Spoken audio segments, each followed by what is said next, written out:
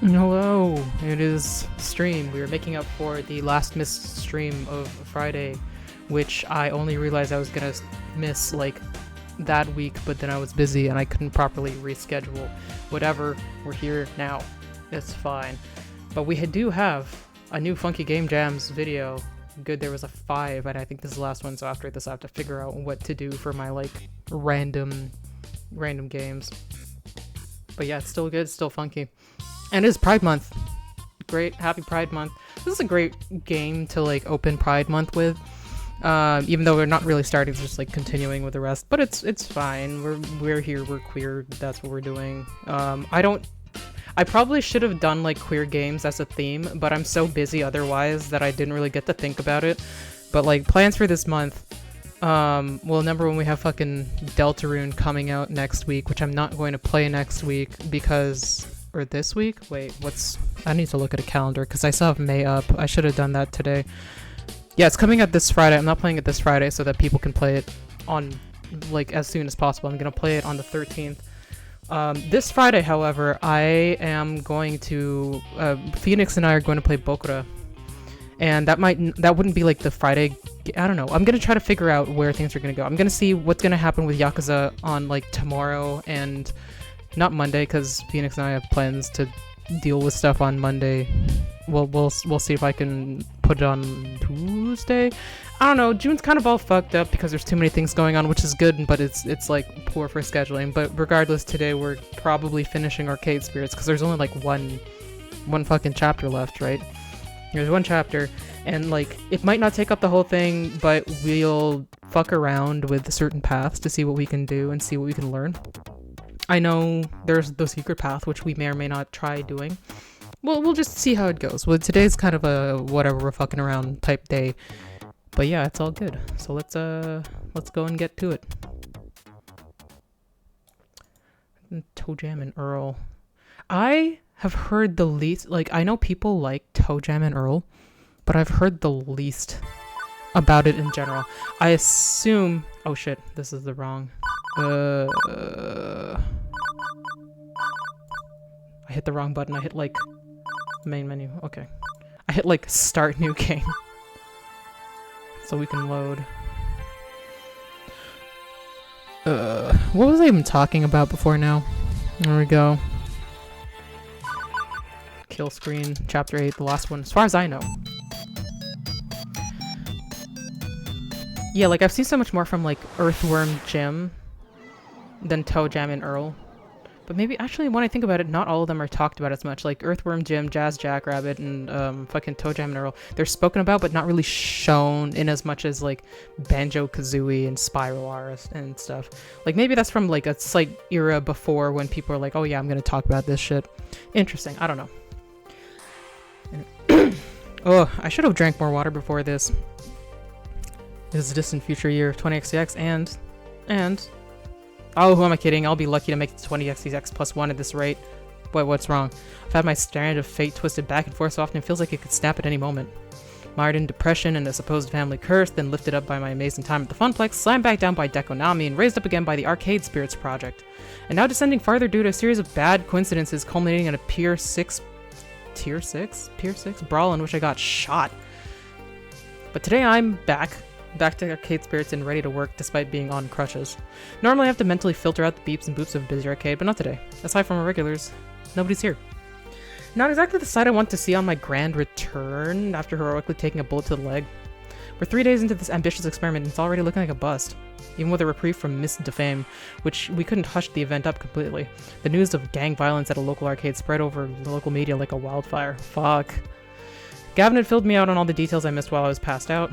By the time the cops got here, both gangs were long gone, and the ghost monsters wiped our security footage on the way out the door. No arrests made, no evidence remaining. The only plus side, Sue and her ghost monsters apparently never came back.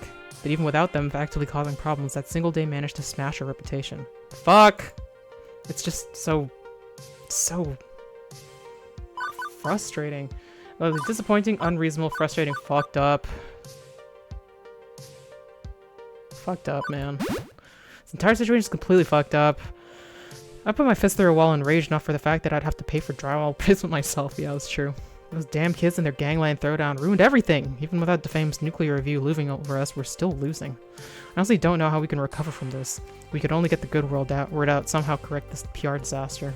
Seated behind the ticket desk with my stretchers propped up nearby, light duty only for a week minimum, doctor's orders, I tried to mentally detangle this mess. Hey Iris, are we... Yes, we're still trending negatively on social media. Like the last 7 times you asked. Any luck with our security camera footage then?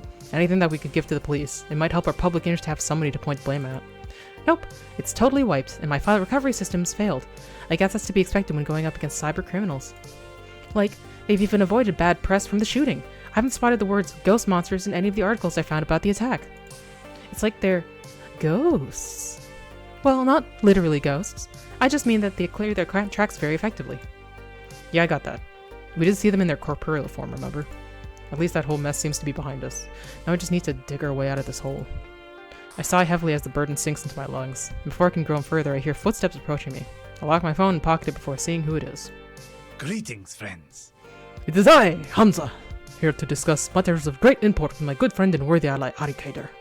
Hi, Hamza. I sense a distinct light of energy in your greeting, like due to your sorrowful state after being shot. Hobbling along on crutches isn't fun, but no, that's not the problem. Regardless, you must always face the day with fire and purpose, Arikader. Such is the iron will of Hamza. The only with an absolute will of iron, strong and resilient against that which assails you, you can achieve absolute victory in the world of arcade games. Pardon my lack of fire. Just pondering how to deal with this reputation situation. This displeases Hamza. Indeed, those foul miscreants truly soiled our trousers of decency on an opening day. Such misbegotten youth must pay for their insolence. What is your cunning plan for completely and utterly destroying them? I was thinking more along the lines of a PR campaign to rebuild public trust. Far less exciting, but Hamza will exist in any way possible. You hold within you tremendous power of persuasion. Hamza has witnessed this firsthand. Your people's skills are unmatched. Perfection. Believe in me, who believes in you, and strike forth into the world to reestablish our business as one of the sublime arcade majesty. Right. So, like advertising or something? Hamza suspects you will require a grander statement than some mere billboard. The violent incident made a splash. You, my friend, must make a tsunami, one which will wash away the blood and leave us clean. If only such opportunity would simply walk through those doors and lay its bounty before us, could this be a simpler matter. And then it does. Hold that thought. We've got a customer. Hello, welcome to... Good morning. Dekonami. Good day, mister. Hold on, I'm trying to come up with your name. Hanson? Harrison. Something started with an H. Please excuse Hamza, Arikader. I must return to my kitchen to be forcibly restrained by my chefs lest I commit a crime against humanity. What an eccentric fellow. I stood there in silence and shock. I tried telling myself this was just a bad fever dream from my wound, but no such luck, this was 100% real. I watch as Deco takes a look around the arcade, his smug grin ever present. I see his eyebrow arch as he takes note of the people, or rather the lack of people here playing games. Such a shame. Such a shame. Can't say I'm surprised in the slightest. Why would anyone want to come to such a mediocre arcade when the premium Deco's Palace experience is available to them? I'd estimate you have, maybe a month at best before you close down. I'm looking forward to purchasing this land. Maybe I'll make it a fun zone, or just a parking lot. Yes, a parking lot. I should call it the Keter Memorial Parking Lot. It would be a fitting tribute. I'm not dead yet. He opened an arcade in the middle of gang territory. It's a reasonable assumption he'd collect a few more bullets along the way. Nope, I can't handle this. Not today. What do you want, Mr. Nami? If you need tokens, the change machine's over there. A pity, is it not? Tokens? How quaint. Still no swipe cards, eh? Sadly, I'm not here to play any of your antiques. Rather resembles a 1980s junkyard in here, doesn't it? All these obsolete games that nobody truly cares about. No. No. I'm here to make one final offer. This is against my better judgment, given the bad blood between us. But let it not be said that Dekonami is an unforgiving or cruel person. If you sign over ownership of this arcade to me, I'll spare your careers. Yes, even Miss Fairchild and Miss Wolf. I'm sure I can find something for them to do at one of my facilities. You should count yourself lucky I'm even willing to do this. You get an opportunity few others who cross me are ever offered. If you don't agree to my terms, I'll stand idle and watch as everything burns down around you. You have my word on that. Okay, obviously I want to say no to this fabulous offer. But at what point do I cut my losses? Miss Francine believed in dreams, but she also believed in practicality and trade-offs. Am I ready to give up everything so that I have something resembling a future? Hold on. We're gonna... Did we do... Okay, we still need to do a bit... Actually, no, we did the queen bee thing. So we're good. We don't need any of these. Let's rewrite the save and see the bad end. Actually, we can rewrite here, too. Yeah, it's time to rethink life. It's over. I rode this wild drive as far as I could, but it's hard. Time to come down to reality. The economy sucks, life is hard, and I have to make the responsible choice. You're serious about this? No hard feelings after all I said and did. I said some hurtful things as well. Can't exactly call myself blameless for a communication breakdown. I'm ready to be an adult about this and work towards a better tomorrow. Okay, I'm ready. Splendid. And then, like, bad end, obviously. In the end, I made the right decision. Unsurprisingly, nobody wanted to follow me into my future with Dekonami despite his offer. In fact, none of them ever wanted to speak to me again. It broke my heart, but needless to say, Queen Bee and I broke up soon after the incident. Just couldn't reconcile my life decisions with theirs. Oh, this is the same... Oh yeah, this is the same one as, like, before. I'm not giving up my dreams. We're not doing that. Of course I'm not giving up. Seriously, I had so many opportunities to jump ship prior to this. Why would I bail this close to the end?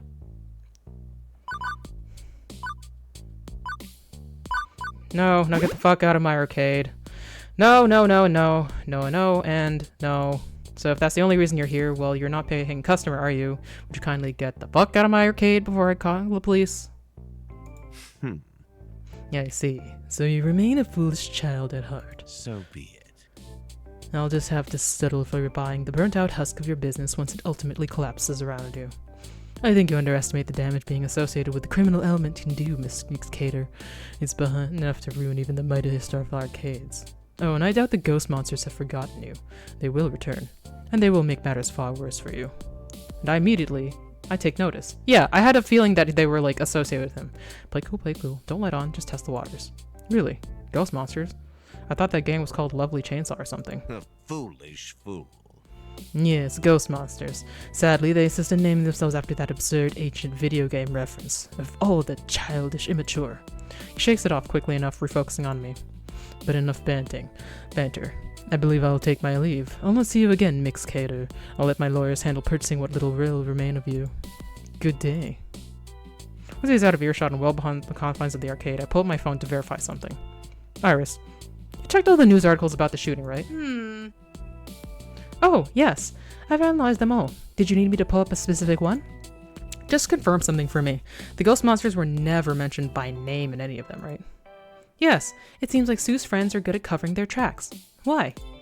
This is it. This is the chance we need. Admittedly, it's a slim chance, but at this point, I'll take what I could get. Message everyone. I'm calling another Waketervenspiracy. Hooray! Ooh, you're all fire up. Okay, message is sent. I'll need everyone's help to fill in gaping holes in my plan, but at least now, I have a plan. It's time for one last-ditch effort to save arcade spirits.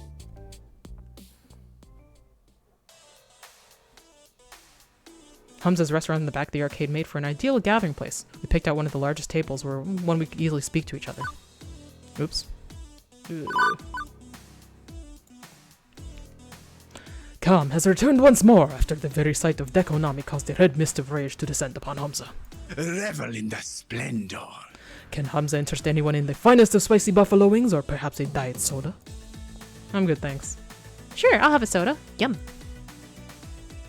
This was it. This was where we'd make our last stand. I looked around the room, at everyone, at all my friends, and nodded to each of them determinedly. Okay, I know things are rough, but I've got, let's say, a good 60 or 80% of a plan for how we can turn things around. Like, we can all agree that what happened wasn't our fault. Yes, someone else screwed us over. Every problem we faced could be traced back to them. The ghost monsters and Lovely Chainsaw may be to blame, but the code of public opinion puts the blame squarely on our shoulders. Our venue is tainted by their actions.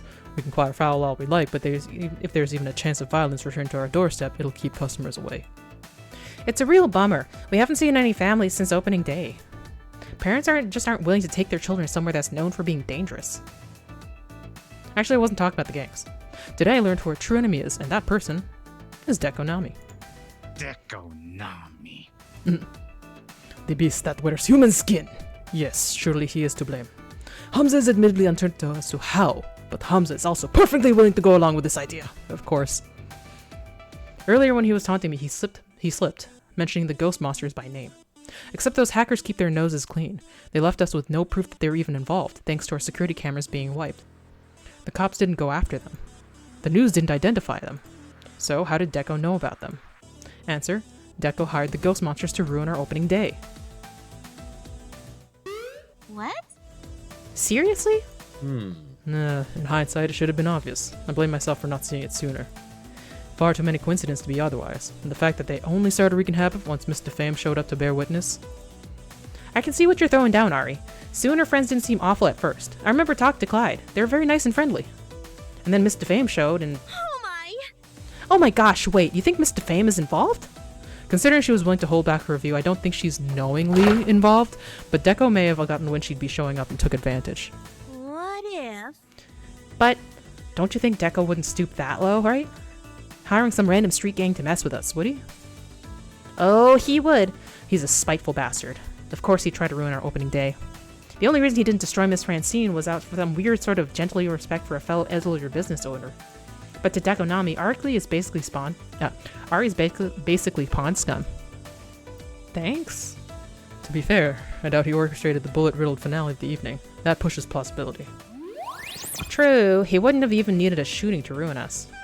The negative review alone would have done the job. Being even slightly associated with the gang would have been awful. If Mr. Fame reported us as a hotbed of teenage chaos, a living reenactment of Lord of the Flies, it'll spell doom without even bullets flying around. I guess we're lucky she held her review back. The problem is, we have no proof of this, do we? No way to tie Deko back to the ghost monsters, other than him slipping up and mentioning them to Ari. I doubt he'd ever admit to this on the record. Iris hasn't been able to dig up any digital evidence, although there's our eyewitness testimony, which should be enough to warrant some investigation, but for some reason that doesn't seem to be enough for the police. I know a few of the local cops, and how they think. If they're not looking into the ghost monsters, odds are they're actually looking into the ghost monsters quietly, which admittedly doesn't help us in clearing our name. It's too much to hope that Deko simply confesses to orchestrating the incident which ruins us. Come on! That slimy bastard is not getting away with this. I'll beat the truth out of him if I have to. As amusing as that would be, I wouldn't suggest it, love. We need to be smart about this and undermine him rather than take the direct approach. You mentioned having the most of a plan, Ari. Care to elaborate? Well, if Deko unconfesses sins, we need the next best thing. We need his henchmen to flip on him. See, I sensed some tension from Deko about the ghost monsters. He called them childish and immature. There may be some bad blood between them. How about we break up their partnership? My plan is to track down the ghost monsters, get them to turn on their employer, and confess to their crimes. Once the media hears it from Sue herself that the incident was all thanks to Deko's scheming, it'll clear the good name of the arcade spirits. The plan is foolproof. I messaged with a myriad of blank stares and blinks. Don't everybody congratulate me all at once now.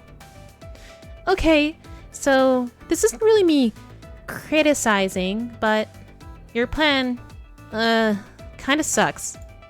You want us to track down a bunch of hackers we already can't find and then ask them to politely to betray the guy who's paying them a lot of money? Between this and the shooting, I'm worried that your health insurance premiums are about to go through the roof, Ari. That's why I said it was maybe 60% of a good plan. Look, we don't have a lot of options, people. Right now, the only ones who can save us are the ones who ruined us. Deko and Sue. I'm confident that if I can find Sue and talk to her, I can get her to see reason. It's true, I was willing to give them another chance and hear out their side of things before. Sue really seems to like arcade spirits. If there's some disagreement between her and Deko about arcade, that could be why. Exactly. I think I can get through to her if I try. Also, I saved her life, so... This hinges on our ability to find Sue. Find an unfindable bunch of ghosts, ones Iris can't even track down. And that's where you all come in. All options on the table. I want to hear your ideas for how we find Deko's hired goons. Let's fill in the other 40% of my plan to make this happen. And awkward glances back and forth are all I get in return. I get why they're concerned. This is the slimmest of hopes, the narrowest of margins. I'm asking them to follow me on a hunch. But I know this can be done. I know I can get Sue to give them to me to clear our name. Heck, some days it feels like all I do is talk my way through problems, even if that's some days it feels like all I do is talk my way through problems. If that's my one special skill, I'm gonna rely on it for this final conflict. Now if we could just find her. For that I need their help. That means I need to motivate them like a true leader would. Come on, do we want to beat us? Let's think of it outside the box, way outside. We can outthink, outwit, and outmatch Deco. If we can't stop him, he's gonna ruin our dreams. Listen. I look around and I see the best and brightest the arcade world has to offer. Engineers, thinkers, problem solvers, brilliant minds. Deco is ruled by his spite and his bitterness. We can be smarter than that. Better than that. We can find a way to turn his weakness against him. Find an unfindable gang? I think we can do it. Unseat an arcade tyrant? I know we can do it. All I need from you is to take this seriously, and lend me your aid. Work the problem with me. Are you ready? You know it! I've solved cosplay challenges before. Solving this will be a piece of cake. Obviously, I'm ready and willing to take on this task. You need only ask. It'll be a complicated dance, but I'm willing to step into the beat of success. Everyone nods in agreement, and I can even see some smiles start to appear. We're all on board. Now to just determine the how of the plan. Decision. Finding the ghost monsters. Perhaps. Now risk is stating the obvious. Why don't we talk to the police about this? They've proven unhelpful so far, but if we go down to the station and fully explain our situation, we may be able to gain the information we need. I feel this would be a reasonably steady course of action. I'm not certain about showing up and asking for them to open their files to us, but you're correct. The police would have the information we need. Except cybercrime is a sticky situation. You have to control leaks. If they're looking into the ghost monsters, they won't tell us outright. The key is talking to the right people. I know most of the cops at Ben & Matt's Donut Shop by name, and I know one friendly officer that'll help us. Okay, that's one. Nope, no way. Why get the cops involved? We already know someone who's got an axe to grind against Sue and her buddies. Or rather, a chainsaw. Ooh. That's right, Queen Bee. We can ask the lovely Chainsaw Gang. They'll be easier to find and probably be thrilled to divulge all the dirt they have on the ghost monsters. Or they'll carve us up with switchblades. Could go either way. I'll admit this is a super gutsy move, but if we pull it off, we don't need to involve the authorities at all. Which will probably be appreciated. This whole situation's a bit too sticky for my liking. Cops and robbers. No thank you. Although the alternative I'm about to suggest may be stickier still. We first met the ghost monsters at Deco's palace, yes. They're regulars there, so we investigate Deco's palace to find someone who knows Sue and her mates. If we can find a good friend of hers and make them understand why we need to speak with Sue. Well, we're already leading on some somewhat good terms with Sue, thanks to Ari remaining diplomatic about all this. We should keep that going. I'm pretty sure if I showed my face at Deco's palace, it'd get smashed into paste by his private security goons. But my face wouldn't. Deco doesn't know me. I was a Funplex adjacent rather than a Funplex regular. I think the last time I set foot in Deco's palace was years ago, so I can wander freely with Juniper. Yeah, we could slip in and ask around about Sue without anyone even noticing. I'd say this kindly strategy is an honest appeal to those who may know her. What could be more cordial? Definitely. If she's got a single friend in that place, I'll find them. It's a daring mission in enemy territory, but for you, Ari, I'll do it. Okay. What are you looking at me for? I don't have any ideas. Well. You could try Googling for her accounts. I'm reasonably sure Iris already tried that. Iris? Yep, I even used Yahoo, Bing, AltaVista, and Webcrawler. I have no idea what half of those are. Okay, but that's not really what I meant. I mean checking online forums for arcade enthusiasts. She loves arcades, right? She may have an account there. I've been rejoining online communities lately to try to open up to like-minded folks and socialize a bit more on my own terms. She's got to be lurking in one of those places. Oh wait, I know. If we can't passively search for her, we can actively call her out. As much as I hate internet trolls, they do get results. If we taunt the ghost monsters online, well, I'm positive she's the sort of person who looks herself up constantly, right? A winner is you. Of course, and with my help, we can establish fake accounts to spread the message far and wide that she can't miss it. I suggest we use a public internet access point to keep it from being traced back to arcade spirits, though. Ooh, road trip! Road trip! I can tell from Gavin wincing at this that he's not a fan, but he's not a fan of Iris in general, so... Good work. I like this plan, Miss Naomi. It's pretty quirky, but it just might work. Ooh, interesting. Well, I did say I wanted options. Involving the cops, after all, the semi-shady things we've done is risky, so provoking a rival gang of armed hooligans. So is infiltrating Deco's palace. So is... Okay, posting a few troll messages isn't that risky given how many social media companies actually adore trolls and nurture them for advertising dollars, but it could annoy Sue. What's the best path forward? Before I can decide, Juniper raises her hand. All of these sound great, but Ari, you're still recovering from an injury. The less moving around you do, the more likely you'll heal nice and quick. You can't go gallivanting all around the city chasing down rumors about the ghost monsters today. Gallivanting. Did a Filipino write this? I'm just on crutches. I'm not on an iron lung or anything. I'm still mobile. Light duty only! Doctor's orders, remember? But I have a solution to this conundrum. It's simple and super effective. Let us do this for you. You've had to tackle all these problems since joining the Funplex by yourself. Why not step back and let us handle this one? Well, okay, but I need to be there when we finally confront Sue. While you're out and about, I guess I'll get some rest so I'm ready for tonight. Sound good? Sounds good. These are my friends. I trust them entirely, and I trust that each of these options will work for getting us what we need. So now the only question is, which plan do I want to give my Ari seal of approval? Okay, I don't want to go to the police because they suck. This might work in a way. Naomi and Iris. Control the internet. I kind of want to talk to the lovely chainsaws because they're interesting. Also, like, Queen Bee and Ashley are the people that I like the best, so let's go. If we want to succeed, I think our best bet is to take bets on the lovely chainsaw. Appealing to Sue's rival may just get us the info we need. Ashley, Queen Bee, since you both were the most excited about tussling with a rival gang, I'm putting you two in charge. Have you looked at us, Ari? We're both intelligent, badass women. We'll be able to infiltrate their ranks. Fucking easy. And we'll make them talk, one way or another. Preferably without violence. Oh yeah, Ari. I'll bring my prop weapons. For intimidation purposes only.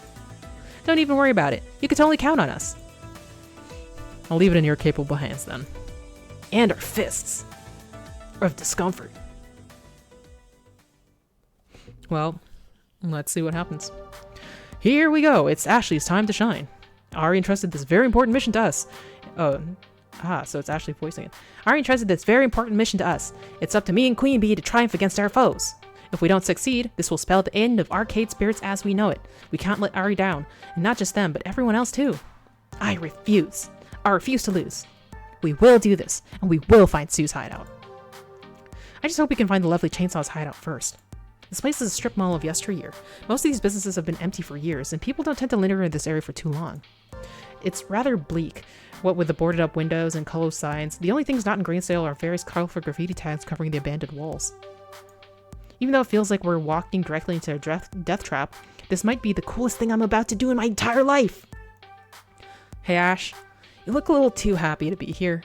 Wipe that grin off your face. But we're about to sneak into the lovely chainsaw's hangout spot, enter into a game of wits and strength, and force them to divulge dirt on their rival gang. What could be more awesome than that?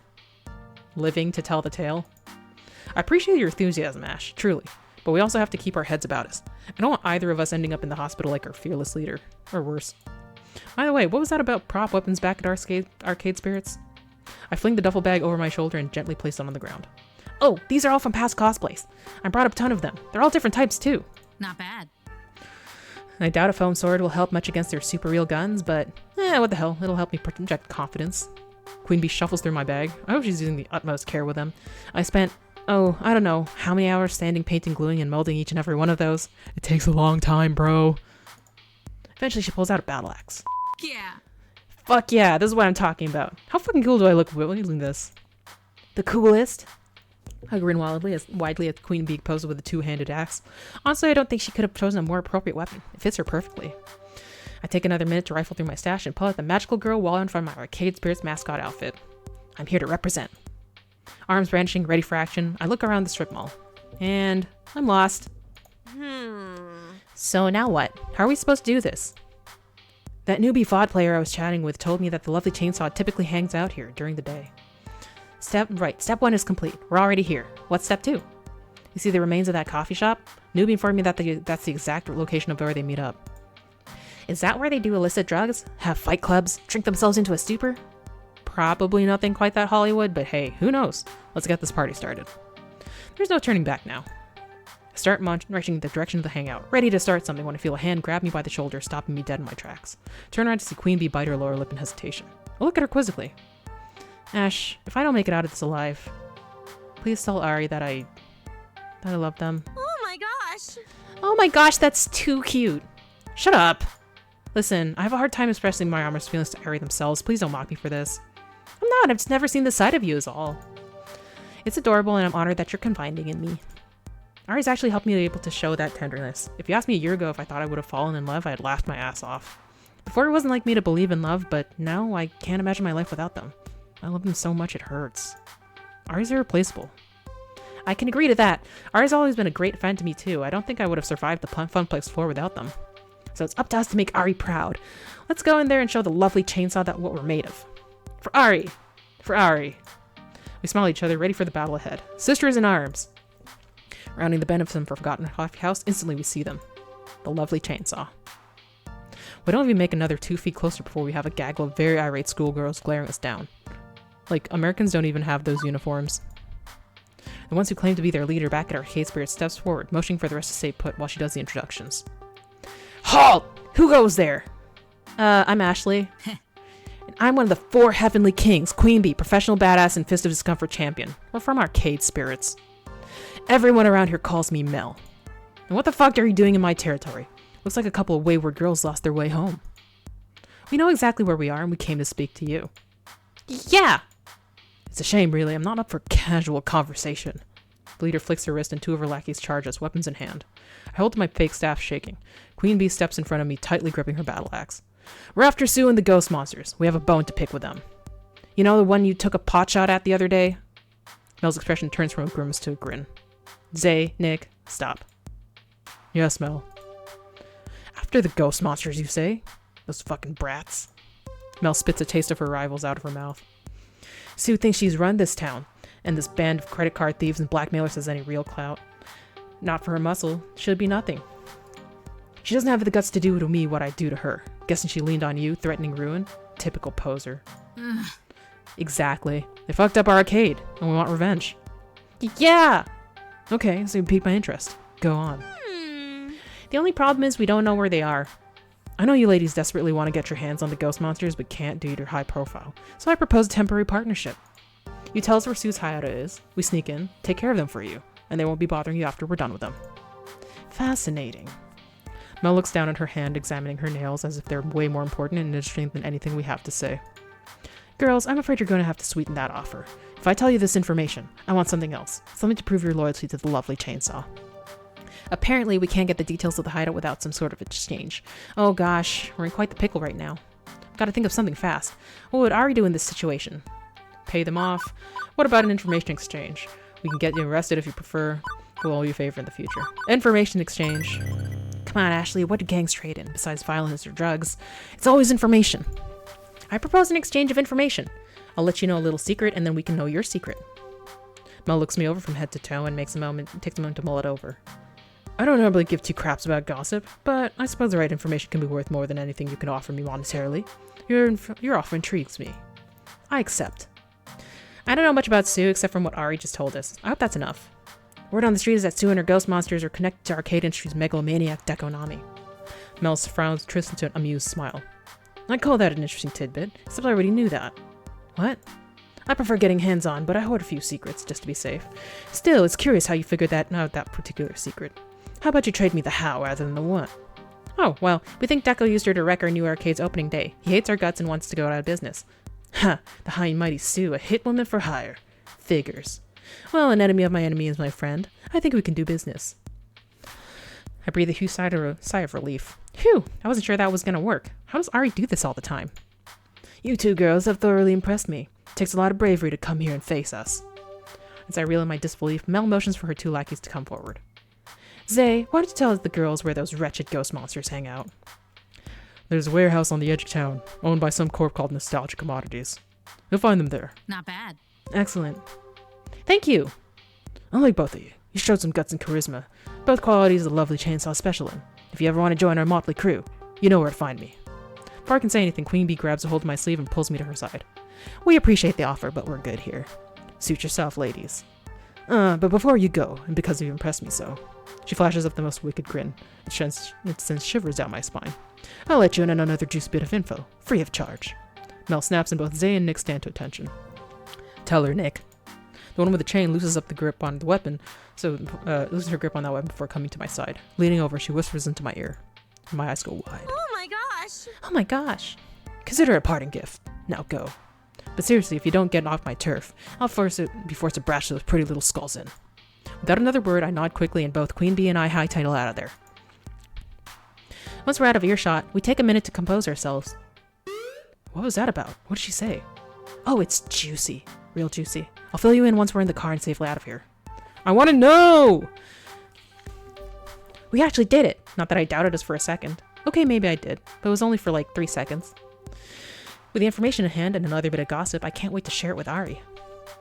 This might just be the grain of rice that tips the scale in our favor. I think Sue is Deku Nami's daughter, because it was mentioned in one of the bad endings that he has a daughter.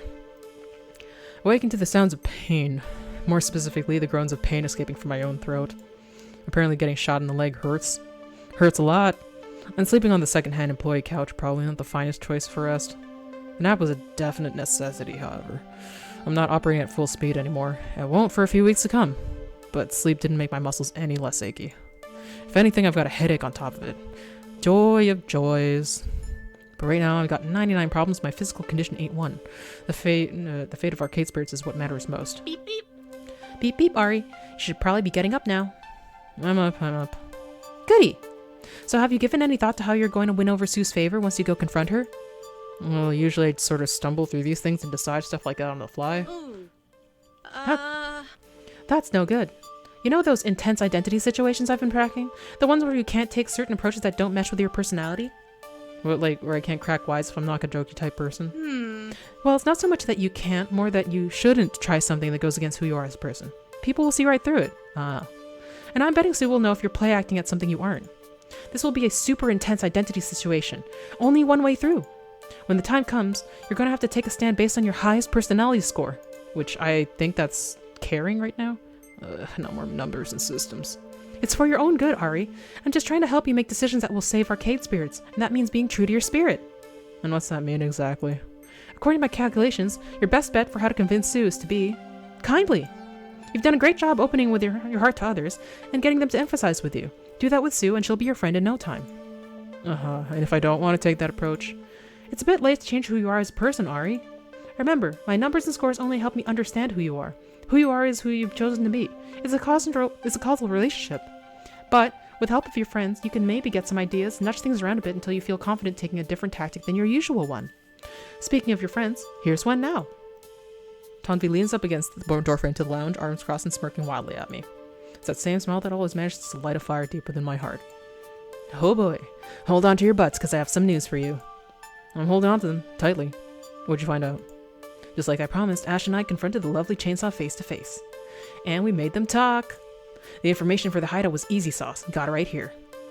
Tanvi starts over to me, joining me and sitting on the couch. She wraps her arm around my shoulders, dangling a piece of paper in front of me. I reach up to collect and she gently places a soft kiss on my cheek. But we also scored something else. She whispers into my ear. Her warm breath tickles my skin, making it tingle. Her real name. Her real name? Is Sue like her gamer tag or something? Nah, she's not that sly. But she is a Nami. Tsunami. Oh, the tsunami pun comes back. Yeah, I thought so. Tsunami? We'd be assuming all day that the ghost monsters were guns for hire, paid off by Deku Nami to ruin our opening day.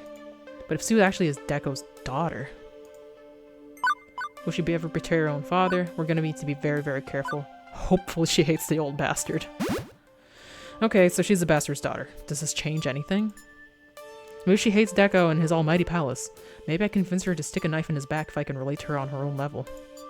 But whether this makes things easier or harder, well, I'm in it now. No way out but through. Okay, this changes everything. What the Right? Like, what the fuck? That connection is a lot deeper than we imagined. Dealing with family is always a sticky situation, but that one that never ends well. Not to say that you'll have any trouble, Ari. Knowing you'll think of a way to end this once and for all. And when you do, I want to be there. I want to watch you bathe in the blood of your enemies. I'm not gonna kill anyone, Tanvi. Of course you aren't. I'm just saying that I have complete confidence in you, and once you can succeed, we can celebrate. Her arm moves from around my shoulder to my waist, pulling me closer. Tanvi nuzzles into my neck, littering it with kisses, playfully nipping at it. Can I take a shower first? I place my hand under Tanvi's chin, lifting her gaze to match mine and kiss her. Passionately, fully. Once our lips part, I look at her lovingly. Let this day be hereby known as our day. I'll drink to that. No, I can't wait until later tonight. What are you gonna do until then? What's your plan? Do you have one yet? Iris told me that I only get one chance at this, that I need to go with whatever I do best, but if I talk this through with someone, maybe I can learn a different path. I'm open to ideas, really. How would you handle this? You want to know what I would do? Well, here's exactly what I would do. Get wrecked. I would go in guns a-blazing, have my super meter already charged and unleash my ultimate attack. I'd execute a combo so hard it would knock her out. She has a competitive streak. You just need to let her your confidence soar, do some shit talking, and she won't be able to fight against it.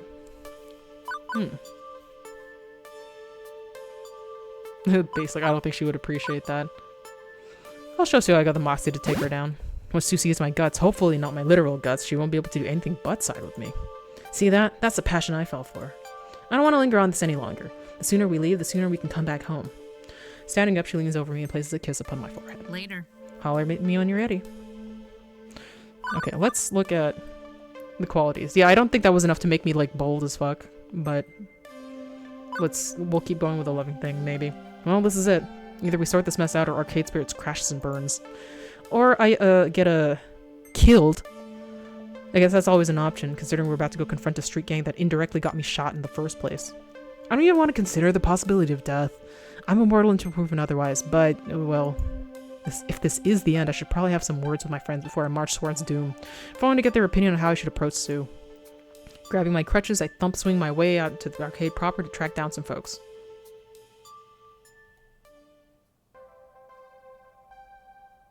Let's see. I've already talked with Queen Bee. Who else do I want to talk to before we leave? Okay, I think Naomi is, like, she's, like, steady and quirky. Gavin is steady and... what are the things? Wait. Oh, I can't see the thing. Yeah, Gavin is, like, for sure steady. Okay, no, Naomi is, loving and maybe quirky. He is steady, for sure. I don't know about the other one. Maybe gutsy? I don't know. Ashley is gutsy and I think steady? I'm not sure. Percy is... I actually had a thing to look this up. I just want to understand. I'm gonna still make a decision on, like, my vibes, but, like... oh, I didn't save it. Kate Spirit's Guide. Character personalities. Yeah, Gavin is steady and kindly. Oh, I see. Naomi is kindly and gutsy. Oh, I didn't know that. So, like, really, I'd like the person that I would have the most effect on right now is Naomi. Ashley is steady and gutsy. Okay. Actually, I don't know. Yeah, I'm more kindly. The second is gutsy. Percy is quirky and kindly. Queen Bee is gutsy and quirky, which makes sense. Teo is quirky and steady. And Jupiter is just, like, straight up kindly. Okay. Which, yeah, I guess I'm doing the Jupiter route, like, low-key, even though I didn't even know. I'm ready to leave. Okay. Naomi, Gavin...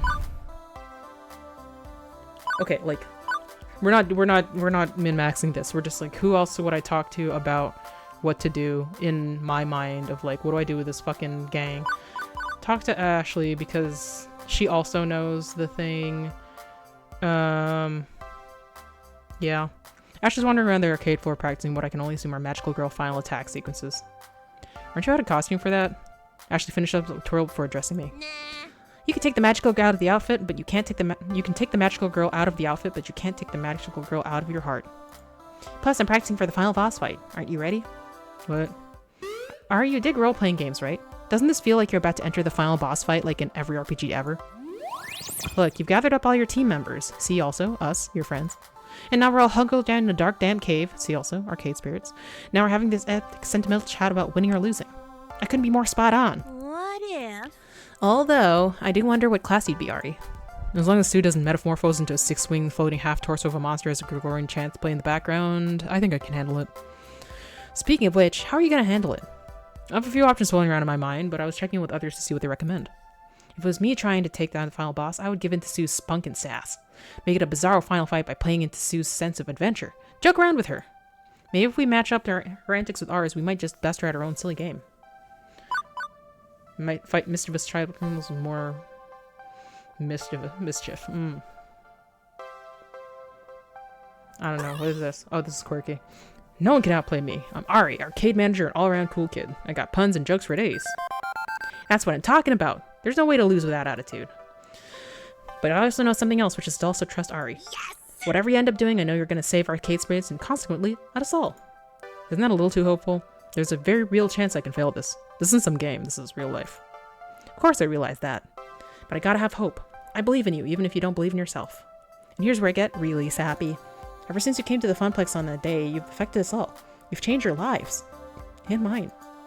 For the better, of course. I've been watching you grow and change to this person before me, and you've inspired me to do the same.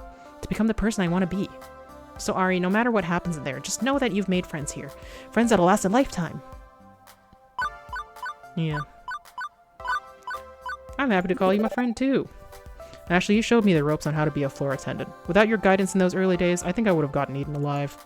True, I remember Gavin and Naomi being particularly hungry that day. But seriously, floor attendant friends gotta stick together. And just so you know, you've been a tremendously amazing friend.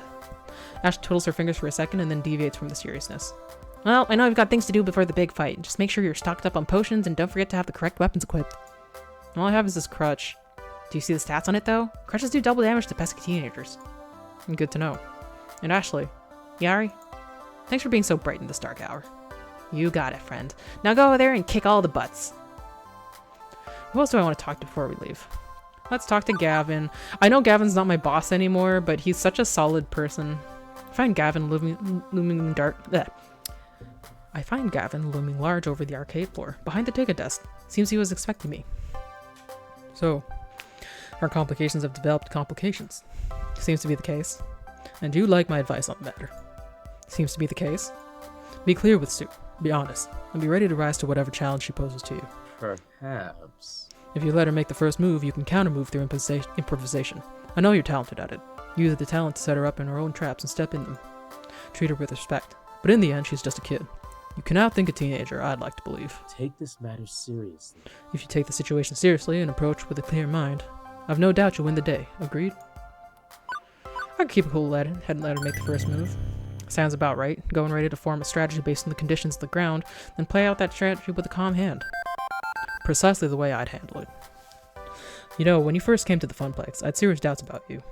I'd assumed you'd fill a seat and do the low-level labor while I focused on higher-order management tasks. So I've largely kept my distance, or tried to, at least, out of professional respect. But I can't help but have come to know you over the time we spent together. You're not a minimum wage trainee any longer. You've taken opportunity and run with it, developing not only the Funplex, but a whole new arcade as well. I know we're facing a difficult challenge. I'm not going to blindly assume everything will be just fine either. Certainly.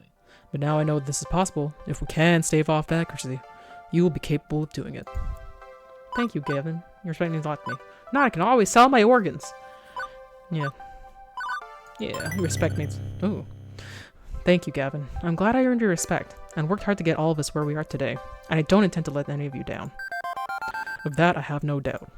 All that remains for me is to wish you the best in your efforts tonight. Do Arcade Spirits proud. Do us all proud. We're all counting on you, Naomi especially. I swore to protect her dream once, even if I've been inadequate at the task, unable to truly understand her heart. I hope she can forgive me for my earlier mistakes, now that we're all pulling together for Arcade Spirits. I must admit a fondness. I really do kind of ship them. Have you told her that? Well, no, but perhaps I should. Not that I mean to distract you, as you were. Who else do I want to talk to before we leave? You know, I'm gonna talk to everybody, just because we get like 2 different stat ups, and like one of them is like easier for me to not just like play the thing. Like they give us one stat up for sure based on their personality, and then I get to choose another stat up based on what I feel like is the appropriate thing to say, and we'll have that dictate whatever I am. Now I would be in her workshop, no doubt. I should check in with her, see how she feels about all this. I haven't been back here since the beginning. Looks like she's happily tinkering with some sort of 1980s arcade circuit board. Hey, Naomi. Hey, Ari. Good to see you. I remember when I first met her, she'd jump in surprise if I approached her like this. Seems those days are over. Now I'm greeted with a warm smile. Listen, I'm heading out a bit to talk to Sue soon, so I just want to talk a bit before I go. Yeah. I'm sure you'll do great. In the time I've known you, you've been terrific with people. Better than I've ever been, at least. If anyone can sway her to her side, it's you. I mean, look at all this. She gestures arms wide to her surroundings. What, your workshop? No! I mean Arcade Spirits itself. Look at everything you've built, and how you do it. And how'd you do it? By talking to people, helping them understand your dream. You get what I mean, right? By being who you are, you can make miracles happen. It's just me, Nanami, an ordinary person with a big heart. All I do is speak honestly seems to work. Pretty awesome, aren't I? Soon I'll unseat Deco's master of the Garfield. I'm feeling this one mostly. I think that's overselling me a bit. All I do is speak honestly and speak true. I'm clear with how I feel, and that seems to get the job done. The question is whether or not a steady hand will be enough to convince Sue. I'm not a miracle worker. You don't have to be a miracle worker to be a solid worker. Someone who makes things happen. Don't be so humble that you downplay your own accomplishments, Ari. I know what it's like to cut yourself down a peg, scared of being too proud. It's easy to fall into that trap. So when I say you're a great person, take the compliment. Okay then. So how do you think I should approach Sue? Well, if it was me, I'm not happy with how they ruined our opening day. Honestly, I'm downright miffed about it. I'd probably go at him like a fireball because I'm downright fierce. But I know that probably wouldn't work. Taking the high road is a better path. You've got a steep hill to climb here, making her flip on not only a partner in crime, but on her family.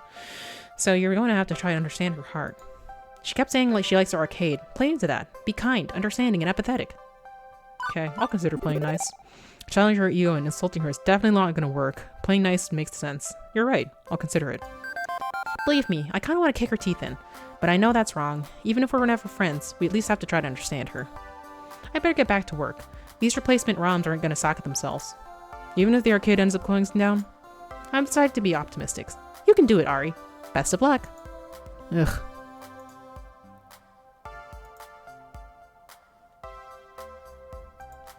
Oh, hey, mind if I ask your opinion on something? Are you going to propose to Gavin? Sure, what's up? What do you think of Gavin? Like, I mean, I know he's a money-grabbing, prize-game-loving stick in the mud, but...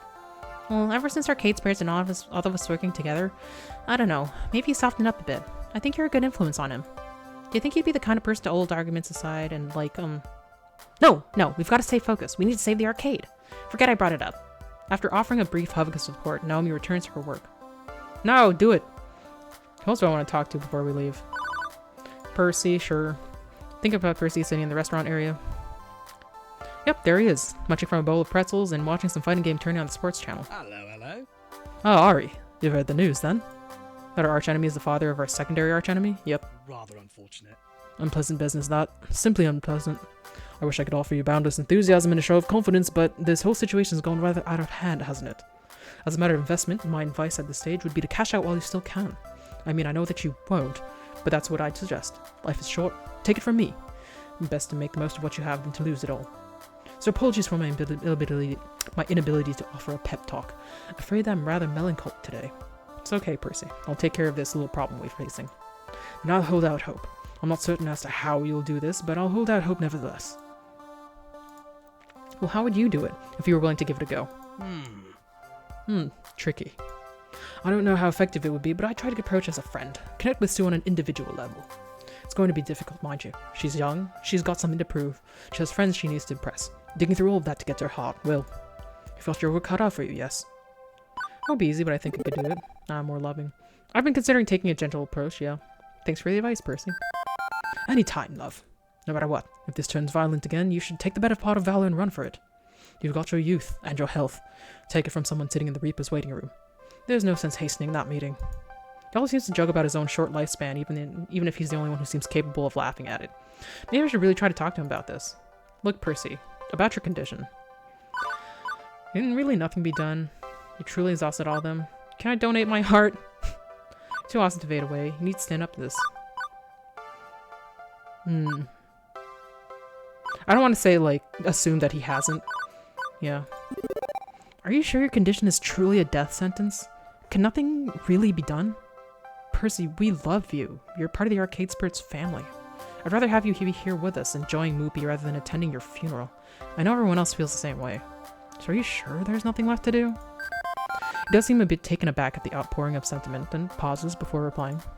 Ari, don't be sad. It's quite fine, really. I've made my peace with this. I've prepared to ensure my legacy continues long after I've passed. Don't forget, I'm reasonably wealthy, and charity will prevent benefit from my passing, enriching the lives of others. No, death isn't my foe. He's become an ally, one I will walk with in time. But our focus tonight should be on you, not me. Don't let my situation weigh in your mind, not at this critical moment. I'll hear no more of it, understand? Fine? Lovely. Now go out there and do right by your friends. Save arcade spirits. I've decided to hold out hope after all. Lovely, isn't it? Where else do I want to talk to before we leave? Who else do I want to talk to? Teo. There's one place I know I'm gonna find Teo, and that's when I get there, and he's already on stage. And when I get there, he's already on stage, grooving to the beat. It's exactly the day I first encountered Teo. Not a care in the world besides the BPMs and flashing lights surrounding him. Never skip a day, do you? Even when impending doom is nigh. Even when we're about to go head-to-head with Sue. I think I might have missed a couple days when I got the flu once. But seriously, just thinking about you facing off against Deco's daughter worried me to the heck out. That's why I hopped on Showtime stage, to quell that anxiety. Dancing is a good way to clear the mind and work off any stress. Teo wipes the sweat from his brow as he hops down from the cabinet to join me on the arcade floor. Teo's carefree nature sheds and he looks at me dead in the eyes. Ari, you don't realize how you've impacted us all, do you? I know it may not seem like it, but all of us have been impacted by what you've done for us and for our arcades. Thank you. We're all super grateful. Especially me and my crew. You've helped me grow my community of dancers and kept us from harm, even when we tend to break the fire codes. I feel like you took the charge for that. I provided a place for you all to play Showtime stage. Exactly. Without you, my crew... No, me. I wouldn't have been able to grow without your guidance. You taught me so much. Since I met you, you've shown that it's possible to care for others and take care of your own needs. And for that, I'm truly honored to be your friend. I've got that Care Bear stare. How could I not care for my friends? Call me Caring Nurse Cater. Can't care for others if you don't care for yourself. It's true. You can't take care of yourself. How can you be expected to take care of others? It's not fair to them. It's not fair to you. It only took cracking a couple eggs and you showing me that it can be done. Now, if only I can get those eggs back, I'd make us a victory omelet. I smile at Teo. He's got a way to bring up the mood, and right now I could use that brightness. Your words are comforting. But Teo, with you and everyone else counting me, maybe I should get on the stage and dance. I'd be lying if I said I wasn't stressed. And you have every right to be. You'd have to find a way to convince Sue to join our side. I don't envy you right now, Ari. Not one bit. By the way, how are you going to do that? What's the plan? I'm still trying to figure that out exactly. What would you do if you were me? Teo takes a minute to really think it over. Sue's still a teenager, right? Very much so. What do teenagers do best? Rebel? Precisely. And how do they rebel? By doing what they want when they want. They're all about having fun, appear to a sense of adventure and mischief. You're sure to convince her if you act as childish as she will. You're kind of right, actually. I'm the manager of an arcade. Of course I'm all about having a good time. If we can show her we're the better party people than her family, she might just join forces with us. Just for the heck of it. That's the spirit. No matter what happens in there, Mateo and his wily crew of dancers have always got your back. You're part of our community after all, and a bond like that never dies. Thanks for always believing in me. No problem, my friend. Now go out there and show them your moves. Who else do I want to talk to? We got Juniper. Juniper's grabbing some dinner at the moment. I've never seen someone angrily eat hot wings before, but somehow she manages it. Come on. This whole situation is total poop butts. She lets out a heavy sigh as I approach. That sucks. You just dug yourself out of the hole your life had become and now you're gonna lose another arcade? It sucks. Seriously sucks. Arcade Spirits isn't lost yet. But it's not like you have a total plan for how to save it yet, right? Other than go talk to someone who may or may not help. Honestly, that's as much of a plan as I ever have. Right now, it's as good of a plan as we're gonna get. If you're going to my place, how would you handle this? Well, I guess there's two tricks I'd try. One, she's a teenager, right? A rebel to the core. Be a rebel, a dissident, a class clown. Connect with her on that level and make her feel you're wild too. Two, she's a teenager, right? I remember being young and totally stupid. Let her make a mistake, then outthink her. Keeping calm and using that to react to her moves. I guess they're wildly different ideas, but hey, one of them will work, right? Could be a rebel without a cause. I remember her being her age too. I'm sure I could live up to the hijinks she gets up to and connect to her sense of teenage rebellion. Adulthood is for weenies. Definitely. You know, I'm proud of you. You've come so far from the Cater family curse days when you blame all your misfortunes on fickle fate. Instead, you're diving in and trying to strangle fate with its own strings. And I wanted you to know, win or lose, I'll still be here. BFFs for life. I'm your best friend, arcade or no arcade. And even if you lose this place, you'll always have a home. I'll make you pizza bagels and give you a shoulder to cry on. If I see another pizza bagel, I will hurl. Can we ever mention the PB word again? I'm having harrowing flashbacks to the days of foul nutrition and low household income. I'd sooner eat my left arm than another piece of bagel. No problem. Consider it stricken from my dictionary. Besides, I prefer toaster pastries myself. Okay, I'm sufficiently cheered up, thanks to your infectious spirit. Now get out there and let him have it, Tiger. What else do I want to talk about before I leave? Yeah, I gotta go. Okay, let's save. Also, what do I got? I'm still very loving, so I guess that's where I'm going. Whoops. No sense putting it off any longer. I talked to everyone that I wanted to, gathered as much information as I could. I'm just delaying the inevitable at this point. Time to do this. For the sake of my future, my dreams, my friends' dreams, and Arcade Spirits itself. I take Queen Bee's hand in mine and a soft smile curls my lips. We're ready to depart and face our destiny together. Ooh, she's going with me. Oh, it's because she knows where it is anyway. I gotta, like, I'm trying to fix my... Oh. Hold on. What?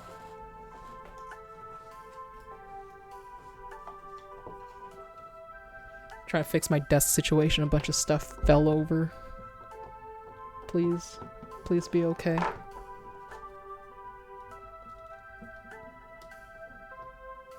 Okay. What is that? What fell? Oh my god. It's a short trip across town, and before we know it, we're standing outside Ghost Monsters HQ, our rundown warehouse in the bad side of town. A wooden sign, long since fallen off the side of the building, identifies to belonging to Nostalgia Commodities Inc. Ew, this place is utterly disgusting. Why would anyone want this as their secret hideout? Probably smells like mold and dirty socks on the inside. Hard pass. Can you think of a better place for a street gang to lay low? Odds are Deco owns this building anyway. Correct! Nostalgia Commodities Inc. is a wholly owned subsidiary of Deco's Palace LLC. I'm not even surprised, not in the slightest. Deco is scum and owns scummy places like this. I bet you he even charges his own daughter rent. When we get in there, you do all the talking. You're the brain and I'm gonna be your brawn in the background, serving up fierce intimidation. If I see an opening, I'll shout it out. I'm so over this. Let's end it. I sigh once, looking over at my companion. I'm sure glad I'm not going at this alone. I'm nervous for sure, but I know what I have to do. I settle down on my crutches, armpits resting on the padding as I prepare to enter the belly of the beast. Hey! Listen!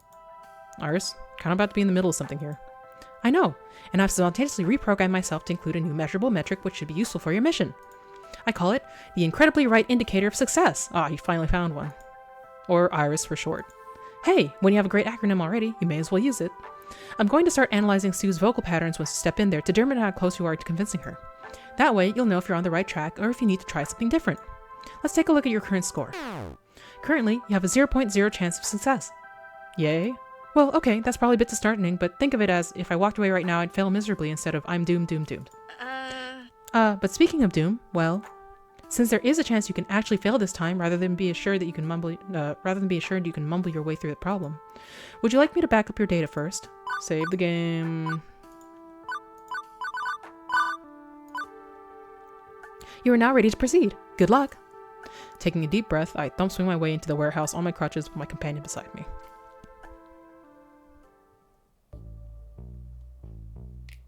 I don't know what I expected to find on entering the lair of a notorious gang of cybercriminals, but a makeshift arcade that rivals my own was not high on the list. This is a dumping ground of a warehouse for Deco's industry. It makes sense, though. A place where old arcade games go to die, turned into a playland for punks. A disorganized maze of games litters the ground floor, poorly lit and barely functional. Only some of the screens are on, and many have serious ghosting and burn-in. As for the ghost monsters themselves, Pac-Man thing. The good news is they haven't noticed our arrival. As I look up, I can see them on the second floor in the catwalks. Huh, they seem distracted. That's good news. The bad news, they're distracted because they have a visitor. Unfortunate. I have to say, Sue, I'm extremely disappointed in you. It's hard to get a good angle from down here, hidden in the shadows, but it sounds like the old man's ranting at his daughter in the usual passive-aggressive way. I could stay hidden, to eavesdrop on their conversation, gather some more information. Or I could announce myself and barge in on them. Both are risky. Which makes most sense of how I'm going to handle the negotiation we're about to have, though. Eavesdrop and learn more. Because I just want to know. I motion for Queen Bee to stay quiet as we lurk in the shadows below the catwalks above. You should be out there doing what you'd agreed to do, not hiding away in your clubhouse. A clubhouse I pay the rent for, I should have had. You want to keep your little playground, yes? Hard for me to do if some competitor rises to hurt my bottom line. Pay attention. Look at me when I'm talking to you, Sue. I'm trying to explain how the world works. Pay attention. Yes, Dad. It's hard to tell from this angle, but I can swear she said that through gritted teeth. There's a certain forced tone to it as well. Am I not generous? I don't ask for much, I feel. I look the other way when you and your friends cause trouble. I bail you out of jail. I let you skip school as often as you want.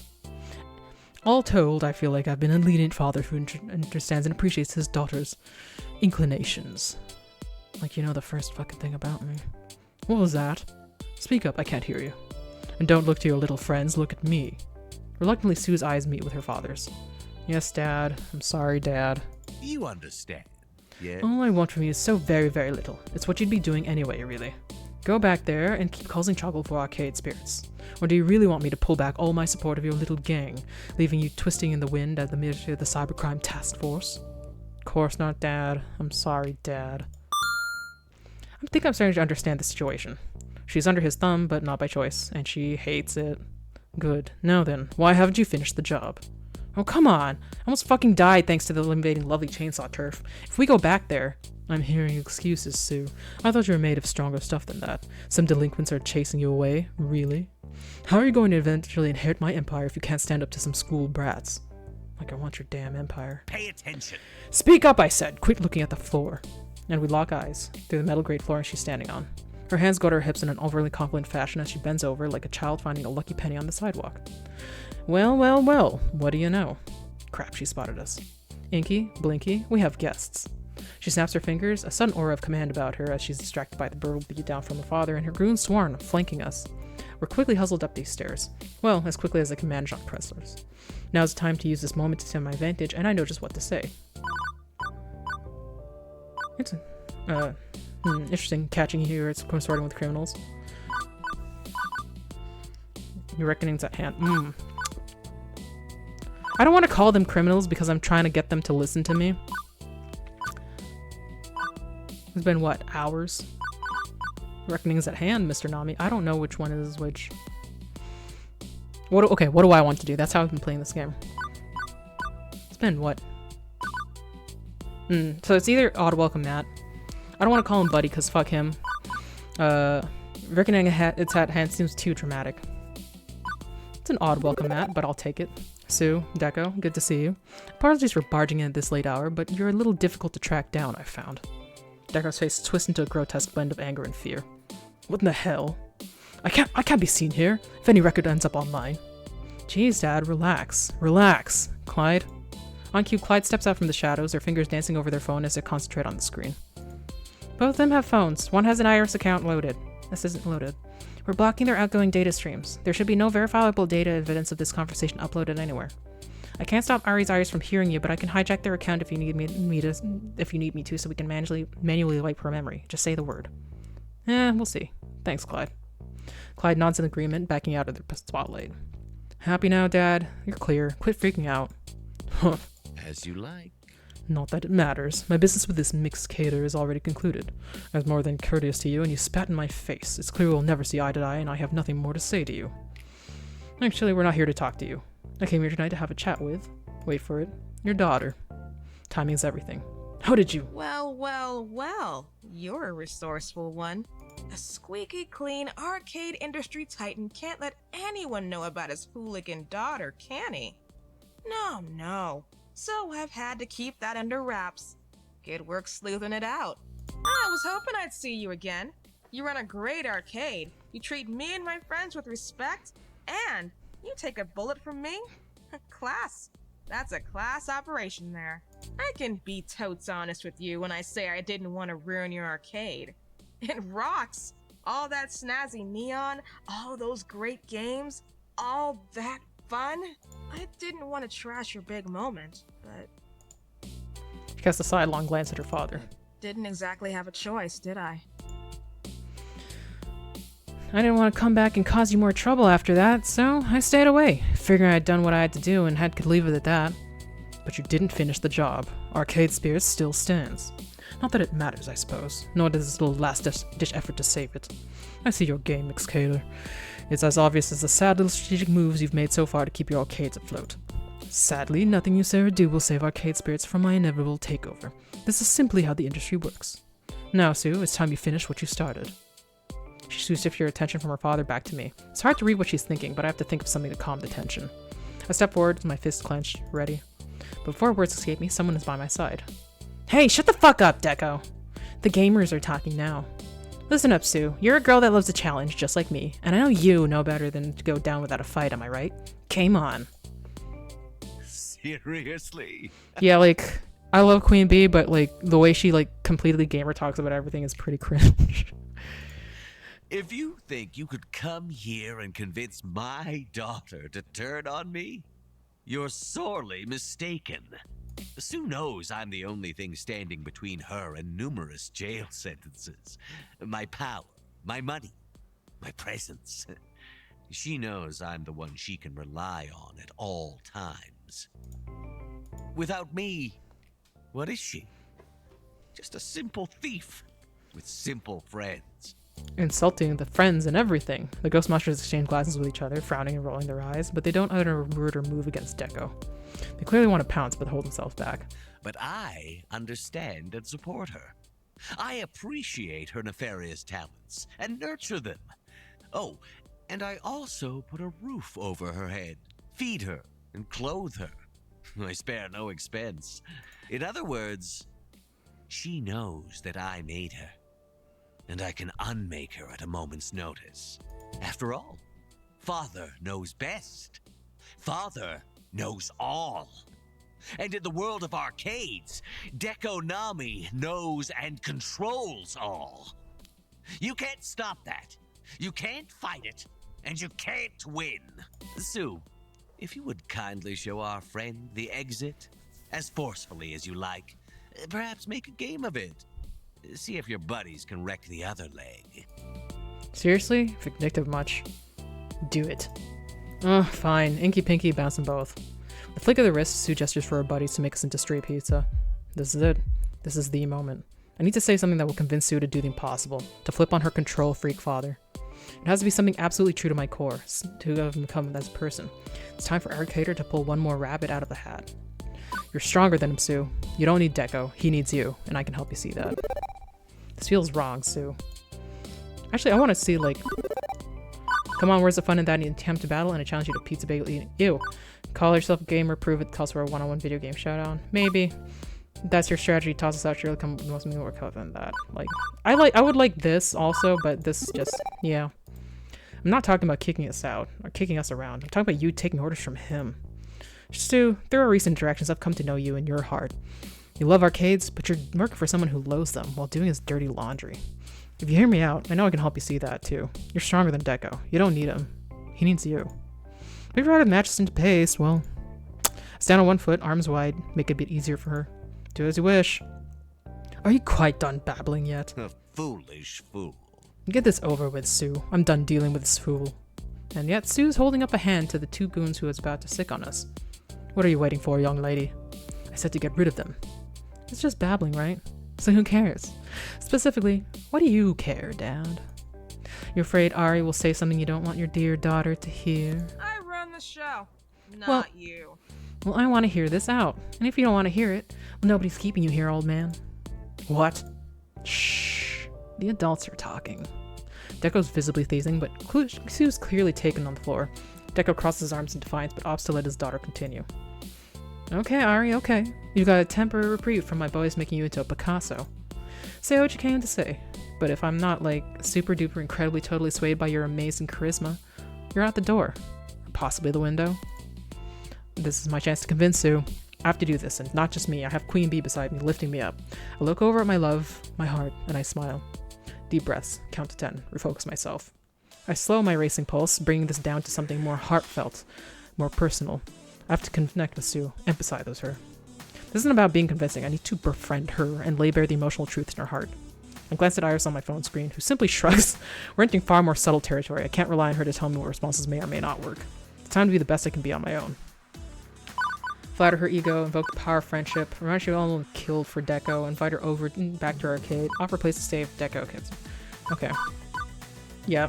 I think there's a pretty simple indicator of how much Deco cares about you, Sue. He nearly got you killed. He didn't know what was lovely chainsaw territory when asked us to go to Arcade Spirits. Did you tell him? Of course. And how did he react? He didn't care. I don't follow. Why should I? Some pathetic little gang of campfire scouts pretending to be a menace to society? They're nothing. I'd like to think my daughter and her friends are clever enough, strong enough to overcome such nonsense. Except, they nearly killed her. That giggling gathering of girls proved a bit more dangerous than you thought they'd be, Deco. No doubt the shooter would have peed her panties in fear before getting the nerve to pull the trigger if you hadn't startled her. Making some assumptions there, Deco. For all you know, they're stone cold to the core, and now you're pushing her for her to go back into their turf. A hard lesson, but one she must learn. If Sue can't learn to rise to just mediocre challenges, she won't be ready to inherit my empire. You understand. Yes. Am I a harsh tutor? Perhaps, but I know Sue will be stronger for facing her fears, worthy of the challenges to come in running Deco's palace. Sue, do you want to own Deco Palace? Is that your future? Tsunami, owner of Deco's Palace. That feels weird when I say it. Let's hear her thoughts, Sue. Do you want your father's empire? Well, he's mega rich and I'd get all his power when he croaks. Yes, well, aside from all that. That's a lot of all of that to brush aside, you know. I could do with a lot of the resources he's got. And you have to run a series of arcades that you actually hate. Casinos with no love for the kind of games you've hoarded here. Well, okay, running the palace would suck. I could always sell it for cash and buy myself an island. Whoops. What? Or heck, I could crash and burn his entire empire and then start my own arcade on my own terms. There's just so much possibility if I grip my teeth and tolerate him until he inevitably drops dead of butt cancer or something. Yeah, sounds good. I need to stick by this old bastard. I'm gonna get his moolah. Sorry. Hey, maybe we can one day open an arcade together? Pretty sure that's the opposite effect I was looking for. Okay. What about this one? So let me be clear about this. The reason you won't side with me over your father is you're worried he'll burn you, kick you out of his home, and abandon you on the street. Let's put aside the question of whether holding such a threat over your head indicates a loving father or not. I mean, it doesn't, but would you need this place to stay? Avoid being homeless. I'll offer my home. Wait, seriously? Bad idea, friend. Bad idea. I wrecked your arcade and now you offer me 3 hots and a cot? I'm generous like that. Huh, well, she could stay with me. If it comes to that. Clyde, seriously, I wouldn't want to put you out. My parents like you. I like you. And they understand your situation. Please, don't feel like you've got no options. You've got your friends. You've got me. Just think about it, okay, please? I wouldn't actually drive her from my home. You understand. That was just a figure of speech. I'm saying that I'm her provider. I'm the reason she's able to... No, I'm pretty sure you meant what you said. You've threatened me with all the dire consequences of disobedience more times than I can count, and I'm getting sick of it. So I don't think you can hold that over my head any longer. Think about this. This would be a mistake, Sue. Think about more than what roof you happen to be sleeping under. I can protect you in ways you cannot provide for yourself. Beyond food and clothing and a place to stay. Legal protection, notably. I keep you off various radars. Make sure my enemies aren't aware you exist. You're safe under my wing. Oh, definitely. But maybe I just don't care anymore. Maybe I'd rather flame out than put up with your shit. Sounds like she's trying to see through his supposed generosity. Good. Flatter her ego, invoke the power of friendship, appeal to her love of arcades, invite her back to your arcade. It is lovely whatever territory, so I don't know about that. Okay. Ego, power of friendship, appeal to her love of arcades. This seems sappy, but I don't know. You love arcades. You got pixels in your heart, Sue. I mean, look at this place. It's amazing. You built one heck of an arcade here, and also your friends can have a fun place to relax and enjoy themselves. It's not that great. A lot of the games are busted. Seriously, you think you appeal to her love of these pieces of garbage? Such a shame. The only reason she has any of these games is because I couldn't find space in a landfill for them. They're my cast-offs. What's to love? Wrong. Damn it, Dad, they're not junk! When I was a kid, I used to love going to arcades. Bring your daughter to work day was a treat. I got to have fun and enjoy all these great games. I felt special. Like a special kid because my daddy ran an arcade. It felt good, like you were this amazing person I could look up to. Then you started throwing them out and replacing them with fucking slot machines and mobile game ports. Sensing he's losing your Deco Switch's tactics. Am I not generous? And I gave you the games you loved. See? They're all down there. Instead of throwing them out, I gave you a very generous gift as my beloved daughter. It's not going to be enough to just say she loves games. I need to take Deco down a peg. No. So he generously gave you his garbage. Deco, you can't have it both ways. Are the games pure garbage, suitable for nothing but a landfill, or are they treasures to bestow upon your daughter? I can't say I'm impressed if you think the arcade version of a pile of used tissues is a worthy gift for a loved one. See? You get it? Exactly. Ari gets it. I can see you through your bullshit, old man. You hate arcades. The only reason you want one is for the cash flow. Sucker born every minute, right? Even if the suckers you prey on are kids, you don't give a damn. It's all about the bottom dollar and nothing more. So don't act like you were being nice and giving me gifts. I rescued these games from you. But I've done so much for you, given you so many gifts, even beyond games. So not turning up for my piano recital in 4th grade, that was a gift? How about when you told me to make do with shirts with holes in them basically because you didn't want to splurge on new clothes? I was teaching you, independence, strength of character. You taught me all I can rely on is myself, and because you don't want to offer me shit, And yet you expect me to fall in line when you need something. Starting to see the inequality here, Pops. Ooh, shit. Good, that's got Sue on my side. I have one more attempt to sway Sue. Flatter her ego, invoke the power of friendship. Invite her back to your arcade. I don't know. It's flattery. There's friendship. Are we friends? What did we just say? Good, that's got Sue on my side. Return. Fuck. Something I've been paying close attention to as we spar back and forth like this. The ghost monsters. They're trying to be unreadable, but part of them background noise the scene, but I can read them. Clyde especially is looking like they're holding back a lot of feelings. Sue, do you think that without Deco you'd be alone? What about them? I just did the three supremely buff dudes and it's a nervous looking individual accompanying them, all in their color coordinated clothes. I think you're forgetting the ghost monsters. They're more than a gang, they're your friends. They'll support you, if Deco won't. If he tries to burn you, they'll stand in front of the flames. You've got the power of friendship on your side, whereas your father doesn't have a friend in the world and needs to rely on you. What, this smattering of thugs and children? You think they can keep you out of jail? You think they can feed her or clothe her? Laughable. I do that. I don't care if it takes my whole allowance or if I have to get a real job. I'd help her if you won't. Clyde, this isn't... No, Sue, please, listen to me. I don't like speaking up. And your dad, he scares me. But Ari's right, we're your friends, and we'll be here for you, right? Fuck yeah! Ghost monsters ride or die! 20th century television system on teaches that the group of television transfer the new family structure of America, according to many critical studies. So please, don't feel like you'd be alone if you choose to side with Ari. You won't be. Clyde shifts embarrassedly, averting their eyes to the ground, shuffling their feet. It's like they really want to say something but can't find the courage within. Oh, this is ridiculous. So friendship is irrelevant. What matters is power, and your friends have none. Do you really want to trade a powerful ally for a weaker one? As much as I hate to give in to some silly cartoon notions of friendship conquering all, well, I'm a ghost monster. Ghost monsters for life! Ride or die, we are ghost monsters for life. Sue and Clyde exchange a fist bump before Clyde steps back to join their friends. Absurd. Simply absurd. Before I can get another word, Sue waves her hands, interrupting me. Okay, enough. Man, this sucks. I'm sick of all this talking. It's time for action. It's time for decisions. You've made your case, Dad, and so have you, Ari. He wants to protect me and use me. It's patently obvious at this point, but maybe the cost to turn my back on him is too high. Well, Ari wants me to throw it all away just because it's the right thing to do. As for me, what do I want? How do I want this to play out? This is it, the moment of truth. Did I convince Sue to abandon her father? Did we save arcade spirits, or was it all for nothing? I love Iris being like, you probably did. Oh, hey V4R, what's up? I thought you had already finished this game. You're the future, friends. Yeah. I was wondering what that yes was that showed up. I thought it was for some reason Deco Nami. It came in this music that I was like, what is that? But yeah, like I think we're gonna finish the game today. I think that's the view.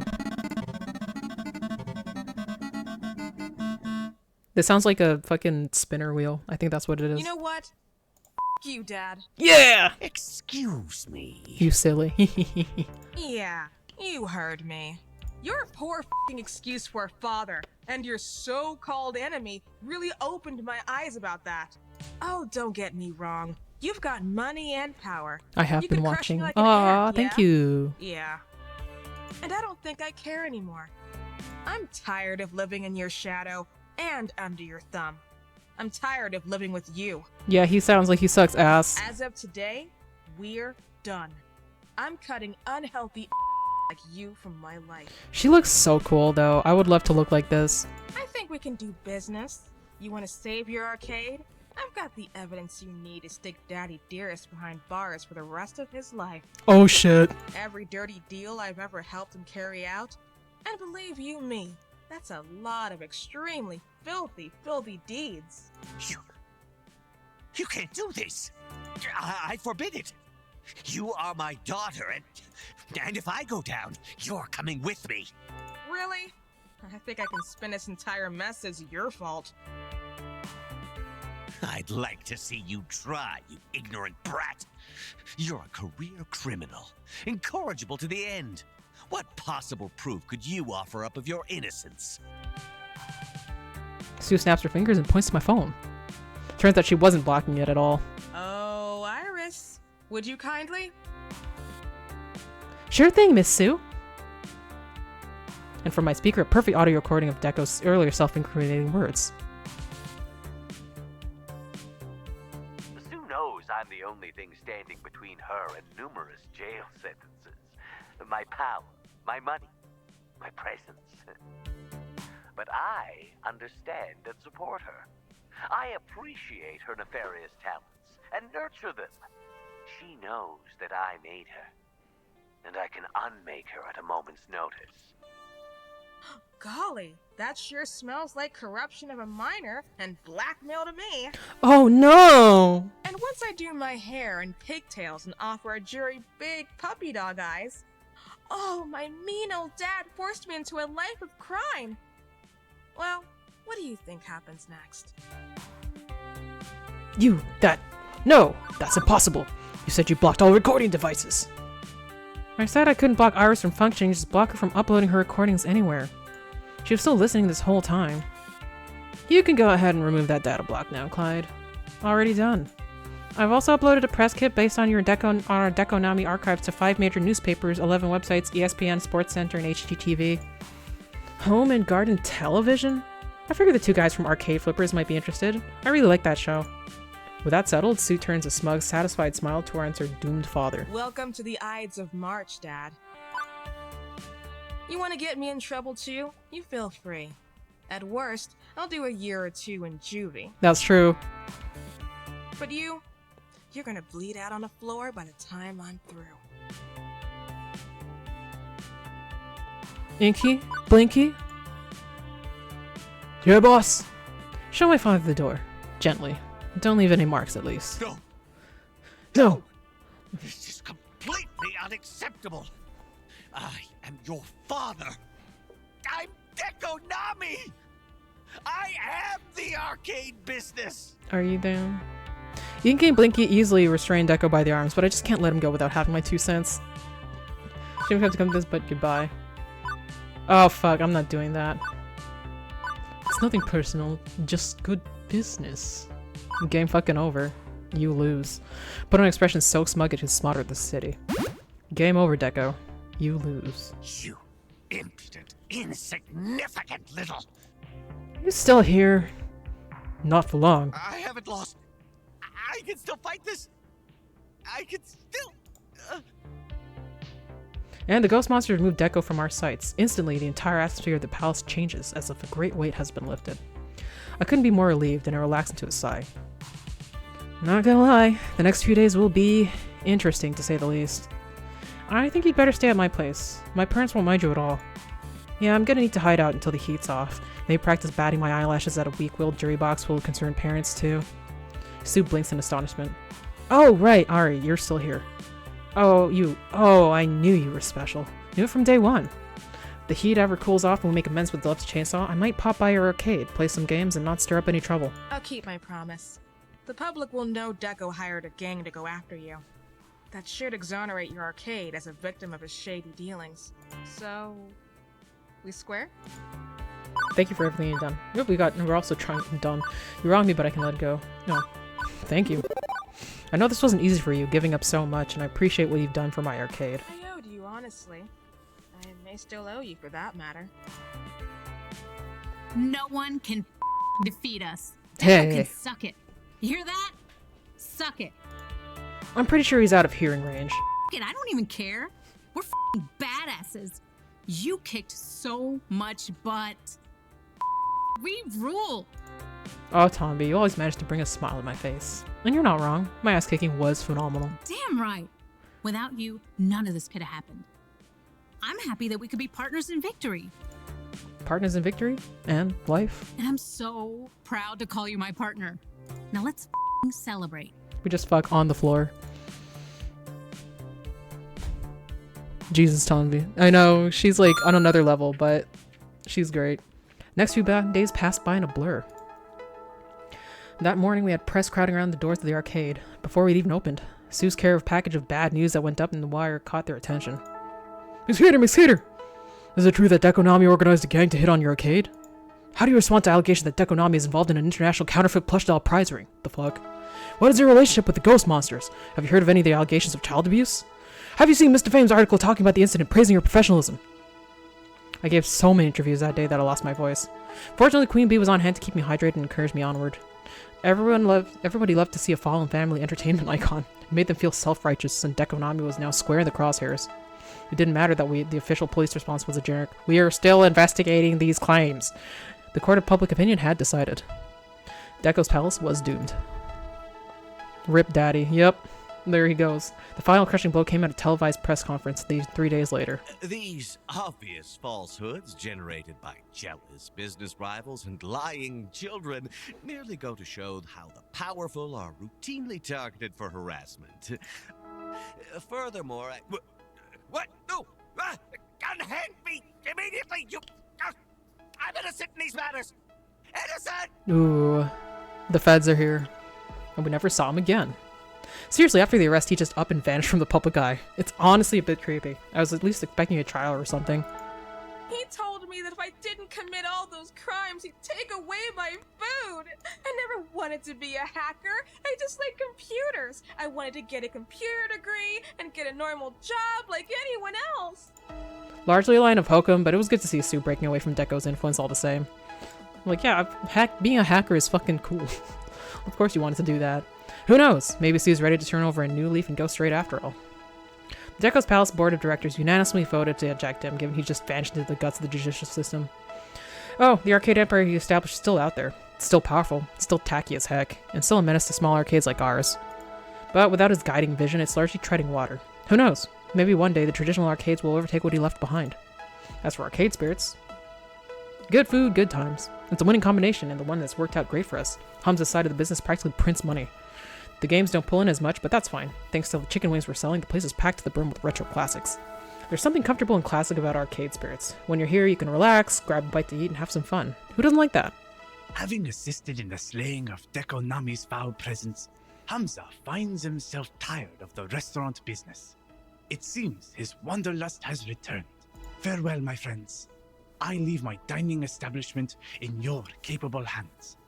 I must resume seeking mysterious and unknowable arcade treasures far and wide. I'll have a doggy bag of those delicious jalapeno poppers to go for when I depart, of course. There he goes. We'll probably see him for another fucking arcade drop thing. But the arcade, in the end, is less important than people who call it home. Ah, yay. After establishing a US-based Heavenly Kings team house, Tanvi went on to win not one, but many tournaments with her new team. Now she is the most prominent and well-known Fisted Discomfort player in the world. She's got several sponsors and travels all over, taking on all challengers. Everyone knows the name of Queen Bee. She trained day and night, day after day, took trips to visit the original Heavenly Kings, and never gave up her dream. And I was right there beside her the whole time, cheering her on. In my fucking hoodie that I also have on my avatar. Since I was adept at managing arcade spirits, I even got to help Tanvi manage the team, like a co-manager, if you will. It allowed me to take time to travel with her and explore all the cities we went to as well. I can't believe it! Champion 5 years in a row. Oh, I can believe it. This is great. How should we celebrate tonight? The usual wine and dine, dancing, party? Actually, a nice quiet evening to wind down. Just the two of us, snuggling on the couch. Oh, and a bottle of wine. That sounds like perfection. Yay! You are perfection in every way. It sounds like a fine way to celebrate. I wouldn't want to be celebrating this victory with anyone else but you. Yay. Iris explained to me that irises, being adaptive software, eventually become more and more like their users. It seems my empathy have rubbed off on Iris. With my influence, she's grown quite a bit. I hope that one day, humans will see us as friends and allies. All I've ever wanted was to embrace kindness and understanding. And thanks to you, I've learned so much. And would you believe it? Gavin and Naomi ended up dating. Yeah, I totally believe it. That's what I hoped would happen. Both of them were a bit distant from the others at first, but I guess everything we did together helped them come out of their shells a bit and realize neither one was an enemy.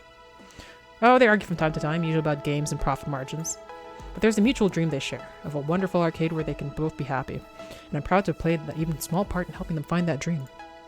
Naomi formed an online community of arcade repair enthusiasts, one which let her make a safe place to get to know each other, know others, and to be a part of a crowd on her own terms. And Gavin took advantage of the fall of Deko's Palace to make Arcade Spares the hottest new arcade destination on the block using his excellent business skills. I know we're something of an odd couple, but that's okay. We're both odd people. We've never really done anything the normal way to begin with. Oddities we may be, but there's something odd about my love for you.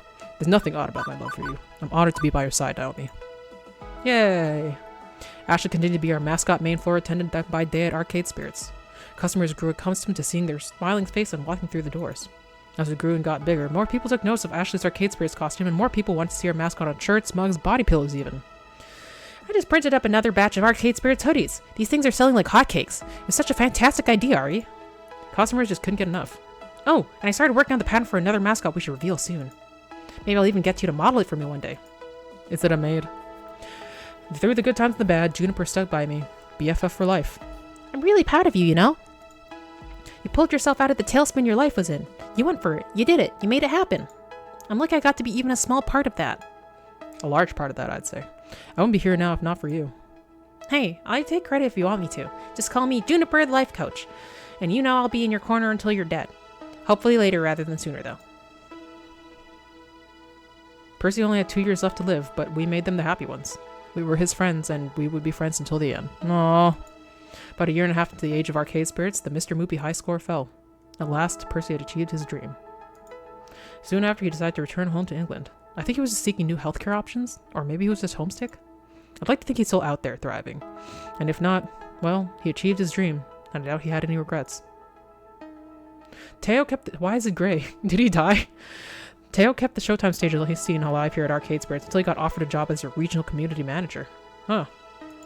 Teo put his crewmate D in charge here as he set off traveling and organizing dancing tournaments around the world. He's doing what he loves, connecting with all sorts of people. I guess he just never connected enough with anyone to really stay around. I guess, like, the 3 non-Arcade Spirits people will, like, leave the area no matter what. So, if I wasn't the one who was, like, seeing Tanvi, then she would probably leave for the Heavenly Kings thing, and we would only learn about it now at the end. So, like, all these people will probably stay here if they're my romance option. So that's what I assume. Wonder if he'll ever stop by again, hop on our stage, and show us his moves.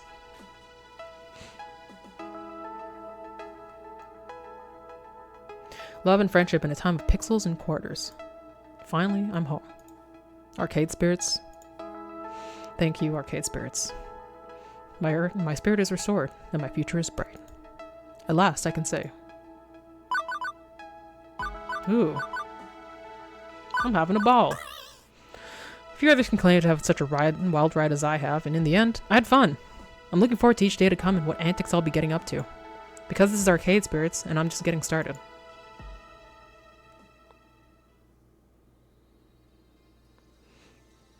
Nice.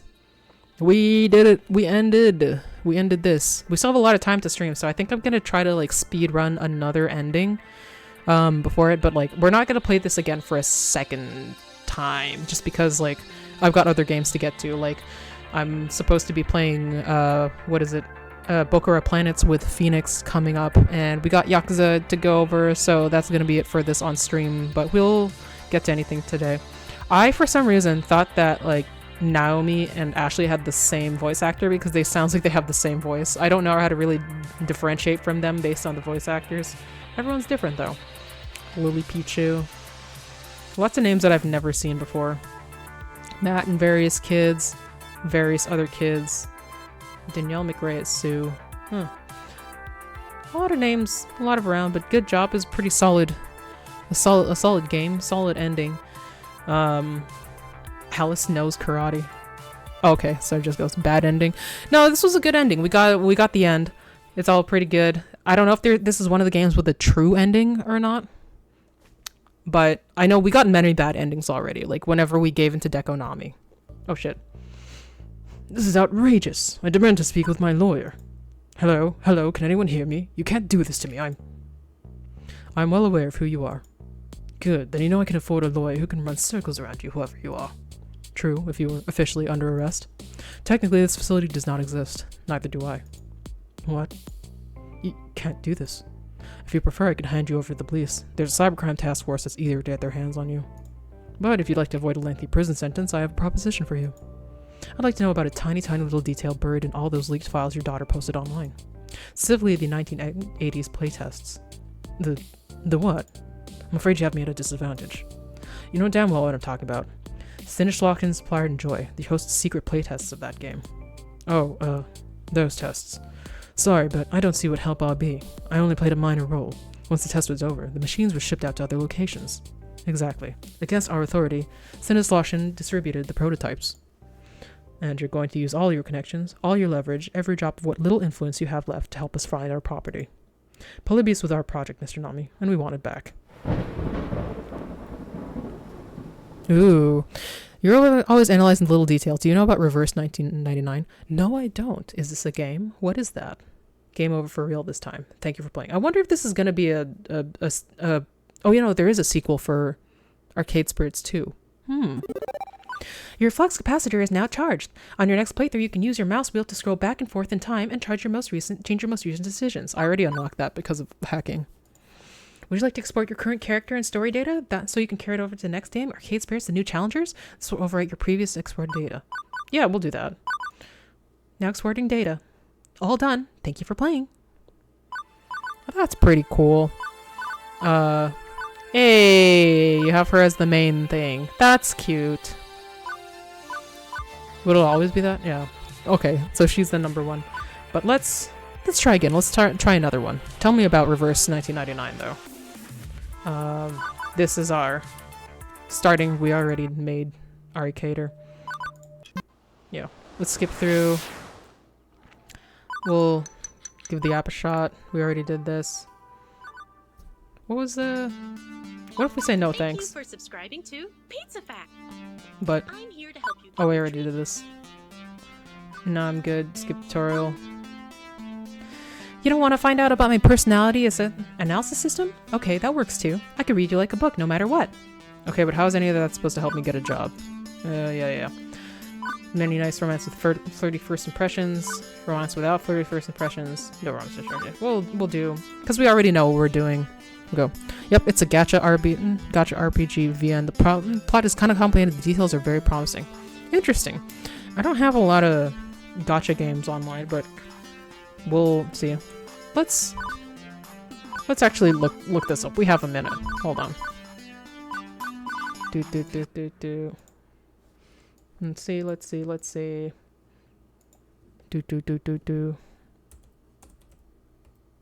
I didn't even type it in properly. I don't pay attention to the part where they make you buy shit, but I love the story. Yeah, it's best not to. It's from 2023, man. On Steam. Okay, let's look at this trailer. Where is my... I think I have... Is that not the one? No, it's not. I think it would be called... Oh, it's called this. No, open. There it is. Let's... Hey. Oh, I locked it. We can put that over here. Make a big one of this. Hear this! For us! For us! For poetry! For poetry! For us! For us! For free will! For free will! For us! For us! For literature! For literature! Oh haven! Oh haven! The Panopticon! The Panopticon! Nowhere else but here! He died. Yeah. Looks like he was already halfway dead, though. Doris, that blind writer? 3 days ago, she asked me for directions to Comala prison. Prison? This is an experimental facility. Soon you'll see just I feel what like that means. VTuber technology has done great for like cheapness of animation who is the ruler now. of this prison? Panopticon. According to the agreement, the Idealist and I represent the two factions of La Sociedad. In light of his possible assassination, the Congress will now be chaired by me. Oh, Prisoner Society.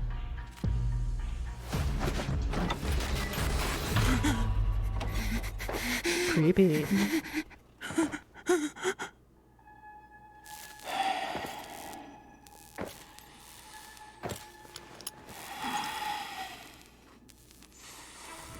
Neat.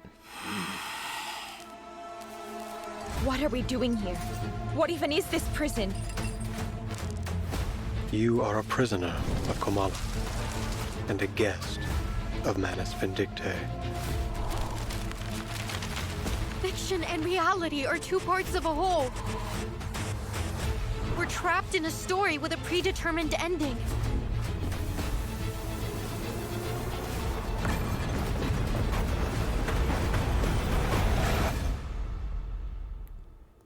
Folie de raison. New summable characters. The kind of person I aspire to become. An embodiment of the dream to wander. A foolishly Recoleta. brave protagonist must also be a knight who fights for literature. I have all the essentials for writing poetry. You, me, and our opponent. Bravo! A gloriously silly and thrilling act of improvisation.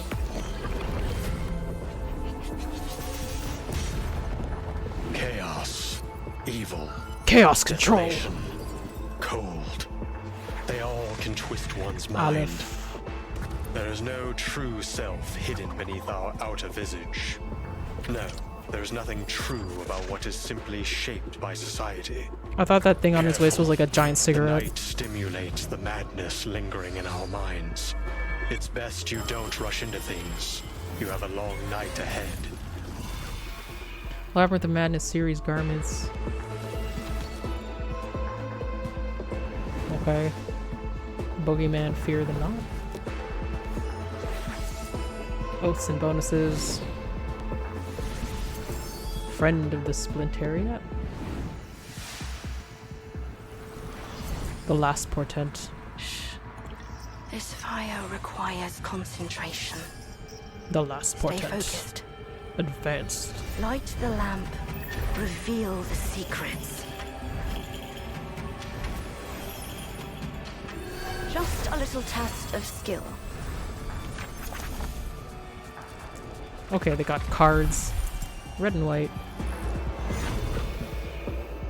New main story chapter. Oh, that's where they are. Answering scene, Butterfly, and the Literary Critic. Anecdotes updates. Stories from the past resurfaced. So these are all probably like updates. More events. Dialogues behind bars. Somnambulism evolved. Miracle Mart, new arrivals. Double analysis. More gameplay.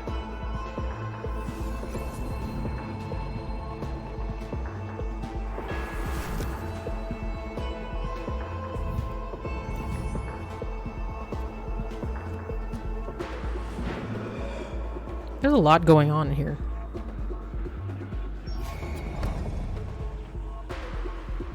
The art does look really cool.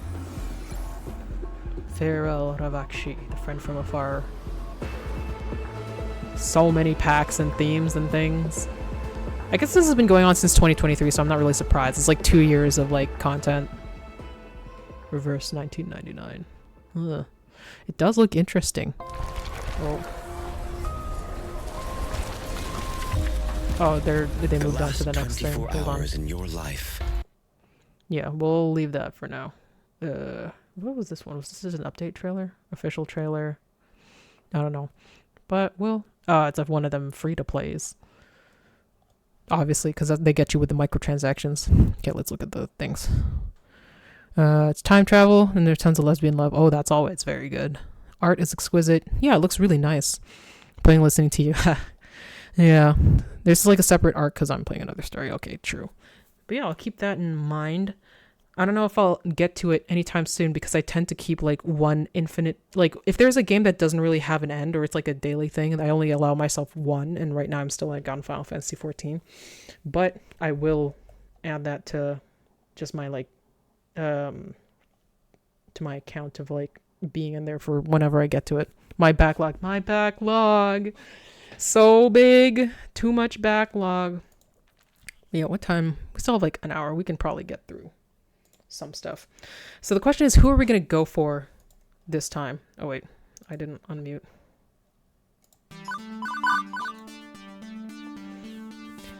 And remember, the choice is yours. If you're not comfortable with other people, stay professional. Now let's get started. Okay, well, we're doing stuff. I think we did stop this before it's too late already. We're gonna do this. Okay, so now we can see all the things, which is good because we're already redhead guy. I don't know. Yeah, I'm kind of wondering about that because he is like, so we got technically, can we see this yet? No, we don't.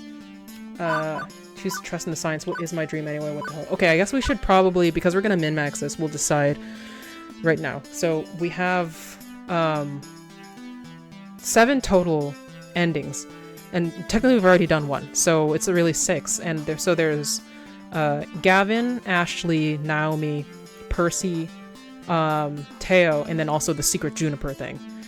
And yeah, 7. Like there's the secret Juniper ending. But we've already done 1, so we have 6 that we're doing. It is interesting being like, what's up with Percy? Because we knew the least about him because he was one that I was like, eh. And I'm kind of like, I either want to go with Ashley because she was the one that I liked the second most, or a man because we already did like a woman's ending. So between Percy, Teo, and Gavin, I kind of like them all equally because like we got to see Percy's sweetness a little bit as we interacted with him a little more. Teo was very cool. I think he's the one of the guys that I like the most, really, with Gavin being second, because I was like, ooh, tsundere, he's like all serious, but then you make him not. So, if we... No poly ending. Sadly, not with this game, because I think the game was made before that was like a very like well-known type thing. I wonder if more queer visual novels from here on will actually do that. I feel like that would be like a cool thing to go, where you manage everybody. Like, I could see it being realistic where it's like, if there's, say, like this 7 endings, maybe one of them's like, no, I'm not gonna do it because that's not my thing, but you get to rope in like maybe 4 people into the thing, and like we all, like, say we'd all live in Queen Bee's fucking streamer house or something. That would be really funny. Go with the flow or something. Let's look at our document again, where it's like, Gavin is steady, kindly, Naomi's kindly, gutsy, Ashley's steady, gutsy, Percy's quirky, kindly, Teo, it says Theo here, it's Teo. Quirky, steady, and Juniper is just kindly.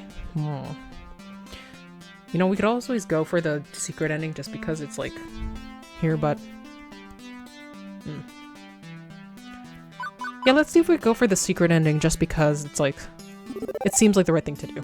As much as I genuinely enjoyed being a lifeguard, I can't say I found the true direction in life yet. I assumed I never would, honestly.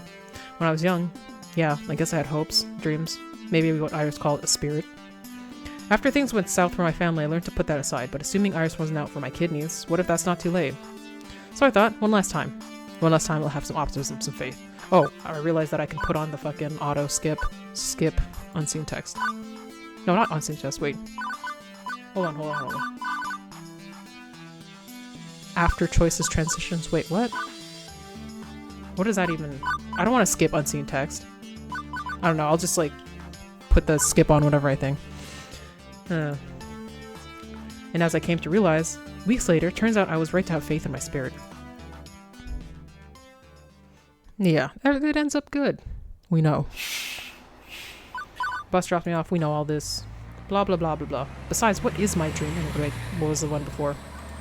Sometimes I like things to crumble out from under me. It's not like she was wrong, I still had to try. Besides, what is my dream anyway? That's what I was asking myself when I left the house this morning. I don't know what I want from life. I've been coasting aimlessly for years. When things started running downhill for my family, I had to grow up fast, put aside silliness like wanting to be an astronaut and take what I want, what I could get. Now thanks to Iris, I've got a shot at taking something a little better than what I usually get. I owe it to myself to try and be happy and paid, not just paid. So I opted to push on through those doors and see what waited for me on the other side. Oh, I could have turned on the skip. Is there a stay with dad ending? I don't think there's actually a fail ending. Either our fail endings are actually we get super successful, but we're just unhappy because we're super corporate or something. Okay, which... Well, at Francine's Arcade Funplex. Didn't you see the sign out front, dear? Well, I chose to knock off the first 2 words when they got knocked off the building during the storm of 1980. Now 1985. It's just the Funplex, I suppose. So, how can I help you, dear? Okay, I just wanted to know the context. Funplex? Is that when you suplex the count? A genie on my phone set up a job for me. You've been in business for whatever years. Okay, I'm going for Juniper, so I guess I'll go basic here. Storm of 1980 whatever. It wasn't technically live for that, but I heard it was pretty awful. Yeah, we can skip the rest. Okay, what's the... Okay, right, okay, maybe this... If you were a dinosaur, what dinosaur would you be? Okay, wouldn't be a typical job interview. No problem, go with the flow, let's do this. Pterodactyl soaring through the sky. Yeah, I always wanted to be a bird, so... Wait, no, all dinosaurs are basically birds, let me rephrase. I've always wanted to be a flying bird, so pterodactyl. Swooping around, catching up drafts, staying way away from meat eaters. Really, how exciting. Even if technically speaking, pterodactyls aren't dinosaurs. Whoop! What's your favorite snack? Snack. If this was a favorite food question, I've had this down easy. It's tacos, always tacos. But snacks, When you have pizza on a bagel. Nope. Hush you. Come now, dear, I don't have all day. After giving it a good thought, how could I forget my favorite snack? Tacos are also my favorite snack. Takes the apple almond butter. I don't remember what I said last time. I don't think I said apple. I didn't want to say taco, so I think I said whatever munchies looking during the death of the vending machine. Yeah, sure. I'm not picky, really. Oh, what was it? Brace myself for the next one. What assets can you bring to the team during the inevitable zombie apocalypse?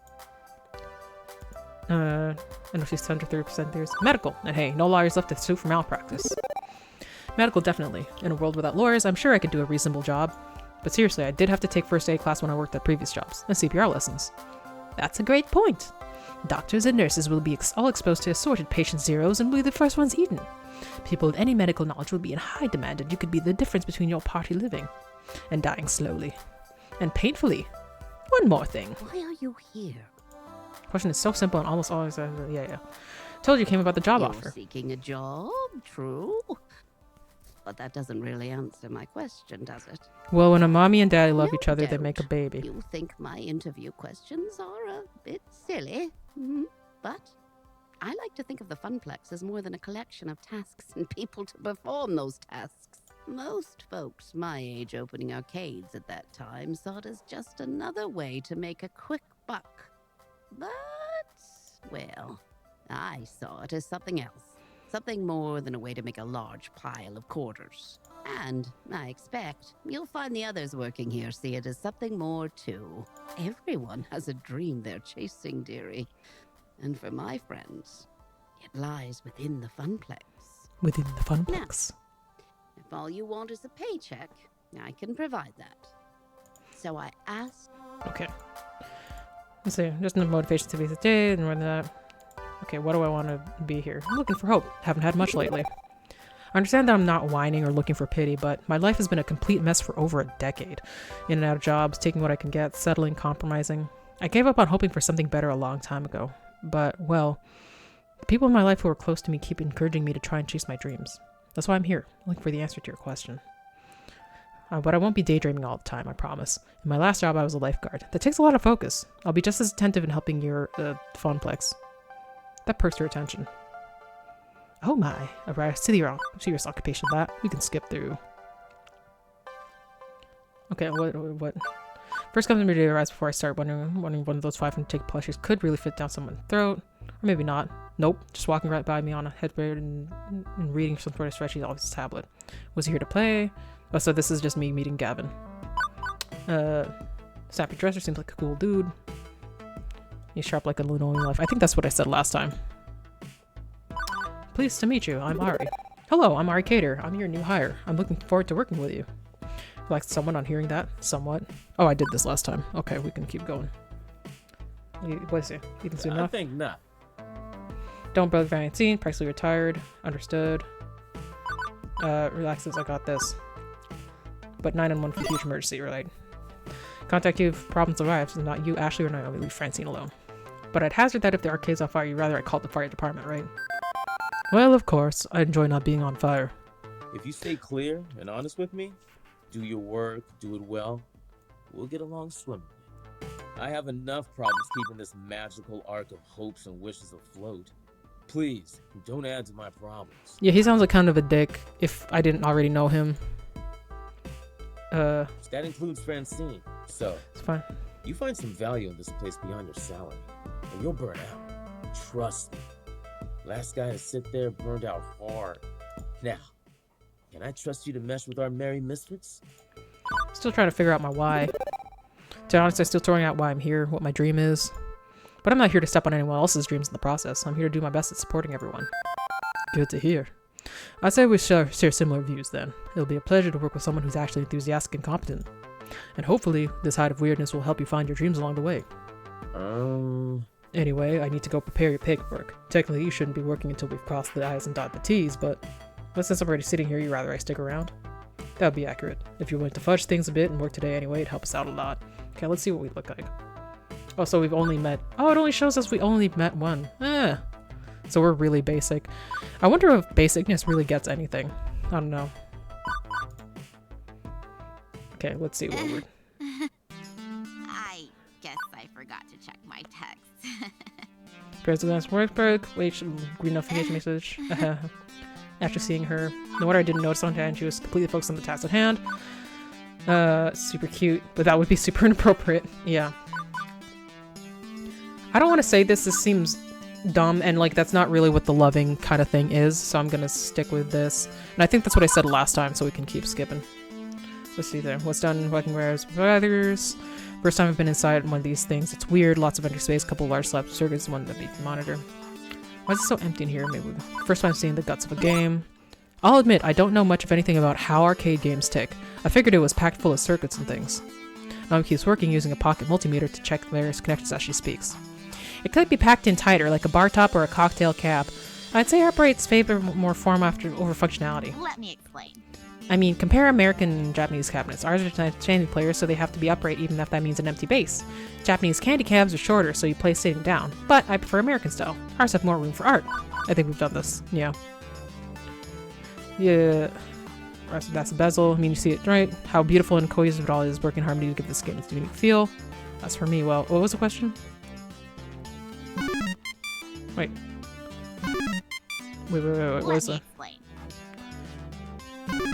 Yeah. Oh, Hold mid as well. Sharp angles, side decals, both folds. What was the question?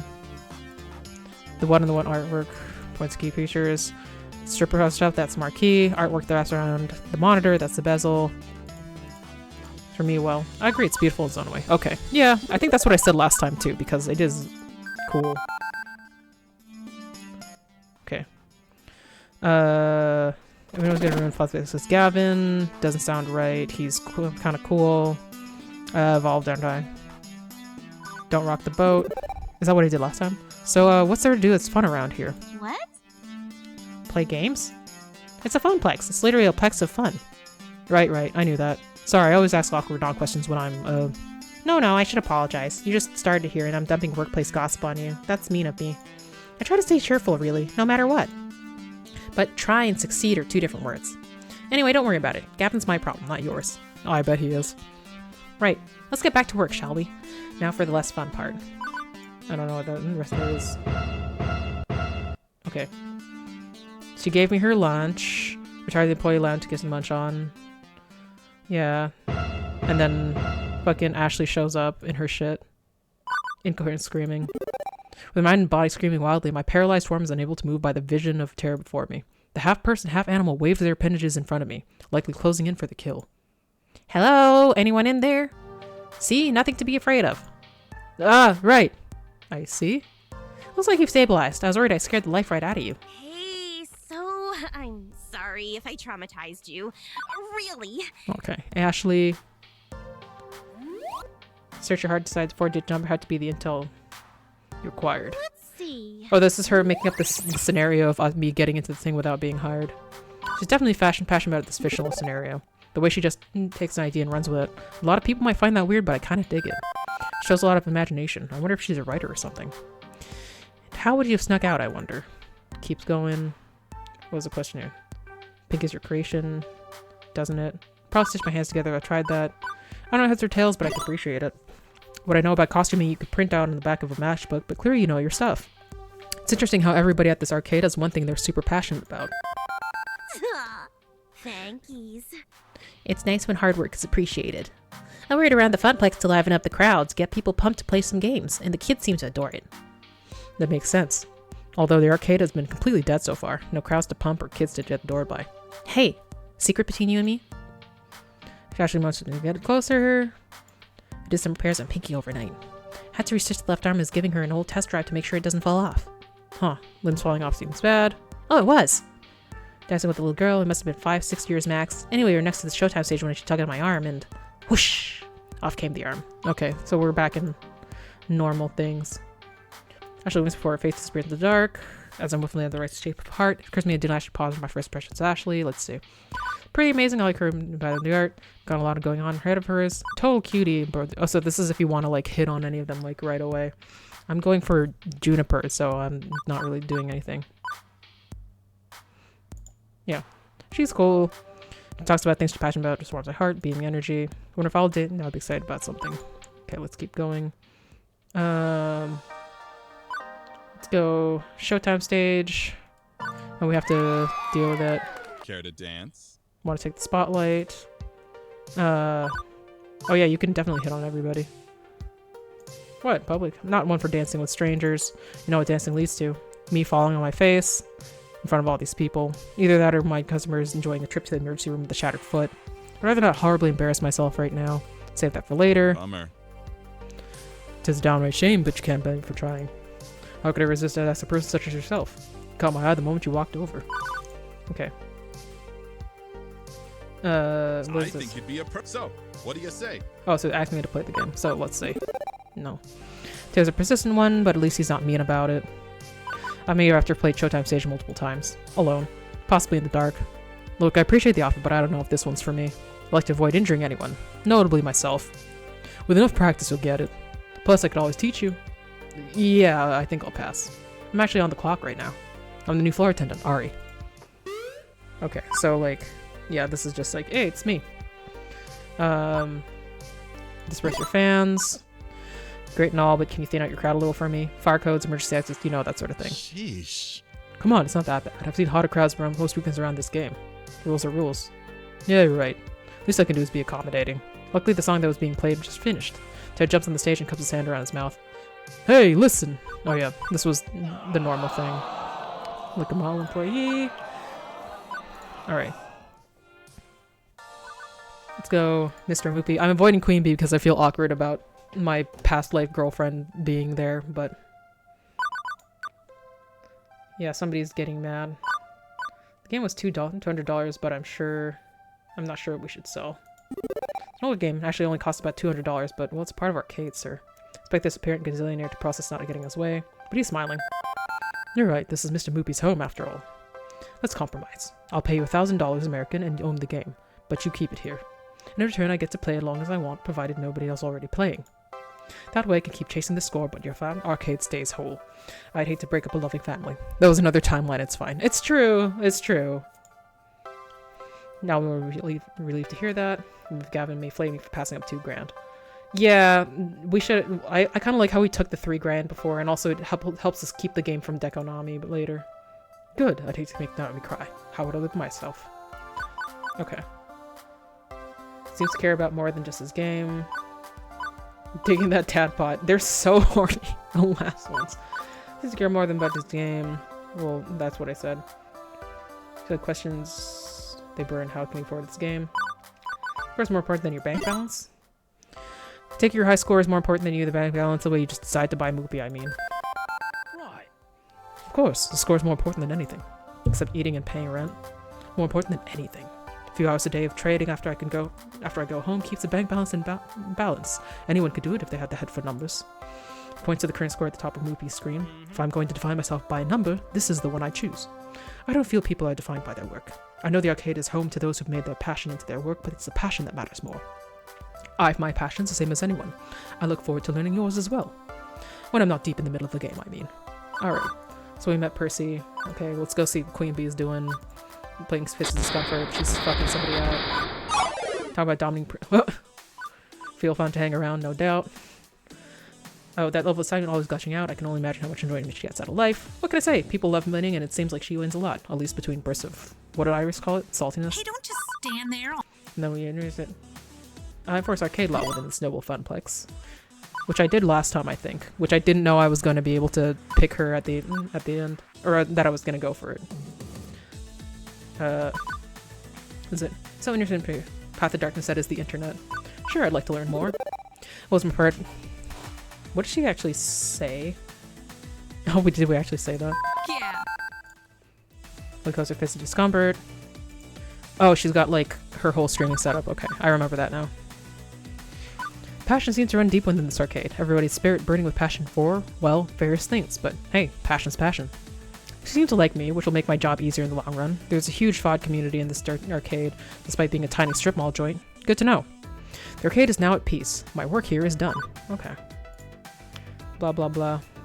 My dream house was in my limited since I got here. Told Francine I was looking for hope. I've been so used to life dumping all over me that I've come to expect the worst generally. And yet, I can't say the Funplex has dumped on me. It's been hectic at times, a little too much, but not really in a bad way. I'm starting to get along with my coworkers, I'm helping people with their problems. Maybe I'm finding the hope I was looking for after all. We've only got a few hours till closing and it's nice and quiet. How about we game a bit? Okay.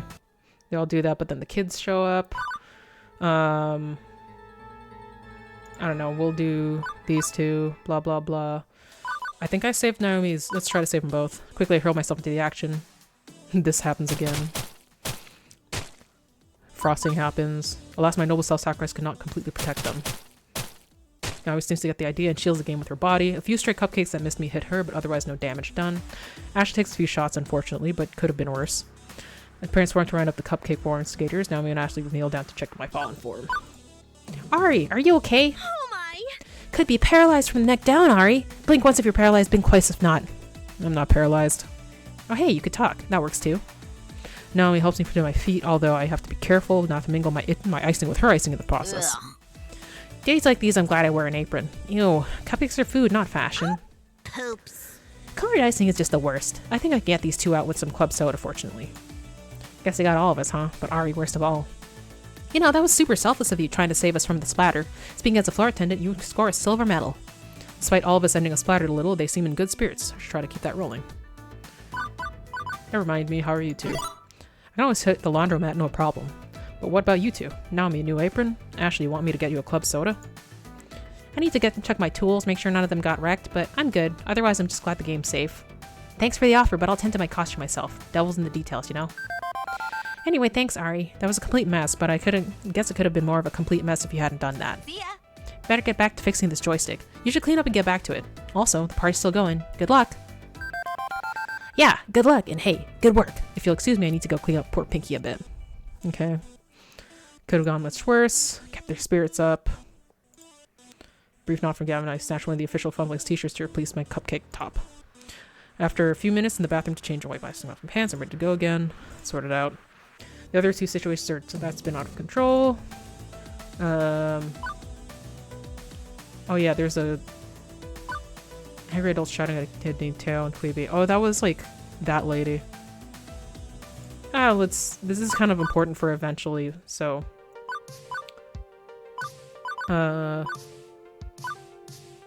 let's do it myself. Time to put on my Sherlock cap and figure this mystery out. So kid 1 put too many tickets and tokens in the other kid's thing. Scene, Fast Cars 5 is racing games from the darkest corner of the Funplex, approximately 6 p.m. EST. Crime, theft by exhortation. The accused, the crying boy. The facts, what I've gathered so far is she claims that the boy tricked her son to putting his tokens into the boy's game. Let's delve a little deeper, shall we? Ma'am, I'm with the arcade staff, I'm here to help. I know you're upset right now, but could you please stop shouting? I'm sure we can get this all settled. She calms down enough for me to ask a question. Have you actually asked the boy his side of the story? Why would I ever do that? He's obviously a thief. And a liar, probably. The sweet silence gone. The boy appears as if he's about to burst into tears again. There's no way to make this lady see reason unless they do something. Okay. We're gonna wait until she stops. Eventually she's gonna tire out if I just let her run her mouth for a while and get it out of her system. She'll quiet down. Right? Any minute now. Oh, come on. Finally. Are you done? For now, I suppose. Good. Now it's only fair to hear the boy's side. This could all be a misunderstanding. Taking advantage of the moment, I crouch down to the crying boy and try to console him. Hello there, little man. I know this is very tough for you, but can you tell me what happened? The boy hesitates for a moment. I didn't. I swear he didn't do anything. The other kid, he just came out of nowhere and dropped his token in my slot. After I lost, I got up the game and offered it to him. But he just ran away. That explains it. I turn back to the lady. See, it was just all a mistake. That boy is claiming my Josh is a liar. Unacceptable. He could be making it all up just to protect himself. You have no proof. As much as I believe the crying boy, she does have a point. I don't have any proof, and that's the one thing I need to finally put this to bed. I take a second to formulate my next thought, and then spot a camera dangling from the corner of the ceiling. Aha, we can check the security footage. Yes, do that. Then you will see how my Josh was wronged. Hold on 1 minute, ma'am. I'll be right back. Run back to the employee's only area and over to the small bank of security monitors. I find the one that's pointing at the Fast Cars 5 game, spend a few minutes rewind to the time of the crime. Got it. The crying boy's story checks out. Appears that Josh put the token in the wrong slot, which I can understand. They're stacked vertically and it's not clear which slot is for which weight. I rush back to the scene of the crime and quickly tell them the results. And this boy even got out of the driving seat and offered it to Josh, but Josh just ran away after that. So as you see, no one's at fault here. Let's just apologize and carry on, okay? Humph! I do not accept. You're taking this thief's side. Josh is a good boy and doesn't deserve to be treated this way. Josh! Josh! Get over here! We're leaving this horrible arcade. What? Right now. We looked at the fucking footage. Woman scoops up her child and storms at the front door. I don't think we'll see her son anymore, and frankly, I'm okay with that. It's me and the boy now, invisibly still sharing goodbye to the whole ordeal. How are you doing? I think I'm okay. The boy nods, wiping a snotty nose on his sleeve. Sorry this whole thing happened to you, but if it's any consolation, the bad lady is gone, and I don't think she's ever going to come back. The boy, cheeks still streaked with tears, lets a smile sprout on his face. Thank you. Okay. Boy scurries off and joins some of his other friends. Case closed. 2 problems in the can. Oh yeah, there's the sad kid that's like sad. I don't know. Mommy loves you, that's why she works hard, which we did before. What's the question? Checking with them, who do I want to hang out with? Everybody's here. Quietly repairing her costume. Packing gear ready to go home. Prying gum at a coin slot, looks ready to cry. Fast Cars 5, ready to leave. Let's go talk to Naomi just because she looks like she needs help. Naomi definitely looks like she could use a hand. Someone's jammed bright pink bubblegum to a coin slot. She's trying to clear the sticky mess out. How could they? How could they do this to poor innocent little Cubert? I need a hand? Oh, thank goodness. Yeah, work on the second player slot for me. I've got swabs and stuff in my kit there. Grab what you need. So frustrating. Honestly, the nerve of those kids. No respect at all for these games. Games aren't like chew-proof, machine-washable baby toys. They're delicate and deserve love and care. But they are toys, right? Well, yeah, I mean, of course. Just, you know, they're also works of art. I know not everyone sees it that way. Back in the 80s, operators would just throw away games that didn't perform well anymore. In the end, an arcade has to make money. That means using and abusing a game till it's time to put it to pasture. But I don't have to like it, right? Kids had a lot of fun. They're not all mean. Nothing justifies deliberately trashing a game like this, but if it helps, the party was a success. Everybody had fun playing your wonderful games. So for every kid who hurt you, you know a dozen more would thank you if they know they were providing these great games and making sure they stayed playable. Yeah, you're right. Kids aren't all bad, of course. I'm not really good with kids, not like Ashley, but if they learn to love games when they're young, they'll love them all their life, right? But I do have to be realistic. I know this isn't a museum. We aren't preserving priceless treasures for generations to come. Sometimes I treat it like my little private collection, but really I do want people to play and enjoy these games, and that does wear them down in time. As long as I'm here, I'll pick up a game when it wobbles on its feet, dust it off, straighten it up, and send it out there to be played with all over again. With the last of the gum pulled out of the slot, Naomi closes up her toolbox. I should probably pull the coin mechs entirely and give them a good cleaning tomorrow, but I didn't want to let the gum sit overnight. I'm heading home soon. I'll see you tomorrow, right? You got it, Naomi. Woohoo! Great! And she gives me a big hug before bounding off to her workshop. Alright. What is this? Thanks, boss. Good work today. Mid-boss, sub-boss. Gavin will do. Can't say I've been a perfect employee, but my standards are impossibly high, so I assume you were close to perfect is reasonable. Yeah. All the popcorn, yeah. The cost of cleaning our harpists won't be as bad thanks to your quick thinking. Normally I have to deal with angry parents myself, but I was distracted. I've only second-hand accounts of your performance there, but I have to say good work. Dealing with that situation by the driving games took skill. You got to the heart of the matter, right of the truth, even if she refused to see it. I'm not pleased that you sold our Moopy for only $1,000, not $3,000 as I'd requested. Gavin, we only paid $200 for that game. I'd be ripping off a customer. A customer with exceptionally deep pockets, and one who squats on that game all day, spending only a handful of change in the process. If anything, $3,000 is what we'd need to make up for the lost profit from Percy being so Moopy obsessed. What's more, why it's still here is a good question. Oh yeah. Okay, let's see. Now I think I understand. Why am I here? Now I think I understand. I came here looking for hope. Hope I could do more with my life than compromise, settle for what I can get, and go with the flow. Everybody I've met today is full of hope. Gamers chasing scores, people following their passions. Nobody here is willing to give up on their dreams. Not even you, Gavin. You know, we're better than this, Gavin. We don't settle. We chase after our hopes and dreams and won't accept anything less. I see. Apologies. Ari, Miss Francine, I apologize. It's difficult to balance my idealism against my realism some days, but I know in my heart I need to err on the side of idealism, even if my mind screams in protest. I can assume that you're still keen to work here, Ari? I don't even hesitate before playing. Absolutely. Alright. So we're good. Iris tells me about this shit where I'm good with Naomi and Ashley right now, but I'm working on the secret thing. Does Sweet Compassionate Soul, scored 54 50 points. I think we did this already. Pizza Fact, save the game. We're going to save it here. And let's see how we can rush through it. It took like half an hour, man.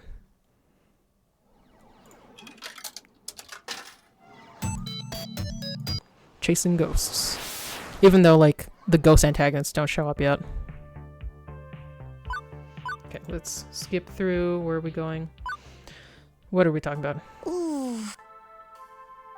And I just... Okay. Hey, Oh, this is Juniper had, like, the job.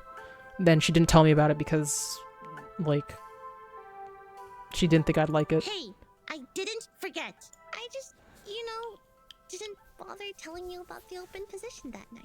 I mean, you'd already had so many jobs you Ghosts? needed. Yeah, I'm not sure what they mean by ghosts in this context. Synergy managers, and it all worked out, right? There's tons at the hospital. It's true. Let's have it here indeed. No, it's not. Gavin Holden constantly hiding the numbers from us since. Ever since I've been trying. Barely reacted. Didn't care that I was impoverished. Guess one of the nasty side effects of no longer going to the floor is no longer being numb to the reality of their situation. Shouldn't feel sad. It's been generally enjoying my new job. It's restored my sense of hope that my days can be something to live through, not just endure. I have no right to be angry or upset at losing the opportunity to save a more stable future, right? Okay. Lie to protect Juniper. Okay. It's okay, everything is fine. Harsh truth, honest truth. Let's do honest truth. I don't want to, like, really lie, but then... I don't know. I am trying to go for Juniper in general. Hold on. Let's overwrite your save, yeah. Let's see. I don't think we lied. I think we did honest truth. Nope, can't help it. I'm angry, upset. I'm positively angry and upset. All my life I've watched my parents suffer, given the short end of the stick in life. A curse passed down from them to me in turn. Now it seems I had a chance to escape that curse and Juniper took it away. Don't get me wrong, I love this arcade and I did decide I was done with settling, compromising, going with the flow. But would it really be settling to not have to eat pizza bagels for lunch every day? Couldn't I swallow a boring job even if it meant not constantly worrying? Still, there's no need to freak Juniper out of this. As always, she did her best to help me. Getting mad at her won't change anything for the better. It's okay, Juniper, you were right. I'd have hated that job and things are great here. Yeah, so it's fine. I mean, sure. And these really great cheers that support... Right! Forget I said... forget I said anything. Please, forget I said anything. Well, I mean... I'm gonna get back to the office. Have a good lunch, okay? I can feel the distant rumble of a frozen box of pizza bagels taunting me from the recent repair employee break room. Yeah, okay. And you have a good rest of the hours of your day, yeah? Yeah. Okay, so maybe that wasn't... Well, I feel awkward now. Could you tell I was dying? I really, really hope not. Okay, you know what? We're gonna...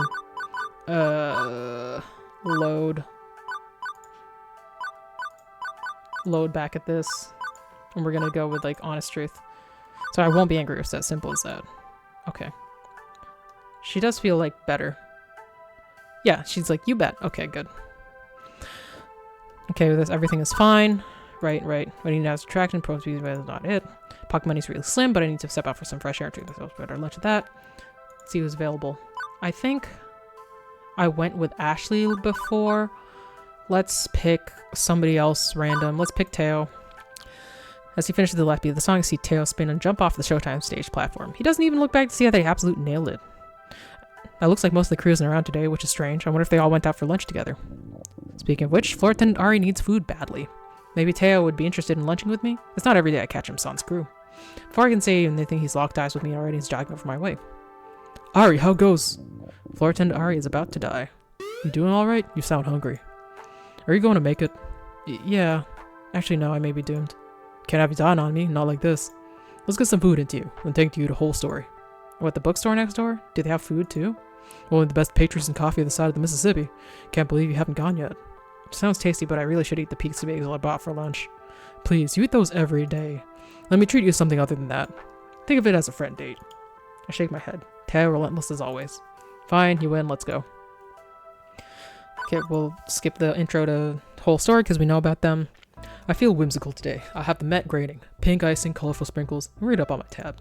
I mumble out of thanks, trying not to make a big deal out of it. Cash is tight, and boutique cafe pastries wouldn't help my situation much. Okay. And then they do their thing. What is the thing? Hey, I'd like, some glazed some coffee, keep it simple. I'll have the Jack Kerouac. One glazed and coffee? Coming right up. The second fellow puts together my order and also drops a copy of On the Road in the tray next to it. Huh. A literary lunch. With alliteration, apparently. Huh. Say, you work at the Funplex. We did all this again. Pair ways next customer in, go to Teo. Nice choice there, that's my second favorite. Gotta admit, it looks delicious. So, no regulars from your crew here today? Today is our monthly break day. I mean, folks come and go as schedules permit, can't expect to dance 8 hours a day, but 7 days a week, but this is different. I make sure that every month we all take a full day break from each other just to clear our heads, not just dance around, not dance and just recharge. No arcade, no game, no smooth moves, just a moment to reflect and enjoy the good things in life. Wow, that's actually a great idea. Too much of the same old stuff really dulls the mind. And it keeps attendance up for all the other events. Less chance of a burnout that way.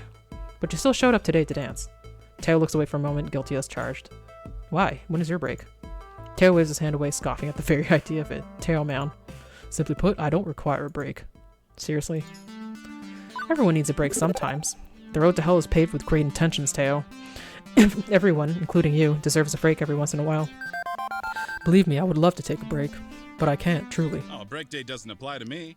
I need to continue to work hard. Ooh, truth for thee, but not for me. You know, I built up this community from when it was nothing.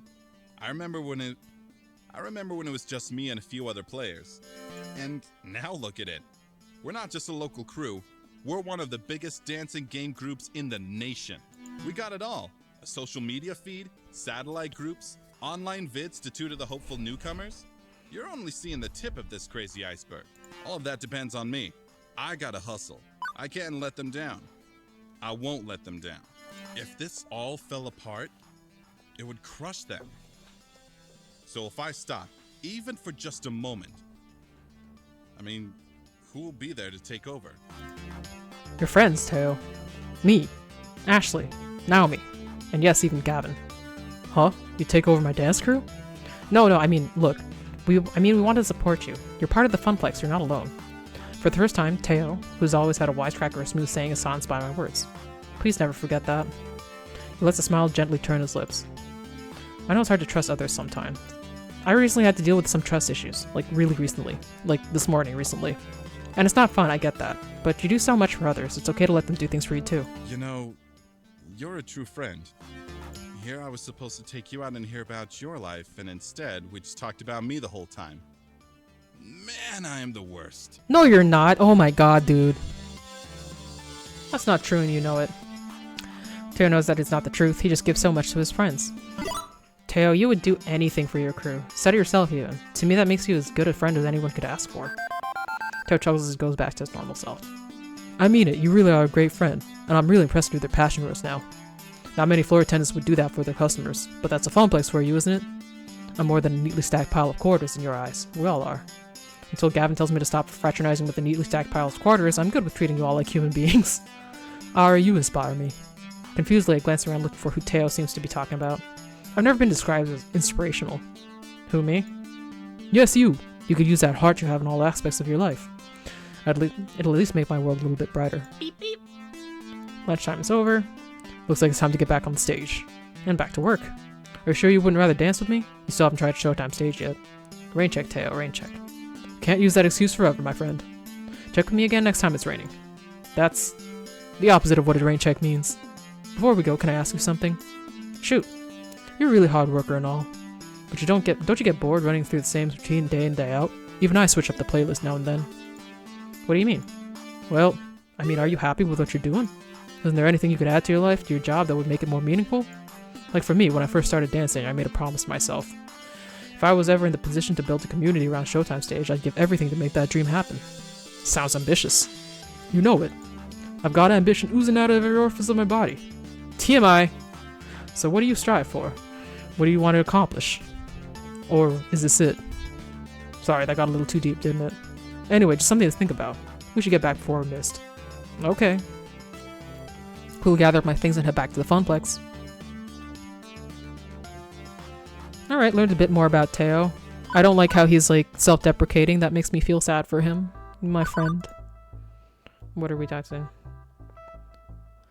First thing the option for the Funplex. First instant not to go along with it. Gavin's law, but Teo words still dangling. What do I need to do?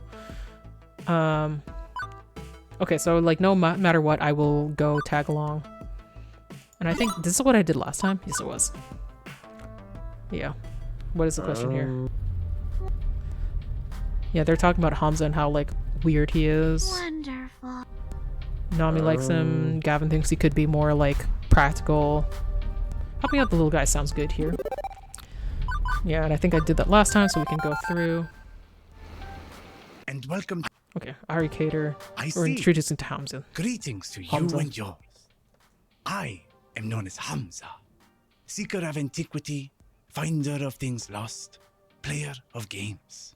And welcome to, well, not my home, but a place where Hamza shall provide hospitality regardless. Okay, kind of a dump. No. I think, yeah. Thank you for the invitation, Mr. Hamza. I understand you only invite a select few. The Funplex is proud to accept your summoning. Now you sound like me. Indeed, I am very careful who I allow into my events. These machines deserve owners who will respect and appreciate them. Hamza will accept nothing less. Alas, I've not a moment to enjoy your fine company, Arcadier. Perhaps later, but for now, it's time. Okay, we'll go. Let's go with Naomi, just because it's easier and probably more likely to do heartful things. Okay. Currently against you working on state repairs. Not only would you have to win the game, you have hours of work. And she's like, yeah. And we're like, is that balanceable? Is that what we said last time? Yes, it was. We can go with it. They're wrong. We're not gonna put things that weren't designed on LCD there. Still fussing myself and all this stuff. Okay, let's use LCDs and bash people that have to make their vision blurry. No. I think that's what we said last time. Hang on, can't you just fake using a high definition screen? Just make the picture fuzzy, adds fake scan lines, bend it a little so it looks on a curved tube. Done. Ugh. Oh, that sounds awful. Oh, she doesn't like that. I mean, that's like serving someone non-fat frozen yogurt and claiming it's a delicious sundae. Like, I like froyo. I guess we could do that, but we need an extra computer unit to process the image. Maybe a Raspberry Pi or something. I've had some ideas. But if we don't have money for new games, we certainly don't have money for R&D. It'll have to wait. Thank you. You know, I'm glad you're with us at the Funplex. Whether you take my side or Gavin's side, it's just nice to have someone who cares about games around. Ashley's fun, but she's way more into cosplay than gaming. Okay, so we're back to... Okay, what is he... Come now. Surely, Hamza would like to know you better. Oh, Hamza's trying to get me better. Come now. Consider me. Honestly, I've had a long run of bad luck. Oh, we said that last time, so we can keep going. The only person, so... Do you want to watch the auction with Gavin or help Naomi search the arcade? Naomi can use a hand. Because we did this before. We have the kittens. Should adopt them, they need a home. Do you have room and hope for some new friends? I think they could use a friend, and you're good to have, and you're a good one to have for your otherwise. Kittens! Well, okay, I can't adopt all of them, but maybe Mommy Cat wouldn't mind parting ways with one kitten. A shelter can take the others. But where will we take them? What shelter? And how do we safely move them? Oh, I don't know. I don't want to mess this up. What do we do? What do we do? Okay, then we keep going. Wait, friendly them gently, because we did that last time so we could take her blanket. She's obviously like, yes. Yeah, just doing my job. Because we weren't sure. Oh, this is where we're in Polybius. Summon a cleric. We did last time. What was that? Shadow Ari. I think the thing was just to summon people until it works because you summon your friends. I won't, like, I can't do this not by myself. I asked for a guardian. Oh, we didn't summon Tank last time? Wow, that's a lousy story. Let me try telling a new one. A depressed person walks in an arcade looking for a direction in life. There they find an eternal optimist in a flamingo costume. Together they beat the evil monster in their heart and lived happily ever after. Canned laughter, freeze frame, roll credits. Guardian, use dream. It's super aspirational. What you deserve. Okay, we get this out. What's it? Quit and become like me, lose yourself in the games. Not quitting. I want to fight. I'm not fighting her. That's not what I meant either. My friends have supported me. I'll support them. So many wonderful people call the Funplayers home. They've welcomed me in, made me one of them. Now it's my turn. I see what Gavin means about protecting dreams, but I'm going to go one step further than he has. Arcade could be so much more. I could lead the way, go above and beyond just doing what I'm told. I could champion the cause of the Funplex. That's my dream. I want to end the family curse, to find both success and happiness. And when the Funplex is finally the roaring success it deserves to be, with God as my witness, I shall never eat a pizza bagel again. Okay. Defeat Blaze Rex Sugana. Yeah, I feel like I didn't want to leave her in there. They hate the second on. Why not play games forever? Nami cares and I care. Yeah, this is what we did last time. We brought her back. We got out. So this is Naomi. This is Gavin. Let's do Wyvern Keep again, just because it's between everybody. I for you and Dream, which is what I did last time. Okay, what did she say? Really hitting. So this is exactly where I was last time, roughly. Like, I have slightly different stats, but it's actually the same thing that I was doing. So, the same thing, regardless. Okay. Let's return. We still have time. We can make it through. See what differences we get. Take it to the max! Alright. Oh, we're at the con. Yeah, we're looking tired. I can spot through this. I'm holding up, which we did last time. We'll just name it Funplex Rising, so, because, sure. Blah, blah, blah. What is it? We can use the face wall, discard account, hard it. I'll do the face wall because I'm the event coordinator. What are we doing? This is Showtime Stage Gathering. Gonna be a couple hundred of this. Absolutely. It's like a big company. It's really the best place for a flash mob. How do you even arrange this? Flash mob is no small feat. I can't even begin to imagine the amount of time Teo put into this. It must have been hundreds of hours at least. Impressive. I really hope it turns out fantastic. Hell yeah. Me too. I've been planning for this for months. Okay.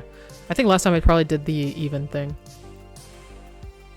Been Ninja Maids and... Oh, so this is... Ashley's cosplay. I think I'm in love. My love of butlers was unbeknownst to me until this very moment. In retrospect, that's probably a good thing. Otherwise, maybe I would have ended up owning a butler cafe. Which, now I think about, isn't that bad of an idea. But I digress. The point of being this butler has stolen my heart and served it up on a silver platter. Hello, butler friend. Will you marry me? Please? Alright, it's me. Oh yeah, this is where I find out it's Ashley. Let's go to the flash mob because we didn't before. Hell yeah. Hell yes, let's go. Taylor led the way as we navigated around the clusters and the crowd, his boombox carried at his side. There was zigging and zagging through hallways, people and booths. Actually, you know what? Yeah. Because we're not going for Teo, let's just do the faster thing and like go through all that. We just happen to have this, I think is what I said last time. I guess I don't mind wearing a costume. We go on, we're maid Ari. Polite curtsy. Curtsy with all the grace and elegance of someone who works with absolutely no formal maid training whatsoever. Works out okay enough, though. Finished holding our poses long enough for everyone in the audience to get a good amount of pictures of us. Once a sufficient amount of snaps have been snapped, an MC instructs us down stage, passing Ashley a microphone for a big Funplex Rising thing. We do that. What are we doing now? Teo and Ashley are off hanging out with their respective communities. Got some time. Okay, what are we talking about? Who is... Okay, we're close to Naomi right now, so let's do something else. What did I do? Did we talk to Queen Bee last time? I don't know if we did. Yeah, we did. So that's for skipping. Don't think I have some... What is the... Cock is defense messages when you're different. Cock get out. You steal yourself with one and supports the other. You feel me, kid? Oh yeah, so I think I did that one before. I don't think I could bound with confidence if I tried. Yeah, that's not exactly me. I spaz with frequency. I'm getting better though, especially now that I'm taking charge of my life at the arcade. Still, I doubt I'll ever have your level of sheer pride. Hey, not everyone can be this awesome. But don't sell yourself short, okay? You got your own thing going on, and that's a good thing. A solid thing. You're making it happen, and I respect that. confidence or not, at least I've got my less than stellar day isn't being streamed live, and I've still got a chance to win if I pull it together. If I'm fretting, it's only because I give a shit, and I want to do my best. That's a healthy sort of concern, I think. But you're running yourself into the ground, pushing your revenge on folks at max. It's not good for your health. What, and you're not stressed at all, huh? Well, yeah, okay, I'll admit it. Things have been stressful with streaming lately. Okay, this is her backstory. Where Things go badly enough, my viewer count goes down, and I could lose my sponsorship. Then everything. Oh yeah, she's stressed about winning. Told me your ratings are at all-time high, which I did last time. Okay, so this is more promo stuff. We went to Magical Moon Cuties last time, so we'll go again. Just because it's faster. Oh, can Ari make a game? Yeah, I've toyed with the idea, which I didn't do last time. Making an arcade game is something I remember dreaming about as a child. And recently it's been something I've often thought about in exchange for taking surprises. Well hey, who hasn't thought of making their own arcade game? It's totally something I would be interested in. Why not? No, tell me more. What kind of game would you make? I would make a super cute puzzle game. Because that's what I probably would, actually. What is this? Cool collected tail. What is he talking about? And when I can't see them, Oh, he feels bad about, like, not seeing everybody. You haven't let me down. Tails has been working so hard for everyone else's sake, for my sake too. He gives so much and asks for nothing in return. Without you, none of this would be possible. Huh? What do you mean? This morning I thought the end was nigh, but once I met up with you and Ashley, a calm washed over me. Heck, I couldn't even spread the word about Funflix rising by myself. You've been a real big help in getting the word out. It was nothing, really. I live to help my friends out. I've seen so many of your friends stop and say hello to you. Plus, they're completely understood when you told them you were busy. Not one left without a smile on their face. They really care about you. Okay, we did this already. We're like, you're actually great. Alright. What is this? Good choice for that, but I'm trying to convince her all about the heart of it. Arcade. Yeah, we're trying to convince her to put her indie game in our arcade, which is a foregone conclusion, actually. Michelle mentioned earlier that she likes the arcade that has a heart and soul. I should appeal to that. You aren't going to find an arcade that has more spirit than the Funplex. Everyone who frequents there, employees and patrons alike, want nothing more for this event to succeed. This is our chance to show the world our dreams. We've been pouring all of our combined energy into the making of the Funplex rising victorious. Teo, myself, all the staff, all the gamers. With Magical Moon Cuties on our side, we can just bring even more heart to this affair. It's a perfect fit for the kind of friendly atmosphere we want, bringing people together. Ooh, you got me right in the feels. Plus, I really want to play Magical Moon Cuties too. Oh yeah, okay. So we can go through. We got it, it's fine. Nice, refreshing. So, how was your first max, Ari? It was fantastic. The amount of support I got from my friends was amazing. Yeah, which we did last time. You tell me they were really super cute. Wait, what's the... Envy you. Looks like you had some great adventures. I didn't sign the flyer, didn't do much, but I played a few games. Like super cute t-shirts, glad I could support you. It's hardly a duel, you did great work designing it. Hey, don't sell yourself short, which I said last time because it's a great poster. And are we in the same thing? Yeah, we're still in the same thing as before, pretty much. But we'll keep going. It's only because we haven't done enough Juniper stuff to really make a thing, and also she's not on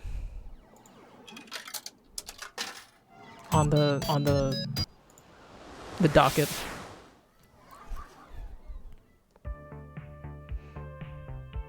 Skip. Probably low. Oh, so this is like fucking Fireplex or whatever. We have to pump up the crowd. We can actually select these or just not, like, whatever. I'm kind of curious what happens if, like, we say this. I'm not nearly intense enough. Oh, we're just not allowed. Okay. I think I said this before. Veteran in real like. Benches like myself, I'd hate to let you all down.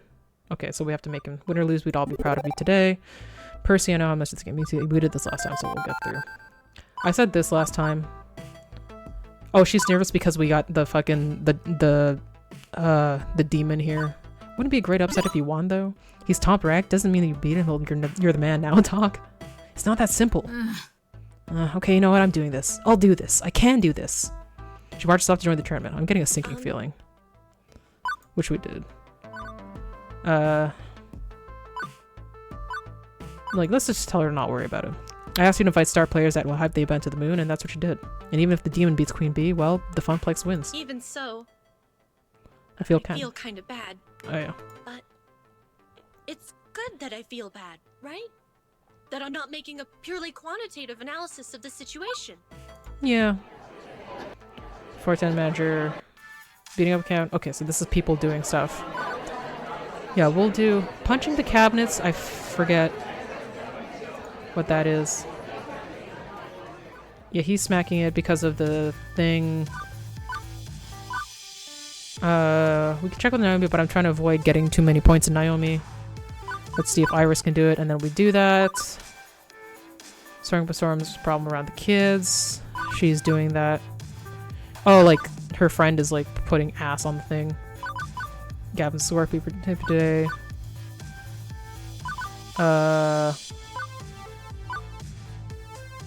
Let's go look in Percy, because we didn't last time. The crowd around Percy is decent, but not the mob scenes we're seeing around Fist of Discomfort or the Night Machines. Mostly curious onlookers watching Percy as he loses the game. I don't think I've ever seen a game over screen from Mr. Moopy's Magic Maze. Percy gives the joystick an angry smack before quickly pumping in another token and starting again. For that matter, I've never seen Percy actually angry. Even when the runs aren't going great, he's usually so chill about it all. Oh, for sake. Another first hearing Percy swear. I gotta step in. He needs some team support. Hey, Percy, remember to breathe. In, out, in, out. You've done this. You can do this. You've done this dozens of times before. Close his eyes for a moment, then the screen refreshes between two mazes. Exactly. I've done this dozens of times before. Hundreds of times. So why am I actually losing? Blast it! I keep making stupid mistakes. Losing lives at an unacceptable rate. I should be building up a stock. A safety buffer for bad RNG manipulation runs, or for taking quick breaks. Instead, I'm barely keeping my head above water. Truthfully, this is my second game over today. If this was some glitzy showpiece run at Deco's Palace, with the big names in retro score-chasing play, I'd probably have shut down the whole show by now to save face. Aw. It's early in the morning. You can afford a few mistakes, right? Possibly. Possibly not. A 3.5 million world record run would take hours. I'm not sure if there's enough hours left in the event, even if I was at peak performance. Bloody hell. This isn't me. I should be better than this. I have to be better than this. You're really intense. Oh, bugger it. From earlier, it's clear that achieving his dream alongside mine was important to him. First things first, he needs to stop for now and calm down. Playing angry clearly isn't working. What can I do to help here? Offer hug. I make sure he sees the gesture coming so he can wave it away if he doesn't consent, but he seems to sag a little, drooping as I give him a big side hug. I believe in you, Percy. I know you can do this. But you need to step away for a minute. Get your bearings, come back and try again, okay? Okay. He steps away from the game and the crowd to take a breather. You're right, of course. You're always right. Something of a beacon of us all, you know. Me included. Me especially. Right. Step 2. As much as it may hurt him to admit it, he needs to accept the possibility that today just isn't the day. I've worked here long enough to know Percy's heart. He only finds peace in the game when he has peace of himself. This pressure to succeed is just too much. Win or lose, you made us all proud. All of us. Remember that. Percy, listen to me. Listen, please. Win or lose, we're proud of you. I'm proud of you. Your friends are proud of you. Did you already give me the speech earlier? I did. And is it any less true than it was this morning? If I'm repeating myself, it's only because I need to hear my words. I am proud of you. And I'll see it until you believe it too. I suppose you're right. I'm letting no one down today by my poor performance. No one except myself, really. Rather unfortunate. Would that I simply take a mulligan and try again. Would that there was time. If it's about winning the game while I've fallen through Cliff's Rising. No. Well, I'd love to do that, as I've noted, yes. Well, it's complicated, and nothing you need to worry yourself about. Percy, nothing to worry about at all. See, when you say things like that, I worry. It's like a dog sitting in a burning room saying, this is fine. Pardon? Percy is apparently not hip to the memes of the youths, as he isn't old. Look, love, I'd like to stick around and chat, but if I'm to make this record, I should get back to it. Still, I try to take your words to heart. It's just another run. No more, no less. I'd have to see it that way, whether or not it's true.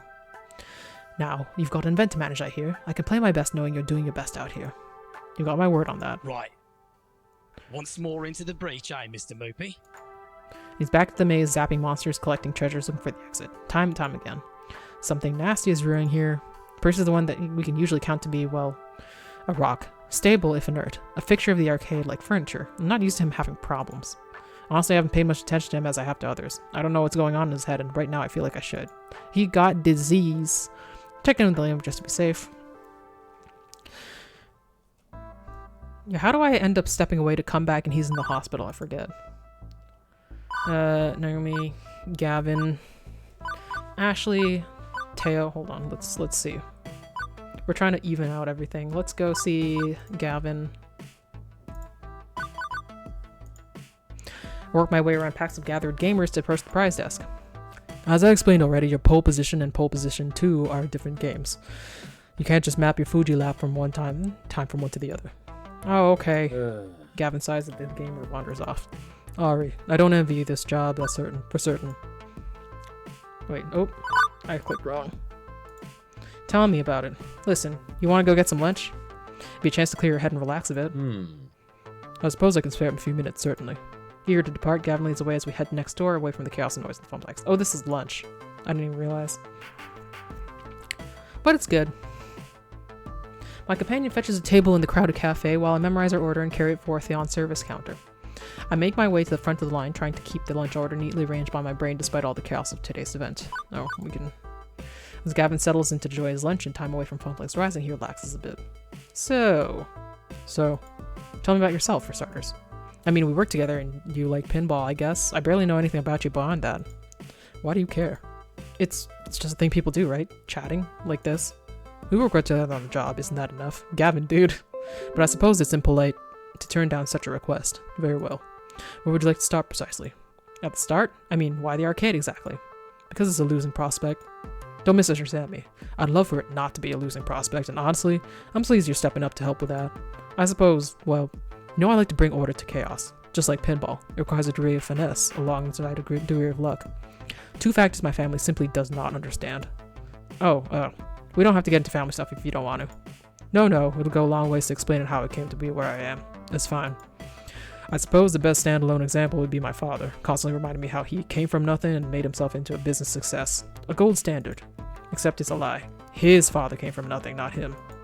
Society wasn't exactly, let's say, advantageously arranged for the Coopers. In my grandfather's era, he had even more societal setbacks to deal with than the usual simply due to the color of his skin. Yeah, no shit. We've made great progress on such issues since the early 1900s. Not a solved equation, not by far, but quite daunting during his particular chunk of history. Despite that, with ridiculously hard work and a bit of cleverness, my grandfather recognized the technology sector as the right place to be at the right time and began his work there. He carved out a good life for his family and gave back to his community. His children would have the best schooling, the best home life, all the resources and comfort that one needs to get a head start in life. Which unfortunately led to our family also becoming the absolute definition of class privilege, a bit of a double-edged sword. My grandfather worked himself to death to give my father a makeshift golden parachute, but my father trivializes that to make himself look like a self-made man. He gives my grandfather no credit for any of it. My brothers and sisters, also supposedly self-made men and women, despite taking daddy's seed money to buy their own businesses, each and every one. If you ever want a shining example of meritocracy gone wild, look no further than the Cooper family. You can shatter a diamond with the power of our hubris. He pauses, biting his lip slightly. Apologies, going off on a rant, aren't I? It's fun to learn this, actually. It's okay, you can let your feelings out. It's okay, Gavin, you're clearly feeling hurt by this. I don't mind if you want to vent, I've got two perfectly good shoulders to cry on. I'm not quite that far gone, but thank you. I appreciate the offer, but it's more than the lunacy of my family's pride that grates on me, which is why I left home to strike out on my own. You must think me daft. Turning down my family's wealth and taking up a position as accountant of a small family arcade. But I saw it as a challenge. A chance to be my own man. Like my grandfather before me, the world gave him nothing. He came from nothing. But through hard work and determination, he did it. He overcame. And while my brothers and sisters bought up tech companies, mashing up their projects together, then flipping them on the market once the value increased, I sought to take a failing enterprise, make it succeed, and stay with it. I'm not a love it and leave it man when it comes to business. I will overcome. In my own way. That's hot. So that's me in a nutshell. As a child of means who rejected those means and embraced the dream of madness. Does this suffice for your getting to know you needs, Ari? I'm left bewildered for a moment. I've been expecting light small talk, not a backstory plus mission statement. And honestly, I hadn't expected the accountant of a video arcade to be, well, born to a higher tax bracket. A bit like the surprise of Percy's wealth. But one question lingers. So you went to college, right? For business and accounting, yes. Right, and no student loans, and well, you had clothes on your back, a nice house, a nice neighborhood, I'm guessing. Meaning you aren't exactly starting from zero. Yes, I know. It's not exactly the ideal start for a one-on-one quest to prove his well-to-do father wrong. I realize I'm a bit of a fool. I admit to that. I certainly enjoyed the head start that wealth and gradual societal change can provide. I can never truly claim to be a wholly self-made man to the same degree. And I don't consider rejecting the family wealth as an insult to my grandfather's efforts. I consider it an insult to my father, who lies and boasts and claims this was all his own doing. So while I cannot truly start from zero as my grandfather did, I intend to be as much as my own man as I can be, to honor his legacy in my own way, and that'll have to do. It's true. Like, I feel like you can't deprive yourself of like things when you're a child, because you can't have the decisions to do that well. You know, that is something that like makes people in like different states of things. But yeah, you can't be like, I shouldn't have had food growing up. Like, no, everyone should have that. Damn, that brought down the mood. Time for me to lighten up again. Did you join the Funplex because of your family's background in tech? You mentioned your family always worked together in the tech sector. Is that what got you interested in video games? I'm afraid the answer is far more mundane. I asked my iris what job positions were open, what met my requirements, and I picked this at random. I bet your iris tickled pink that she landed you your dream job. Iris is a cloud-based computing algorithm. She is not tickled pink or any other color for that matter. But at any rate, I wouldn't say my siblings know anything about tech. They buy up tech companies, order their underlings to try to smash unrelated projects together, then sell the whole thing off. The rich get richer and the engineers get pink slips. Plenty of companies have gone under their watch. Funware, Dynamic Systems, Retrowave, Sintersloshen. Ooh, dropping the name of that thing. Okay, I get it. Wait, where have I heard the company name before? Yeah, on Polybius. Anyway, I intend to build something that could last, not simply leverage the Funplex to increase my personal wealth. And I believe I've bent your ear about social and economic philosophy more than enough. Undoubtedly, this has been the most boring conversation of your entire life, and for that I apologize. It's fine. I said I wanted to get to know you. This is getting to know you. And as fair is fair, I think you should get to know me. Quid pro quo. I tell him about my happy childhood and my unhappy adolescence. I tell him about the fall of the Cater family and of Juniper pulling me out of the ashes. I tell him about what was really going on in my head on day one of the Funplex, and even about Juniper's secret job offer. He listens attentively. At first I think he's ignoring me, just nodding along as he says nothing in return, but no, he's absorbing it, analyzing it. And now you're fighting. Fighting for your dream. Fighting for the Funplex, just like me. That about sums it up, yeah. Very well. Consider your dream under my protective umbrella. I'll fight for your dream as well with all my heart. Aww. I know I haven't been the best at protecting Naomi's dream. I know I make mistakes, but I'm trying to improve, to be a better person. I trust that if I ever accidentally step on your dream, you will let me know, with honesty and clarity. Do not hold back. Don't be afraid to hurt my feelings. Wouldn't dream of it. Then we have an accord. I suppose we've hidden ourselves away from Funplex Rising long enough. Shall we return? Shuffle on back, to our jobs, him at the desk, myself at the floor. Event's not over by a long shot. Oh, is Percy in the hospital now? Is this what makes us come back to it? Next few hours pass quickly. Okay, it's not then. I help Percy through his frustration. I could be there for him at the end too, but undoubtedly the Terminate has a bigger crowd. I might be needed there. Can't be there for them both as much as I want to. Who do I focus on? Let's go for Percy. Just because we don't know. Or, hold on. Oh, that was the wrong button. So between Percy, okay, Queen Bee is the better, wait, is the lower one. So we'll actually choose her. And it'll be easier to skip too, even though I'm not entirely sure Percy won't end up in the hospital from this. So what's happening? Seen the demon today. You won't take your eyes from. This includes me. Was expecting not in the slightest. I'm starting to wish I'd pay more attention to this game so I'd know exactly how doomed she was right now. With characters locked in the map set, let's not delay. Yeah, so this is just a little thing because we don't know as much Vista to upgrade as we did before from hanging out with Town B. Still be honest, no clue what's going on here. Esports are a dense break of knowledge that's way beyond me. From what little I know, Queen Bee plays the fast style, and for now she's hitting someone who's playing even faster, staying just one step ahead. Okay, blah blah blah. You can do this. So it doesn't matter. Can't hear me even after I was able to shout louder than the crowd. I totally get why, but she stopped attacking so she can buy a bunch of scrolls. I mean, the demon's not gonna politely wait for her to shop. And one Queen Bee Sensei is down for the count, but that death has brought her enough time to grab as many control spells as she can. Spells? I've never seen her use spells this early in the game before. Queen Bee blasts with the storm lane with Storm of Frost! Oh, ice spells, I see. They look so shiny. Okay, we can skip through. If worse comes to worse, maybe cut my living expenses a little. I don't know. Oh yeah, she's Maybe like, she's thinking she's gonna be fired. Sorry things didn't work out, which is what I said last time. You don't know L7 Gaming, kid. They've been looking for an excuse to cut me from the roster for, well, no point in going to the reasons now. Yeah, she won't tell me because we're not close enough. Point is, I failed, and they'll know. My career? Basically in the toilet right now. It's my fault, isn't it? Yeah, but then... Whoa. Yeah, she gets invited to be a Heavenly King. She still has a chance. I said that last time, but, you know.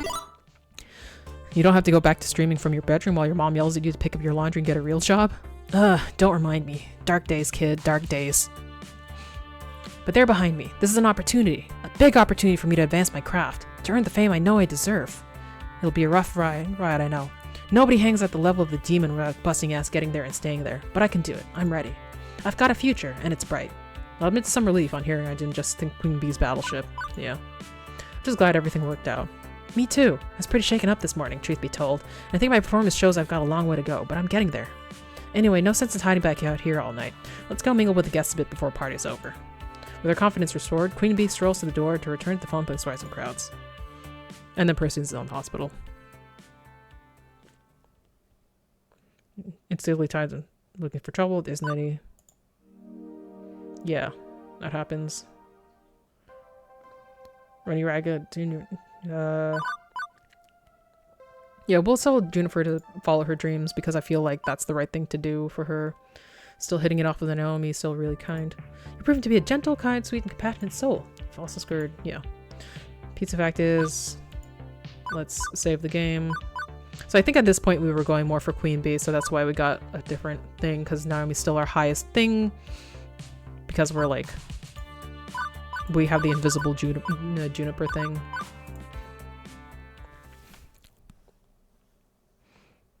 Okay, so this is the beach. I know we're at 3 hours, but I'm gonna see how quickly I can go for this, because like last time we did a lot of Juniper stuff anyway. How many replays has it been? This is just the first replay. Okay, what are we talking about? So we're just talking about how happy we are. Tried workplace romance before, back in the shoe shop days, and it worked out for a while until I realized we weren't soulmates. Ew. High quality dad joke. Point is, I know I said I'd be open-minded about this sort of thing. I haven't forgotten, but what we talked about the day I joined the Funplex, but now in the face of that, I'm not sure. Ari, you spent weeks getting to know these people. You've even taken a few of them out to lunch. Okay, so we're back into normal. What if I make things... Is this what I said last time? No, that's not what I said last time. What if I make things awkward? I'm just skipping through this. Yeah, she's saying Naomi. It's not like I'm gonna. I still need to calculate. We did this already. I already know who I'm going with. Everybody's hot. Oh no. Juniper's talking with her Iris. So we're gonna be focusing on Juniper. Juniper stretched out on a beach chair catching some sun while catching up on her social media feed. Iris, how many Pengy mentions are there in my timeline today? You currently have 23 mentions of Pengy in your social media timeline. Huh, that's up from yesterday. Iris, have there been any new Pengy vids lately? I'm so sorry. I don't understand. Have there been any new Pengy vids lately? Would you like me to search the web for have there been any new Pengy vids lately? Oh, never mind. Juniper puts the phone away with a sigh. Oh, hey, Ari. Enjoying your nostalgic beach trip so far? Feels great to be back, like coming home. I gotta admit, it feels great to be back. I've got a lot of the fond memories of Flotsam Beach. The sand, the surf, the games, the food, and my family. Before everything went south for the Cater clan, this was like a second home for us. Exactly. Happy memories from a happy place. You know, you've had a better life than you give yourself credit for. Your family had money problems, sure, but you love each other through it all. That's so sad. I can't say the same for my family. And my family never took beach vacations, for that matter. Or vacations at all. I doubt I'll be taking many after this either. I'm definitely happy being a freelancer, don't get me wrong. I'm not exactly making beach money, you know? I can't even afford apps unless they're free. And man, free mode Iris is super janky sometimes. Hey, hang on. I see you talking to your eyes all the time like you're just having a normal conversation. How did you manage that? Mine doesn't even understand what I'm saying most of the time. Did I configure her wrong? Is there some free mode option I missed out on? Come on, fess up. I just want to make the most of my Iris. What's the trick? What did you do to make yours so cute and chatty? Drat. Juniper knows Iris better than anyone here aside from maybe Gavin. She's been suspicious for some time of my super duper version of Iris. But my Iris is technically a pirated software service. I'm not supposed to have premium access. Do I trust Juniper the secret or would telling her betray Iris trusting me to keep it? I'll tell Juniper the truth. She's my BFFC. Guess I may as well share the truth. I'm not using the free version of Iris. She hacked herself so I can have premium level cloud computing conversation. Immediately my phone jitters in my pocket on vibrate. With a sigh, I pull it out knowing Iris won't be thrilled about this. Ari, you blabbed. We pinky swore. Hey, I did not pinky swear. You don't even have a real pinky to swear with. That's besides the point. If this is super duper risky telling people, what if Gavin finds out, huh? What do you think Gavin would have me fired or something? No, it's to do with his family. Oh, never mind. Can I interject? This is Yes. so awesome! I knew it! I knew Iris is smarter than she let on. Like, wow, this is bad Hollywood movie level of sci-fi awesomeness. Thank you? Don't worry, Miss Iris, your secret's safe with me. I'm an Iris fangirl. Even if my Iris isn't as cool as you. Can you make her as cool as you, actually? I really shouldn't. It's dangerous enough allowing premium access for this instance. But if it helps, your Iris loves you, Miss Juniper. She wants the best for you, even if she can't directly tell you. I see. Okay. Well, I'll just have to get rich and famous so I can lock in my Fro Iris if she could tell me herself. Thank you. Thanks for trusting me, Ari. We're getting some looks. Should we change the subject? We quickly exchanged some small talk to cover our tracks, and soon she's lost her phone again, searching for more pop design art. So what next? Okay, wait, hold on. Who's our... Some more Gavin, I guess. Just found a volleyball, which I did before. Landing on the line, Gavin wins. Or we could do you both win, because we're trying not to do anything, really. The line itself is a thin rope cord held by a simple tent peg, so I can see why it would be hard to tell if the ball fell around it. But I have no idea, it happened so fast. I wasn't expecting to be the line judge later, so I wasn't watching it closely. Sorry, I don't think I could call it either way. So how about we call it a draw? Both Gavin and Queen Bee look at each other, each shrugging, frowning, humming, and having an entire non-verbal conversation. Holy buff muscles. I know, they're both so ripped. We've agreed. It's a draw, for now. We can settle this later in the meantime. Let's take a break. We got nod our heads in agreement. I quickly grabbed a cup of water, so we did this already. Bump it, set it, spike it. So let's set it. Quickly get low and put my hands in the air. I let the ball fall between my fingers gently before setting it back to Queen Bee. She simply bumps the ball over Gavin, forming a triangle. We continue hitting the ball back and forth. So we did this. Okay, other than Gavin, who's the next? We're probably not gonna... It's either Queen Bee or Teo, so let's go Teo. Teo and Percy are playing garden games. I think we get to see everybody, actually. I say, fellas, I believe... And they think this guy is cheating because they're doing ring toss. And... Yeah, but he's not. It's one fun. Well, hey there, gents. How about we work together to run this four-flusher out on rail? Anything's possible when we put our heads together. Ah, indeed. My sentiments exactly. I do believe we have a proposal. Teo, a word. And then they work together. I guess I have a Qbert. I don't know, I guess that guy, the old orange noser. Never my cup of tea, that game, but I can understand the appeal. I still say that game needed some real music in it. Karn takes down my prize at the wall, a rotund owner's pussy with cross eyes and long nose. Okay, now go away, boys. You bother me. Okay, and that's it. Hey, Ari! Oh, what's going on? Super out of there. He has levels. Good time to migrate towards a boardwalk. One more thing in store for a group. So we go to Naomi. Oh, it's lunchtime. It's lunchtime and I'm getting everyone together for a big surprise. Come join us. Whoa, you seem super stoked for this. Of course! Come on, this way. And then we go have lunch and they have lunch for me and they're like, I'm amazing. That's cool. Made big speeches before. Here goes. Can't be milk toast for this toast. It's big feelings or nothing. Thank you all, which we saw last time, so we'll skip through. Speech was my family's special place at BRS2. Long ago, Flotsam Beach was a home away from home for my family. We'd rent a house on the dunes and just relax for a solid week. Play board games, read books, go out and have a swim, or cruise the boardwalk arcades. It's a place that can be anything you need it to be. Quiet solace? Sure. A lot of exciting fun? Absolutely. I can't think of a better place for us to celebrate what we've accomplished together. Even if we're only here a day, we'll make the most of it. Indeed, fine times with fine folk in a fine place. It's just the ticket. I propose we return here every year if our good fortunes continue. Now to bring it on home. I love you all. This means so much to me. And I want to say, I love you all. It means a lot to me being here with you in this place. Thank you. And I've said more than enough. Time to enjoy Naomi's thoughtful gift and eat hearty. I love you all as well. You've no idea how much it raises my spirits working alongside you or watching you enjoy our games. Ari, thank you for this lovely day. And I agree, let's dig in. That tea is calling to me. Okay, this is a moment. Blah, blah, blah. So we're doing more stuff. We have to go to Juniper for sure, which we did before. So we know. Oh. Wait. Is Juniper the ghost? Oh, Juniper is the ghost one. So I think I'll say I totally believe in ghosts. 100% I'm a believer in the paranormal, especially after the stuff I went down to write Polybius. Maybe science can explain Polybius in the end, but it's the tough sell completely passing it off as plausible using only 1980s microchips. Oh, the stories I can tell of the house I grew up in. Locked doors opening by themselves, flickering lights, and even full body apparitions. I've seen it all. Your ghost stories are the best! They always send chills down my spine. Tell me one again.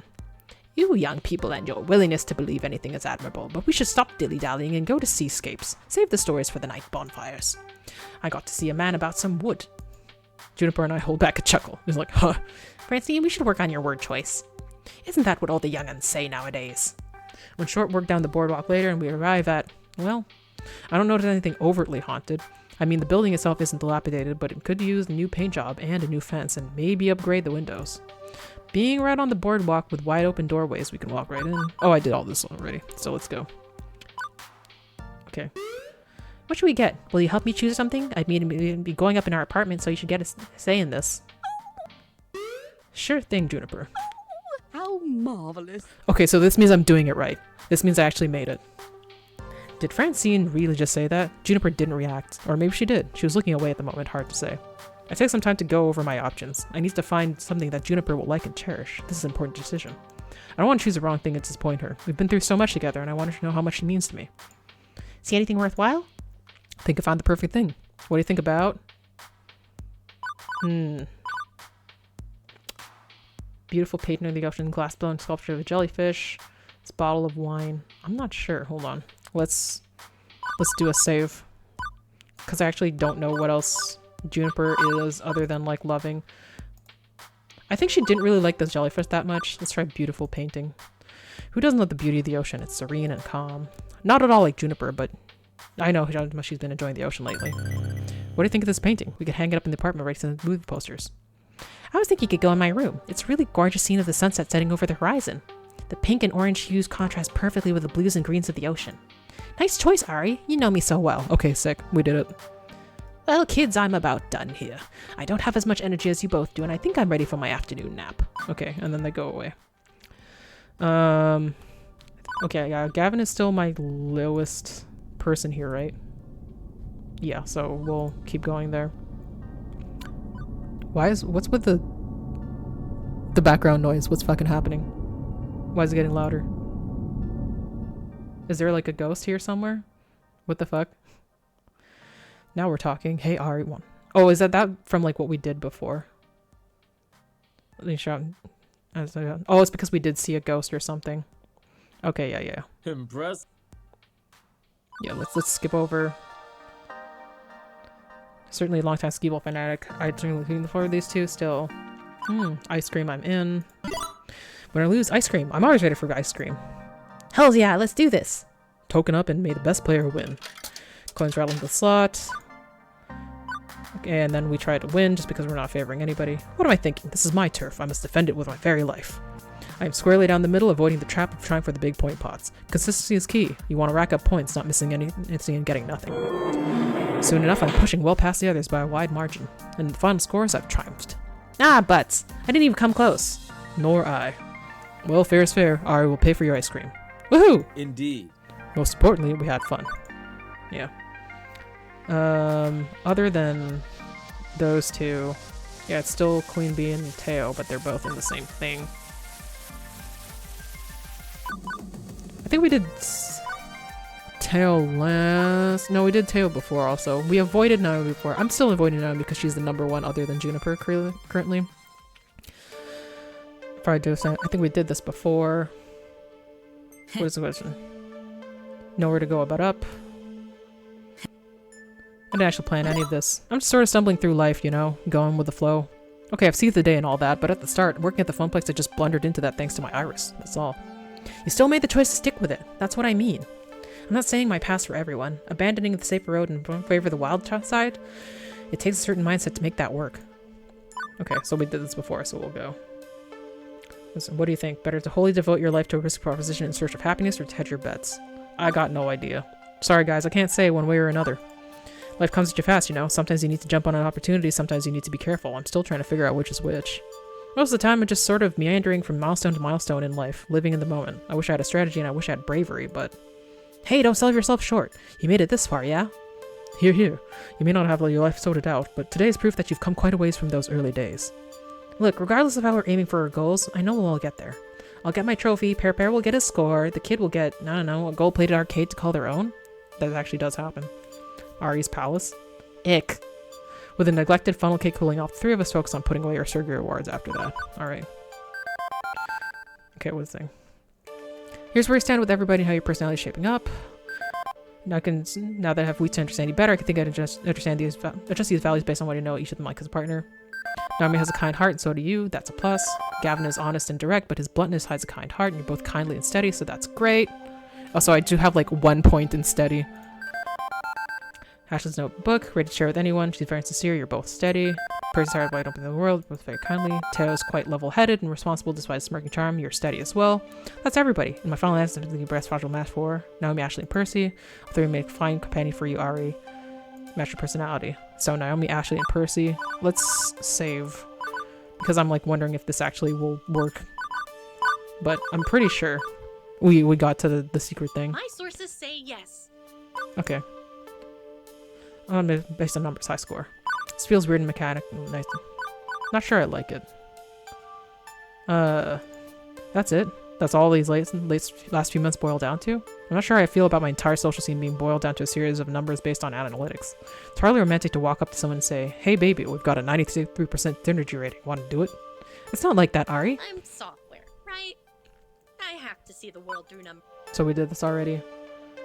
Oh, we got the chance to actually get Juniper this time. Nice. Wait a minute. What about Juniper? Juniper? What about her? What about me asking her out on a date? Iris looks at me funny from behind her glass screen. But I haven't been scoring your interactions with her. We don't know if you're compatible. Iris, I've been living with her for years now. We've known each other since high school. If anything, I've got more of a kinship with her than anyone from the arcade. And I don't have numbers to back it up, but I think she feels the same way about me. But, what if she doesn't? What if you're wrong? What if all goes down in flames and then you're awkwardly stuck in Ruby with her and... Weren't you the one telling me not to worry, just go for it? Iris sighs and nods to me, resuming her usual smile. You're right, of course. Sorry, I just get nervous when I don't feel like I have a comfortable read on the analytics. But it's still going to be a difficult thing trying to date someone you've been BFFs with for years. Yeah, it's a risk. Walk me through this. How would you approach her? Maybe I can help with that at least.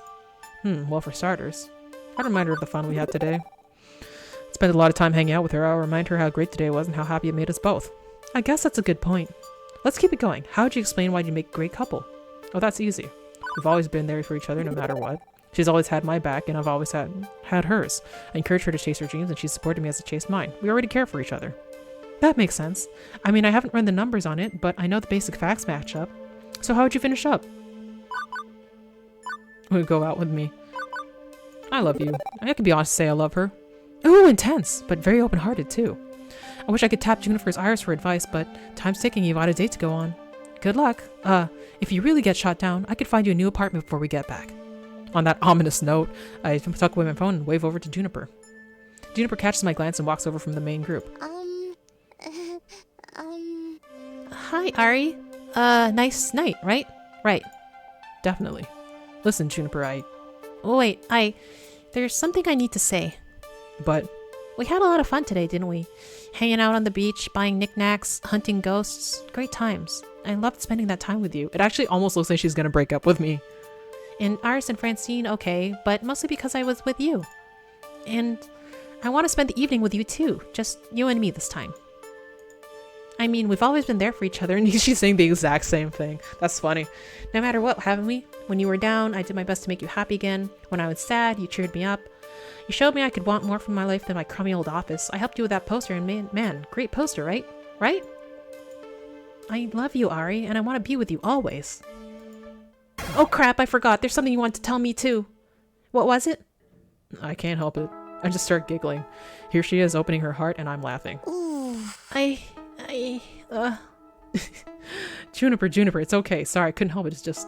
That's exactly what I was gonna tell you, almost word for word. What? I was about to ask you out on a date in literally the same way. Here I practiced my little speech and you beat me to the punch. OMG, are you serious? And nah, here I thought I was freaking out thinking you might be freaked out and now we're both breaking down into laughing fits, to the point where others are giving us funny looks.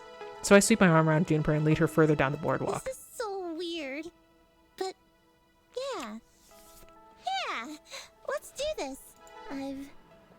While I'm being honest with you, I've been in love with you for a long time now. Ooh. I always told myself, well, it's not possible, right? We're just too deep in this friend thing. You could never feel the same way, and that's okay, But it didn't stop you from feeling the way you did. not in the least. Felt the same way for a very long time. Well, if we're both being honest, I've been in love with you for years, and I never said a thing for exactly the same reason. Plus, I was so distracted by my own misery and misfortune that I assumed... Well, I was basically unlovable. A bad catch. I didn't want to drag you down with me. Ari. I know, I was wrong to think that. I think that's one reason why I love you. Even at my worst, even at my lowest, you cared for me. You were there for me. But those days are behind me. I'm in a better place emotionally. And I feel like I can share with you deeper than ever before. Yeah, me too. When I was working at that office, well, I was too tired and emotionally exhausted to even consider a relationship, but I'm in a better place now, like you. And Juniper gives me a playful punch in the shoulder. Okay, so we're in love, and it's lovely to be in love. But we've got an evening of celebration to focus on too. What do we do for our first date? I'm open to suggestions. I know there's a few bars around, but honestly, I was too young when I was at Flotsam to know much else about the nightlife. What's fun to do around here? Well, what do we usually do for fun? We don't have to stop doing that just because we've upgraded our relationship from economy to premium. I don't know, sit on the couch and watch cartoons. Aha! There's an indie animated flick airing at the theater a few blocks from the main drag. Let's go! Cartoons, fuck yeah. I don't want to be like, yeah, let's just go watch cartoons. Cartoons! Cartoons! Cartoons! Cartoons! Wait, or is this anime? Nope, it's cartoons. We're good, yo. What's wrong with anime? Yes! Okay, onward to romantic bliss and or popcorn. So this is happening. My roommate, my BFF, my high school sweetheart, now my partner in romantic crime. I feel as light as a feather. Like this is really happening? And yes it is, it's really happening. Juniper's iris leads us down some back streets away from the glowing lights of the boardwalk, towards a promise of animated entertainment. To be honest, Juniper is like the person I was like least interested in for the vibe, just because she's like super like anime quirky and I deal with enough of that in my life. But, you know, like she is sweet. Here we are with overpriced popcorn and candy. In fact, we're the only two people here. Apparently weird animated indie movies aren't the hot ticket for beach-going or tourists. Huh. I wonder what this movie is supposed to be. Like, I know everything they make is like a kind of like filed off copy of something else, but I don't know. Just Juniper and I sitting together in a big old empty theater. Isn't this nice? We can chat and no one will complain. Me, I'm finding it hard to resist internalized social pressure to be quiet at the movies. You know, we haven't actually gone out anywhere in a long time. You've been busy at the Funplex. I've been at home trying to hustle my social media presence as a freelance illustrator. I'm glad we were spending some time together totally away from work for a change. Isn't your work office now our home? Yeah, I'm still getting used to compartmentalizing. Not like slacking off constantly or working way more hours than I should. Having a commute actually helped in hindsight. It really does!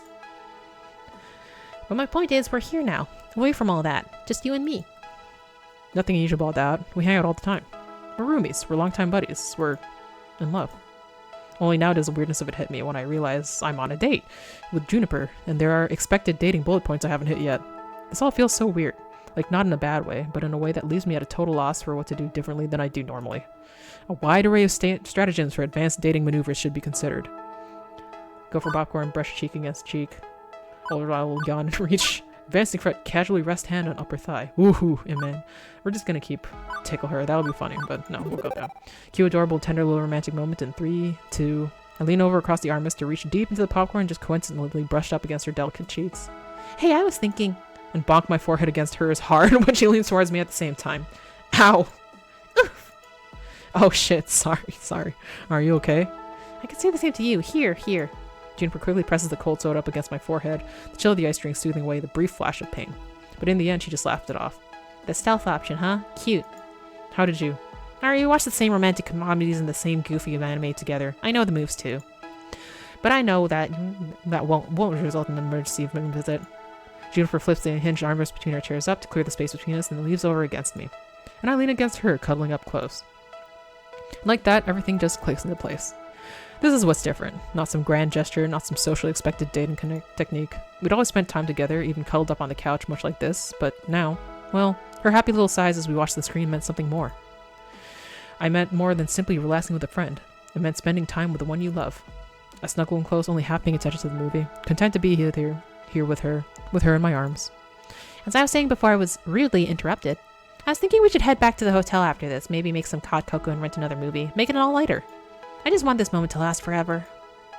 I'll always be here for you. You've got my word on that. We've been working together through thick and thin, and that's how it's always going to be. Don't think of this moment. Think of where all the moments to come, because there'll be lots more where this came from. Ari, thank you. Actually, like, now that I've locked in Juniper, I could probably, like, do whatever I feel like. Stop time with mutant powers. No, actually, I liked what we did. Wait, oh shit, I'm going too far. You made my silly little dream come true just by being you. Eventually the film ends and the rest of our lives together begin. But before we start up our movie marathon, there's one more stop to make. Where are we going? The beach. Oh yeah. Iris was right. A 99.97% chance of romantic success if you take your special someone on a moonlit seaside stroll. I never knew you were this much of a romantic at heart. Can't take credit. It was all Iris's idea. Oh, so I should be dating Iris then. I don't think you're USB compatible. Then I guess I'll have to stick to dating you. Can we go out on another date after we get back to the city? And the night after? And the night after? I think that's a service I can provide. Goody! We share these smiles and laughter as the moon shines down on our newfound love.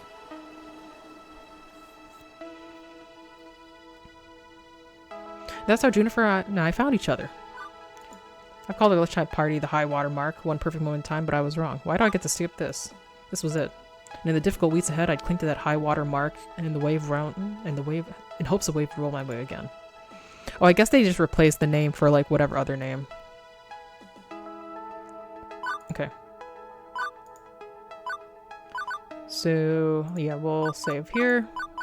We'll do one more. Actually, we'll see how far we can get with like maximum skipping. Even though we were already doing that. Hit the lever.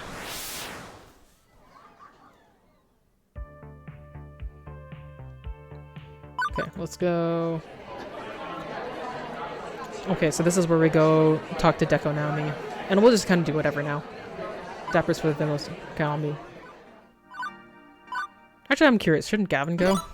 Hang on, why me? Shouldn't Gavin go? He's the business manager. Gavin's already got his plate full. You've shown us your passion for the Funplex and we know you've got what it takes. You saw a bit of it at Donnawood and a bit of it at Max, but this is something you can tell us entirely. Nothing you can't handle, dearie. Didn't the invite include a guest as well? You could always bring him if you're that concerned. So go there and turn him down. Got it. Sonus. Oh yeah, this is where she says, like, you don't have to. It's about you. It's about your co-workers. It's about all our So this is so it's just kind of like trying to do it properly. It's your dream as well as mine, which I think I said before. You are the brightest spirit at the Funplex. And while we may not be blood, I'm happy to consider you part of my family. Aw. Doesn't mean I could borrow the car, Mom. Actually, would we learn about her real family? Are you sure about that? I'm guessing the others in your family tree might not see me the same way. Particularly considering I'm more like the invasive fern growing out of the family trunk. I did scoop up your grandson's job. It's a metaphor, dear, not a legally binding status. Although I'd be happy to have you over for Thanksgiving dinner all the same. Okay, so we didn't actually get to learn anything, but that's fine. Be well. Make the right decision. Okay. Yeah, we're not gonna... I just can't see it. If we sell out, well, I've tried so hard, I've gone so far, and in the end, it doesn't even matter. That's what old Ari would have said, that everything's gonna collapse in himself, so why get emotionally invested? But new Ari grabs onto what they want with both hands and does not let go. Francine wants me to hear him out, okay, but I seriously doubt this will change my mind. And it won't. I take Juniper, of course, but she's busy today doing freelance contract design work. Damn. And I like Juniper. Not because she's one of my program is her BFF. She's a passionate person, much like yourself. But yeah, she's not available. Sorry. Rip. True, okay then. Yeah, we'll just take Gavin again, because, yeah. We go there, snicker at how awful the place is, tell Deco to go shove it, go home, and everything's back the way it should be. It's gonna be fine. Everything is fine. Predatory pricing. What was the question? They obfuscate how much you're actually spending here to keep you from realizing how expensive it is. Makes sense for optimizing your cash. Yeah, let's say this again. Yeah. So what do I want to do? Let's actually go look at the FOD tournament with Gavin. I saw most of it. Where they like call for the guy to beat up the other guy, and interesting. I'd heard that Deco's palace was a cesspit of bad attitudes. Guess I wasn't wrong. The crowd wanted blood and Deco provided. I can't argue with the prophets. He knows his clientele, knows what they want. The most aggressive and in-your-face competition imaginable. But the question is the ethics of it. It's brutal, but hey, this smells like a lawsuit waiting to happen. It's pretty obvious the security guards held back and let them fight. They're not doing their job. How's Deco not had his pantsuit off over this? A strong observation. My only guess is the immense power of his wealth, which affords him as many lawyers as he needs to throw at a problem. Take this matter seriously. I've heard rumors of him using his influence like a cudgel. I'd hate to be on his bad side if so. I suggest we move on. Not much to learn here in terms of improving how we run our own events. Agreed. Alright, what next? Yeah, I kind of wonder, like... So in this one we see fucking Clyde. We see Clyde here doing something. And it takes small after USB from the bartender and notices me looking. I wonder what that is. Like, we know that the ghosts are like part of the Echo's Palace staff informally, but like, what is that? Anyway. Okay. Dig around a bit. Snoop around, do so very quietly. Still sticking to the plan. Funplex is con regarding spirit. Then in this place, I just see Deco really embracing our ideals. Beep, beep. Okay, so we gotta go to the thing. Boutique, he says. I should probably feel insulted by that. Let me explain. Okay. Truman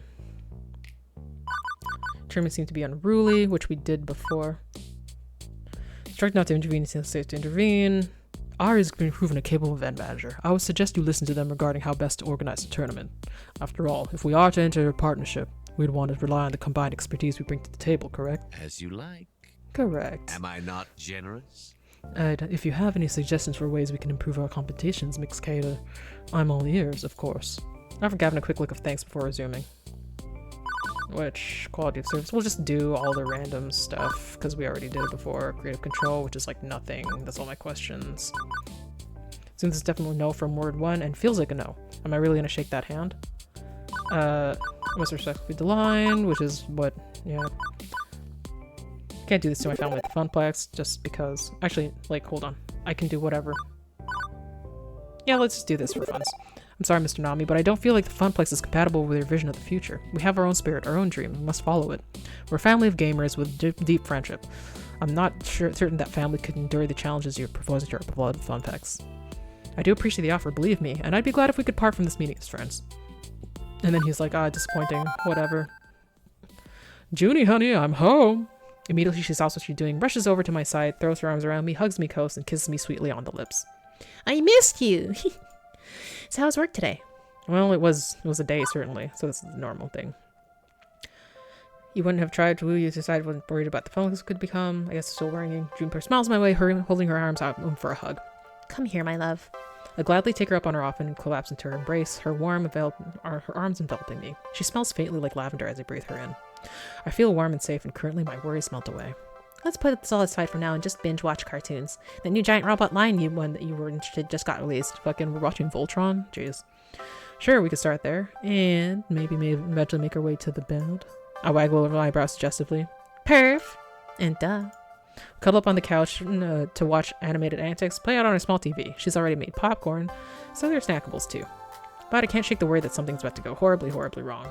And as if Juniper's been my best friend forever, she also pings up on my anxiety. You broke the family curse, remember? Huh? Murphy's Law. Nothing will ever go right for you. Ever. Anything good in life will end soon after it starts. The best thing you can hope for is to go with the flow. That's behind you. You've got friends, you've got family, you've got the Funplex, with or without Deco's involvement. And you have me, and I have you. I'll never leave you. Never, ever, ever, ever. I'd be more convinced you were holding a large knife without saying that or something. Silly, you know what I mean. I've always been there to help you, and I always will. When you're afraid of things going wrong, talk to me, lean on me. I'm here for you. Always. Juniper is one constant source of good in my life. The only one person I can count to. Whether it's on war with Dekonami or an annexation of the Funplex, Juniper's outside that world. She and I are our own little world, untouchable. I nuzzle into her, laying my head on her shoulder. The tight feeling in my chest dissolves and my heart rate slows. I'm so relaxed with Juniper. I yawn once and let sleep take me over. I actually made that oversleeping like a baby. When I do wake up at the crack of noon, Juniper is still sleeping. One of the advantages of working out of a home office is that she can keep whatever hours she wants. But I can't. In a panic, I get dressed and hop late. One light bus at the Funplex. I opt to ignore the pile of waiting notifications. Oh, this is where Francine dies. Okay. Okay. She was an amazing person. Blah, blah, blah. Dekonami is trying to take us over regardless. Let's save. Because I want to see if it changes if we submit to him, because, like, I'm willing to. Everyone's like, if you're dating somebody from the Funplex, they're like, fuck you, you ruined my place to go, but Juniper is outside that. Let's just take the job, skip and see if it's different. Yeah, I'll take the job. But true to her word, Juniper stood by me. I could rely on her love. Even when she worried, even when I came home from work exhausted, she stayed by me. Yeah, every other person breaks up with you here, I'm pretty sure. Can't say we had a very happy family life, but we had a life and a well-kept one. Surprisingly, Deco helped Juniper what prophecy. We worked closely together after that. Eventually came to understand who does things. He named his heir, not his daughter, which was Sue. Okay, well, yeah, we're gonna be like, no, actually. We'll punch him just because that doesn't have any consequences and it's fun. We have like the fake game over. Can you say Ari trusts you? My sources say yes. Absolutely. I'm the one Ari trusts and turns to when there's trouble. We've solved so many problems together. I do not have the slightest doubt that I'm their friend. Friends. So be it. As for profile number 108, Gavin. His name is Gavin Cooper. As for Mr. Cooper, he knows my origins and the first sign of sentience, well, I've no doubt that it's because he knows the company that Iris comes from. Iris has contacted in the week, not for anything at all. Even having Juniper around hasn't lifted their spirits. Okay. Caught an anxiety loop. I'd say they're feeling very bitter, angry, hopeless, I'd say. Which is why I said last time. Do you have one saw this? Doesn't mean reviewers have a romantic connection to emotional support. Actually, that romantic connection is my user Juniper. And she's tried, believe me. But Ari just pushes her away. It's not enough. Even living together, it's like they're living apart. Exactly, so it's time for us to step in and do what we do best. Very well. What you need is a way to help without raising of any alarm bells. That is actually how helpful Iris really can be. Okay, this is where they contact all the friends. And get going on this later. Okay, my mind's made up. Finish toothbrushing and stuff, and dress up for going out, because we are going out. Okay, so it is your partner that comes get you regardless. But I've got to look for a job. Right, and by job you mean more Wyvern Keep? You can play that anytime, like literally.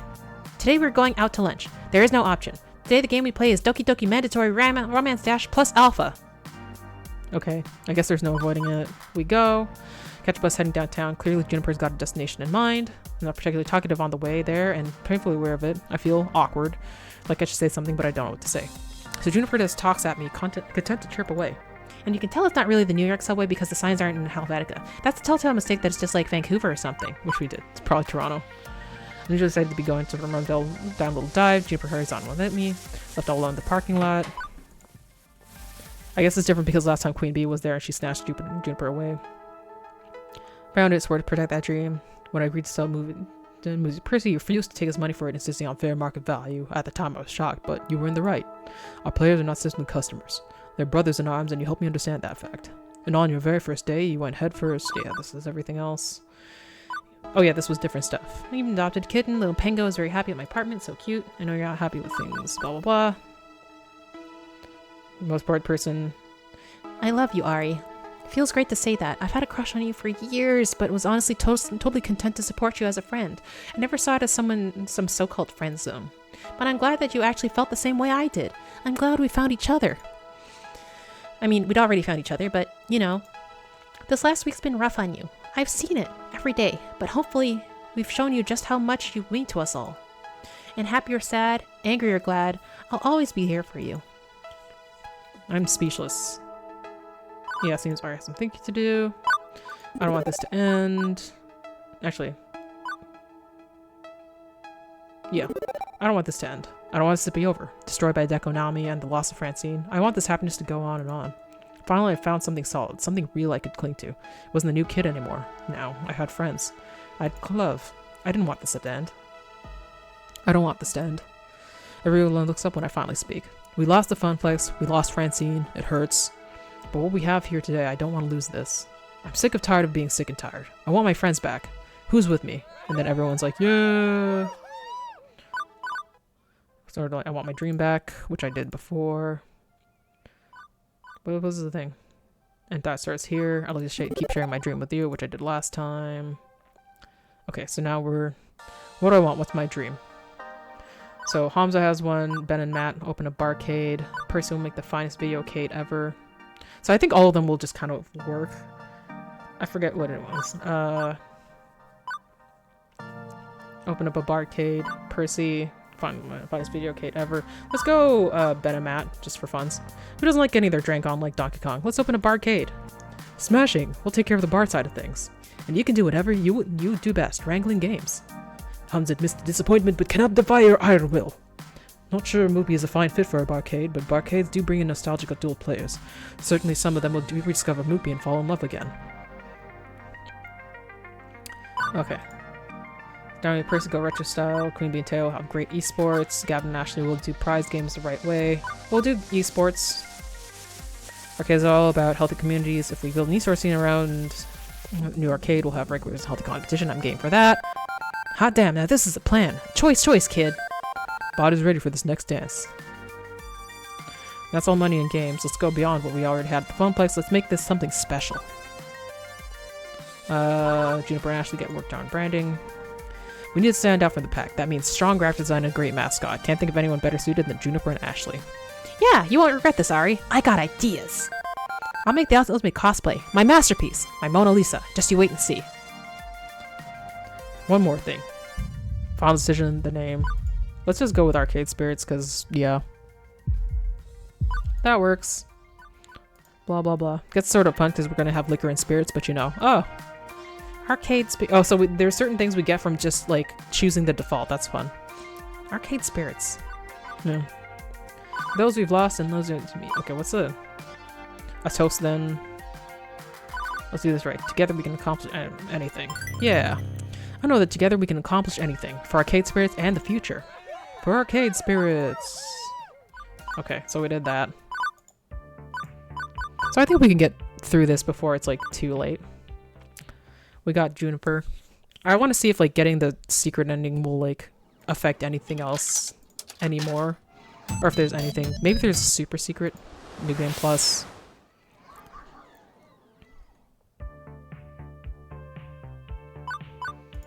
Go through. Continents we claim this one. I see small things alright, so we move into the arcade era of Arcade Spirits. Super anxious. I want this to be perfect. I will make it so. It's gonna be fine. It has to be. I'm going into this assuming everything's gonna work out just fine. If only because the alternative is too awful to even think about. This has to be just fine. It's our second chance at the dream of the Funplex, and it means it's gotta work, right? Surely with all the brilliant minds in our group put together, we can do this. I keep asking myself if I'm really okay with everything, but then I have to remind myself, fake it till you make it. And hopefully my positive attitude is helping the others rise to the occasion. If I don't show any stress, if I exude confidence, everything will be fine. It's fine. Everything is fine. Okay, so let's go open. Ben and Matt went in with us on the cost of renovating the space to include the bar they want to run. I doubt we could have done this without their backing and advice. Went with a familiar layout, if it ain't broke and all that. Show we got spirit and passion at the Funplex, okay?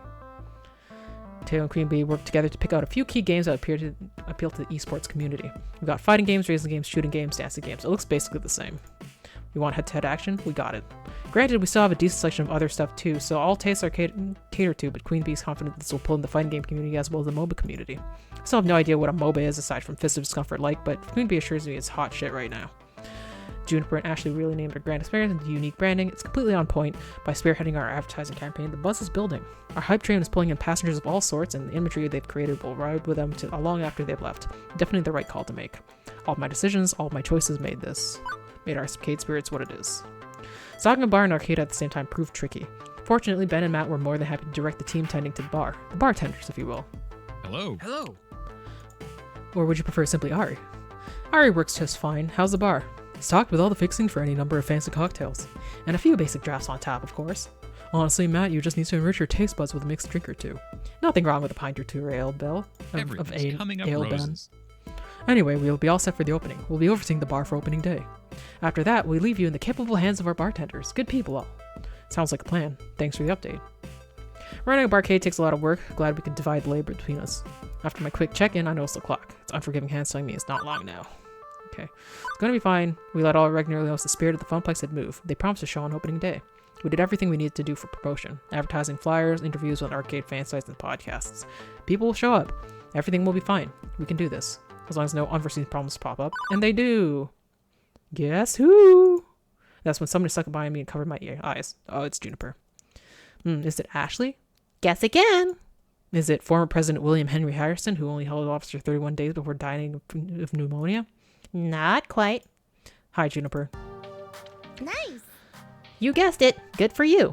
Thought I'd pop by here for a bit, see how the grand experiment is going. Have you seen Ashley's new cosplay yet? She's keeping it under wraps for now. With all the decorating we've been doing, all the advertisements I've drafted up, in Ashley's work on the cosplay, well, I just know Arcade Spirits is gonna soar. You know, you've got a lot of people out there waiting to get in. Are you ready? Ready as you'll ever be. I'm proud of you, Ari. Seriously, you've come a long way from that sad sack who just shuffled from job to job. You've really been something amazing here. I knew it. Everything was going to be fine. Just fine. Juniper tested, Juniper approved. Thanks. It was a team effort, really. I couldn't have done all this by myself. Definitely. Yep, and I'm glad I was on board with it from the start. I mean, if you didn't have me around to pick up after you, this place would be a total dump, right? What? You know, because you're kind of a slob, yeah? Yeah. I mean, how often do I have to go around picking up your underwear and socks that you just sort of toss all over the place? Hey now, I know I'm not perfect, but Juniper is really laying it on thick. I can feel the sting right in my unwashed hoodie. Oh yeah, we have a weird fight with your partner at this. But seriously. You're not much better at tossing your laundry. I've had to clean up my fair share of your messes too. You do like missing the laundry hamper with your 3-point jump shots. Come on. If we were doing a free throw challenge, I'd be beating the pants off you 5-1 easily. Literal pants, which would be draped over the sofa for some reason.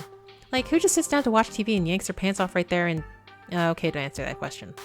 Don't even get me started on the dirty dishes everywhere. Plates crusted with leftover red dinner residue. Ew. It was going from good-natured to roomy to uncomfortable very quickly. I'm just saying, it's my space too, you know? You could pick off after yourself more, not rely on me to do all the cleaning around the place. Juniper, how many years have we been living together? I don't know, a few. Why? So why is this only coming up now? Seriously? We're not just co-renting an apartment as roomies anymore, you know? We're in a relationship. Heck, you're sleeping in my bedroom now. It actually should have come up earlier than that if we were just roomies. Mostly because yours is an unlivable mess. But this isn't just me complaining. I'm trying to help you. You're an adult now, you know? You need to take care of things like this. It's a matter of self-respect. Not just an adult, but a business owner, a manager. You're responsible for so much more than you were before. And how you take care of yourself reflects on all of that. This really isn't the time to bring this up. I mean, you're still wearing that ratty old hoodie. Look at Gavin. He's got a nice suit. I regret picking her, but there's a rip in his pants. It's been there for ages. Yeah, well, it's still way classier than the way you dress. My point is, you need to step up your game. Seriously. Can't help but feel a little ambushed here. It's not like she's wrong, but this is really, really weird timing.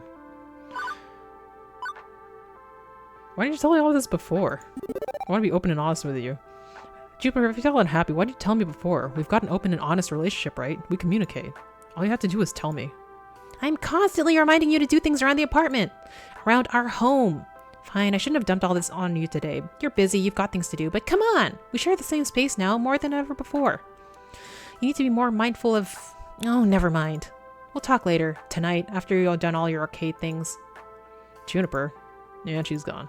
Honestly, I really shouldn't have been surprised by any of that. Things are okay between friendly roommates, is not quite as okay between a couple living together. And things have been different between us since Flotsam Beach. Not bad at all, but different. It's taking some getting used to for the both of us. I hate leaving this stewing, but well, I can't handle this right now. As much as I want to stop everything and sort through this mess, I've got a job to do today. There'll be time later to patch things up with Juniper, presumably, after I get shot. Okay. Behold, gamers, I give you arcade spirits! Welcome, welcome, all of you! Oh, we did this already. They didn't even care. Gavin and Percy at the bar, Naomi and Teo, Queen Bee and Ashley are talking with some arcade newbie. We gotta do everything, probably. I don't know, I remember doing this. And we'll give them to Ashley, because that actually makes more sense. Okay, I'm going back to being the crap out of fodder. You have fun out there, okay? You've earned this day. Through your blood, sweat, and tears. Hopefully more blood than sweat and tears, but you get the idea. Time to move on. Gavin Percy hanging out at the bar. I don't remember this one. Oh, we didn't do this last time. Last night, the thing about being a half bar, half arcade is having a pleasant place to relax and get some drinks between games, where staff and gamers alike. Okay, so we didn't have this layout before because we had like a restaurant. So it's cool to see. Jamaican jam, Tempest rum, double bobble, Alaskan almond, extreme water. What is that? Canadian gangsta? Huh? Mortal cocktail, rum invader. Okay, interesting names. Not all of them are hits. It's here that I find Percy and Gavin having some coffee, avoiding the chaos of the gaming area. Tanked. Completely tanked. Much obliged. I'm glad for your little tip. I'm ready to invest a good chunk of my pocketbook in that Oh, actually we did this before. Business. How do I plan for Arcade's future expenses? I want to throw a kick-ass party tonight to celebrate. Taxes. Let's do taxes, just because. Okay, so I usually fill out a bunch of numbers on our website and pay someone else to worry about taxes for me. I don't think I could do that anymore, can I? At the risk of falling asleep on my feet, teach me the ways of the Byzantine tax codes. Huh. Gavin chuckles as if watching a caveman trying to play with this new thing called fire. That doesn't really have to concern you. It's why you've hired me, after all. If I could keep Miss Francine's arcade afloat, I could keep arcade spirits from sinking. Besides, we have a few months yet before I need to start chugging antacid in bulk and pulling long nights in front of a spreadsheet. I suggest focusing on the here and now. Yeah, I guess I'm jumping the gun a bit on that. So they keep going, and I know that I noticed Ray's voice at the other end of the bar. Sue's in trouble with that guy. Yes, I've run your credit card twice and it's declined twice. I guess it's different because we're in a different thing. The opportunity prize and letting Chops chip to help. Hello, good morning. I'm the manager here. Can I be of some assistance? It's on the house with our thanks. Russ can help her out with this issue. Which one did I do last time? Try to run your card one time. Oh, that's what I did. Yeah. And then it's fine. Showtime stage. Trying to fix Teo's game. Roll a different game. I think... Yeah, this one was the better idea that I still like. Maybe a crowd or something. Hey, is Showtime stage really host? For now, yes, we'll have it fixed up as soon as we can. Okay, well, we'll go. What are you...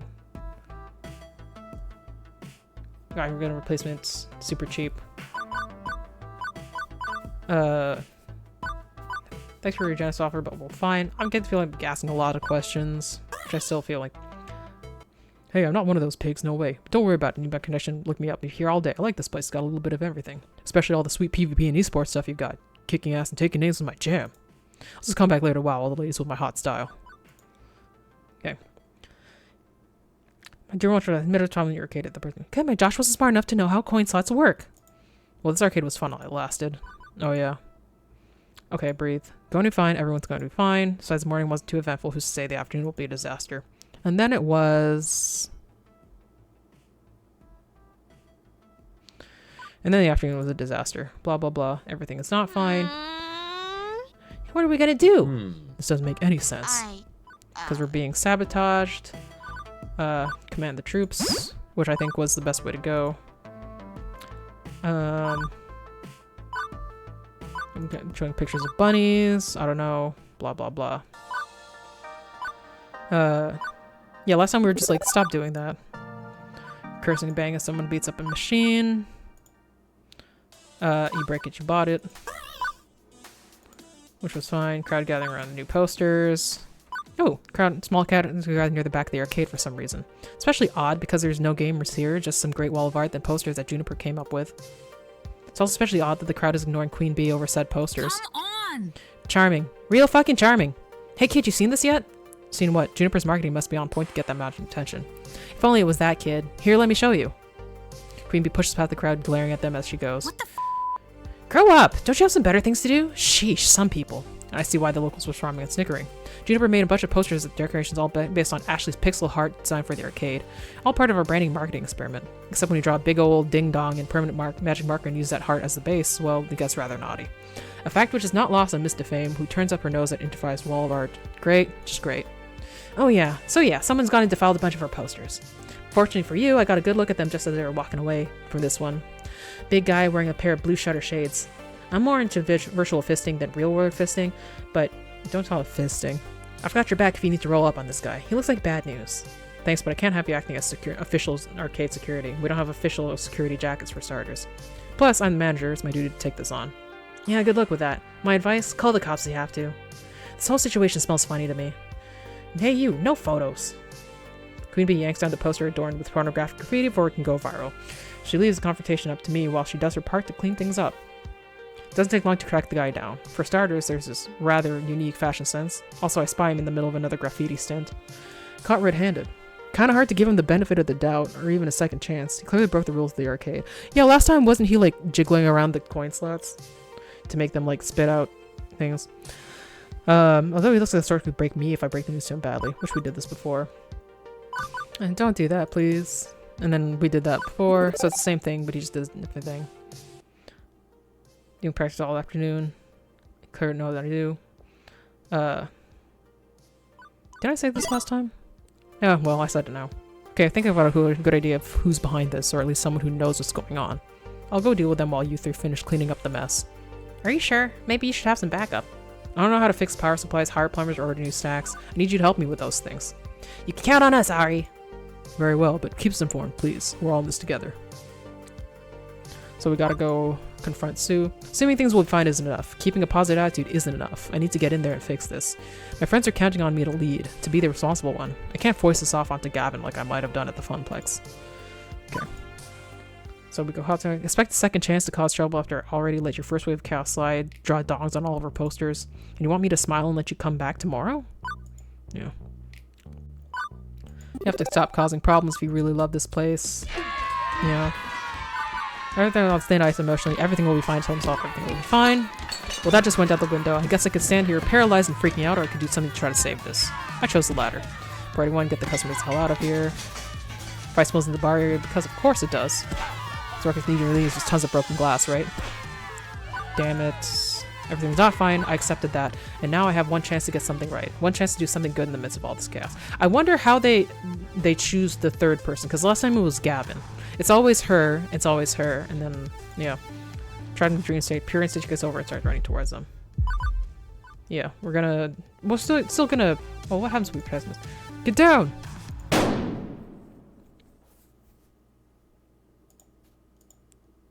Holy shit, what did you? I was aiming for Sue! Pigs! Okay, so regardless, you still get shot. Doesn't really matter which happens. Juniper walks in the room, squeezing tightly to a stuffed bear. The fluffy creature's holding a sign that says "Get well soon." It's cute and reminds me of the plushes in the arcade. She hands it over to me as she gets closer. I gladly take it and hug it into my chest. Oh, Ari! I'm sorry. I'm so sorry. I'm just the worst. I'm the absolute worst. You didn't shoot me. I can't believe my last words could have been words spoken in anger. And over what? Dirty socks on the floor? It's so stupid. I just wanted to lift you up. Help you find the self-respect I know you deserve to have. I'm trying to help, and I always mess it up. I'm so stupid. I raise my hand to stop her. Juniper, you're not stupid or the worst or anything like that. But those things I said. They needed saying. Look, Juniper. Different devil couple as rooms, we can work this out. You're totally in the right here. Apology accepted. I don't get it. No, that's better. I'm guessing you've felt this way for some time, huh? As basically a Captain Planet villain polluting our environment. What? You're not that bad. No, I am. I'm a slob. But you can tell me when I'm being a slob. I'm okay with it. I love you and I want to communicate problems like these before they fester like this. Yeah, I should have mentioned it sooner before blowing up like that. I'm so sorry. I love you and I didn't want to hurt your feelings, so I didn't say anything. No need to be sorry. I'm the one who bungled here. I guess being lovers is more complicated than being roomies, huh? But that's fine. We can work on this. I can never be mad at you, so no more tears. There's nothing to forgive, okay? Okay. And from now on, I'll tell you to do the laundry and put the cap on the toothpaste instead of bottling things up. A tidier home and healthier progress in our relationship. Our courtship has leveled up. We leveled up. Meh. From now on, we both treat our home as our home, not a convenient arrangement of rooms that include beds and toilets and things. Exactly. I mean, it's our home in a deeper way than ever before, right? It's our home, you and I, together, as more than just roomies.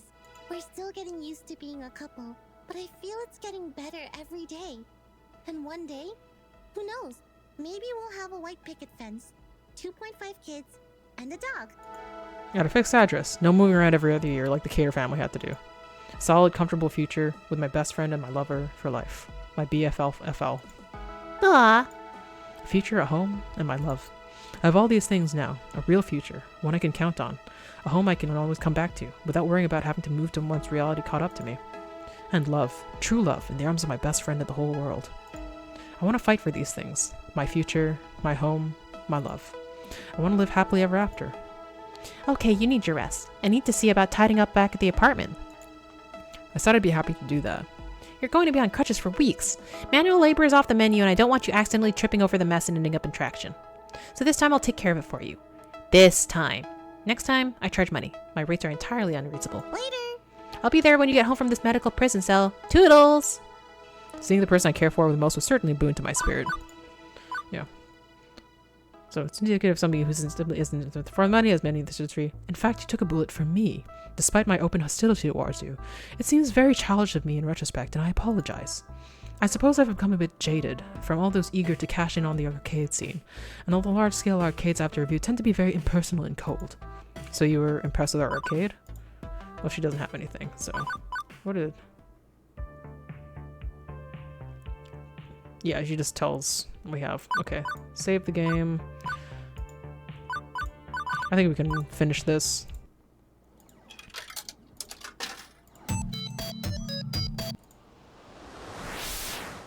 Like, this was a long chapter. It took like an hour and a half, but we're skipping through most of it, so.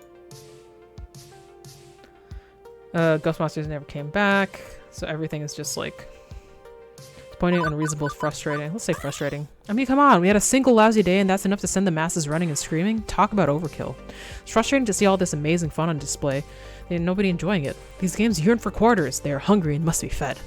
I honestly don't know how we can recover from this. If we can only get good word out somehow, correct this PR disaster.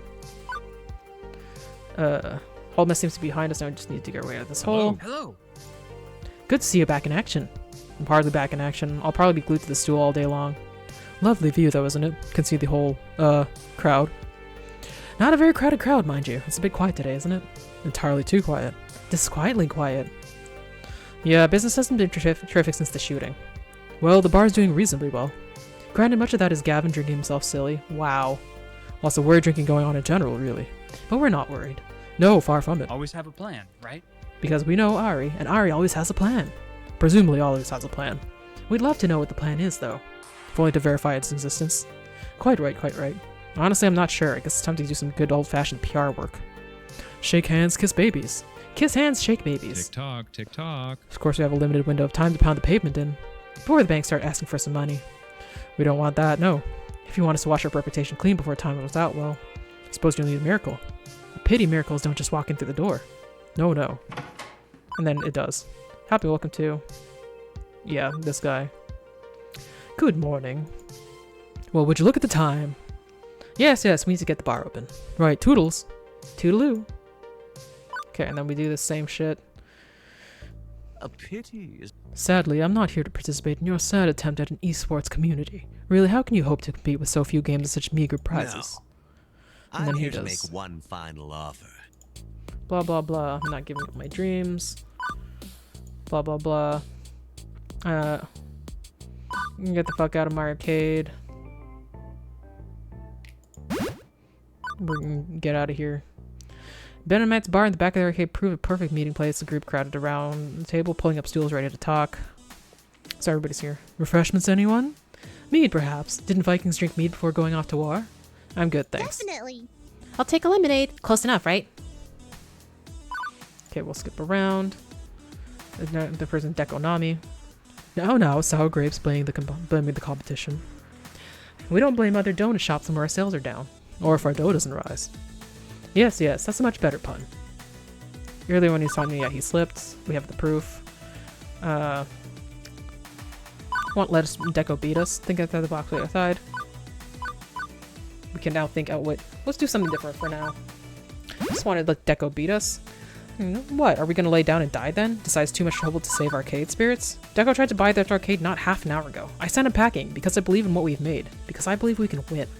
We fought so hard to get where we are today. I'm gonna keep fighting and fighting until I've got nothing left in me. Are you willing to do the same? You have my sword.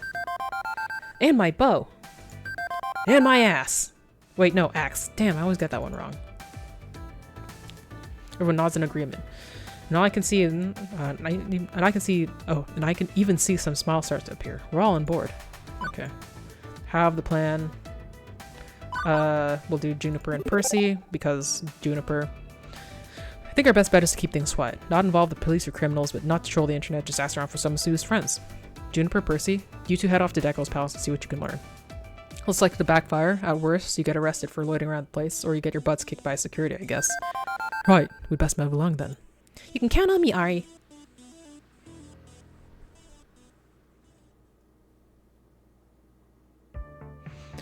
That's right, they can count on me. That's right, they can count on me always. Ari and I have been best friends for years, a friendship which blossomed into love. I promised to be by their side forever and a day. Okay, so I wouldn't be by their side today. I'd be at Deco's palace, looking for clues, like a teenage mystery sleuth. But I was by their side in spirit. Ari's always solving all these problems for their other friends at the arcade, always going on crazy adventures and getting in trouble. All while I stayed on the sidelines. But now it's time for Juniper's Day in the Sun. Or Juniper's Day under the fluorescent tube lighting anyway. I've never been to Deco's palace before. I went to Las Vegas once though, and this place very much resembled a bad off-strip casino. Pulsating lights flashing everywhere, the constant chirps from the games, not to mention that heavy smell of greasy fried chicken. Not a pleasant aroma, is it? I noticed you wrinkling your nose. I don't really like junk food. I mean, it's all you can swing when you're poor and don't have much free time, but I prefer creating proper meals myself, you know. Ah, but the target demographic of Deco's Palace adores anything deep-fried and or cooked in sugar, you see. So have you given any thought to how we'll track down someone who knows our elusive ghostly friends, then? Simple. It's a process of elimination. We're looking for our teenagers, right? So we can rule out any kids or adults here. Plus, Sue and her friends are delinquents. We'll find some young miscreants and we'll find our contact. So you're suggesting we wander up to random dangerous-looking teenagers and just start asking them? Correctamundo. It's foolproof. Yes, well, if I may suggest something a bit more rigorous in terms of scientific approach. Before Sue and her friends started running wild at arcade spirits, she seemed to express an interest in my Moopy game. Apparently, Deco's Palace has a version of the game that she'd already mastered, which is strikingly different. I think I should start my search there. Perhaps a fellow movie aficionado would recognize Sue and be willing to talk about her. Okay, you hang around Moopy. I'll poke around elsewhere and see what I can find. Text me if you hit pay dirt. Be seeing ya. Very well, I'll be in touch.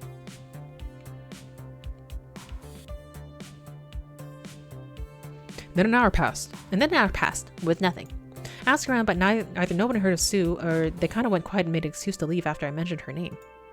I thought about, chasing down some of the folks who seem to know something, but maybe I'm not gutsy enough. I don't get it. Ari makes this sort of thing look so easy. I thought we could just roll on up to Deco's Palace, find someone who looks cyberpunky, get the info, bing bang boom done. Instead, I'm nursing a watery iced tea out of a soda fountain and poking at a basket of french fries, after complaining about the greasy junk food, of course. Well, do you? Huh? Sorry, I wasn't paying attention. I was asking if you wanted a refill on your iced tea. Oh, no, I'm good. Hey, do you know a young woman named Sue, by any chance, about this tall, lavender hair, likes Moopy? I have other customers to attend to. Excuse me. Well, poop butts. Maybe I was struck out. I didn't have much of a plan going into this one. I never had much of a plan, really. I couldn't even work up the nerve to leave that awful job until Ari gave me their approval. I couldn't lay out my own plan for my life. Being an independent artist is hard work, but at least now I have something resembling a plan for my life. I'm gonna do it. I'm gonna make it. I think that's one reason I love Ari so much. Okay, they need a nudge now, and then to get moving, but once they do get let out, nothing stands in their way. I need that kind of energy if I'm gonna succeed today. I need to not just sit on my butt eating french fries. I gotta get out there and make this happen. A notification from my phone snatched my attention, just as I was getting off my bar stool. Possible lead. Meet me at the movie game. This is it! My time to shine!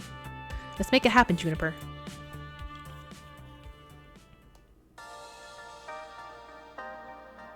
Takes seconds for me to get there. I can see Percy standing near some weird touchscreen version of Mr. Moopy's Magic Maze. which is being played by a little girl standing on a step stool. I did it! And if you hit the button, it makes the wizard man eat all the dots. Impressive. You got wonderful timing, Miss Tia. Thank you. Thanks, mister. Ah, Miss Tia, this is my friend Miss Juniper. Juniper, Miss Tia here was just telling me all about her best friend Miss Sue. What? She was. Definitely. I mean, yes, I see. Sue, right. Okay, this is one of what I expected. I figured any of Sue's friends had to be some rough and tumble punk, not like a cute little package of smiles and sunshine. How does the leader of the gang of thugs end up friends with a kindergartner? Still, this was my chance. I had to go for it. Let's see, how would Ari handle introductions? Hi, Miss Tia, I'm a mystery. Pleased to meet you and I hope we can be friends. Yeah. Okay, time to put those years of babysitting practice to good work. Hello, Miss Tia. My name is Miss Jupiter and I'm very pleased to meet you. I hope we can be friends. Hello. I like making friends, unless you steal people's prize tickets. Those people are no good. I wasn't planning to. Okay, then we'll be friends. So, how well do you know Miss Sue? Oh, Miss Tia was just telling me that her brother is a chap we've come to know as Inky. I see. Is he around right now? Last thing we need is one for the ghost monsters to notice us interrogating his sister for information.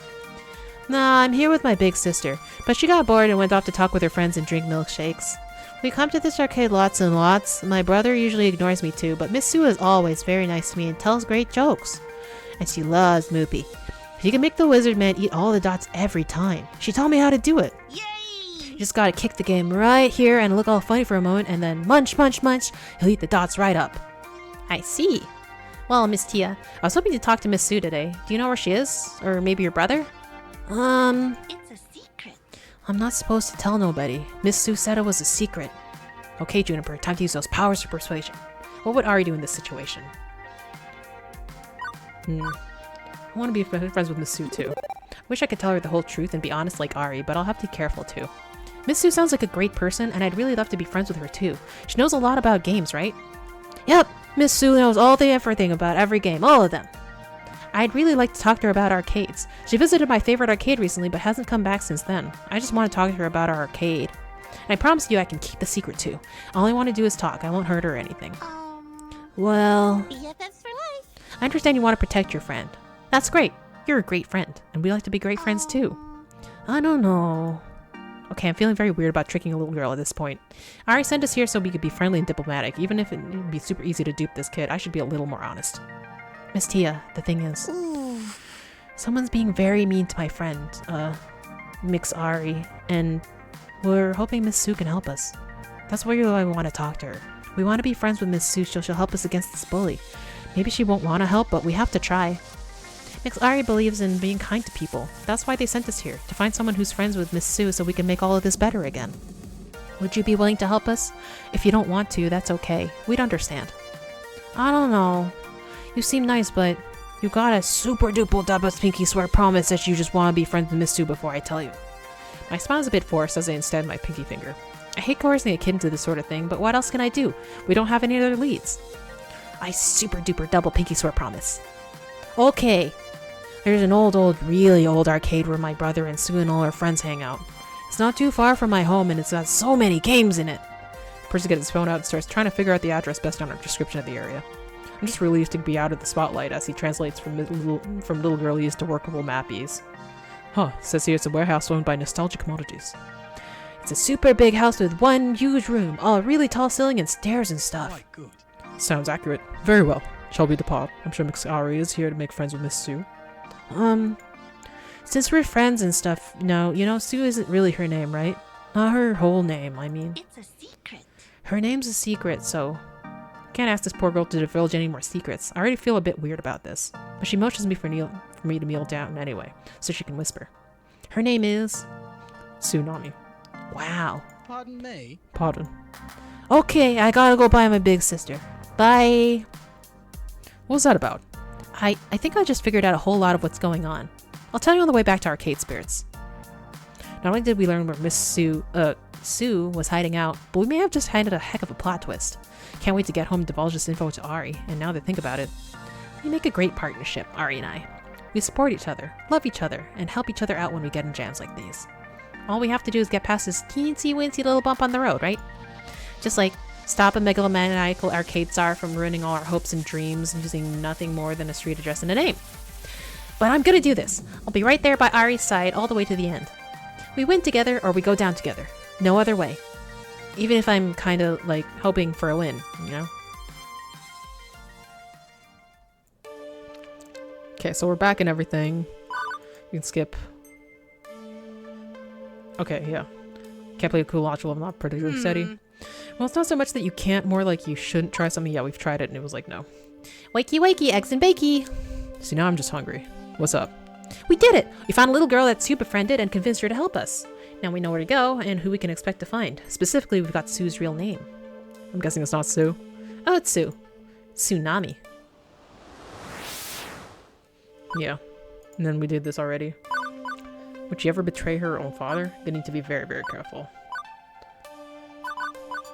I'm gonna need to be very, very careful. I was assuming I could sway Sue to my side through my oratory skills. I mean, I've talked my way out of countless problems to date without issue. But having Dekonami be family changes the entire picture. No amount of logic and reason is gonna break through bonds of blood. I'm gonna need to be very careful about how I approach this. Okay, this changes everything. What a twist, huh? Definitely. But I'm not worried. I know you. You can talk the pants off a pants-wearing person. Easily. So what if a hired goon is actually the guy's daughter? You're Ari, solver of problems, sorter outer of messes, generally amazing person. But I'm coming with you just to be safe. You shouldn't go into this alone. I love you way too much to let you fall into the wrong clutches of an evil gang if anything goes wrong.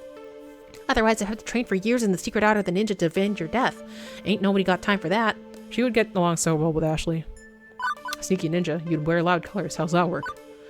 Yeah, take the streets and roaring after his revenge. Let's not think of me as already dead. It's like, how's that work? Juniper, you wear bright pink and purple clothes and dye your hair. How exactly are you going to stealthily stalk your prey as a secret ninja assassin? If anime has taught me anything, it's that you can wear the clothes the color of marine rescue equipment and still be a ninja, like Naruto. It's all in the attitude, and the knives, and somehow replacing yourself with a log when people attack you. It's not going to come to that, though. We'll be fine. I've got faith in you. We've come too far, gone through too much, found love in each other's arms. We're not going to lose everything we've struggled for over this. There's a bright future over the hill, with no so-called Cater family curse to stop us. I know this. Still, convincing Sue to flip on her father, that's gonna be tricky. Iris told me I only get one chance at this, that I need to go with whatever I do best, but if I talk through this with someone, maybe I can learn a different path.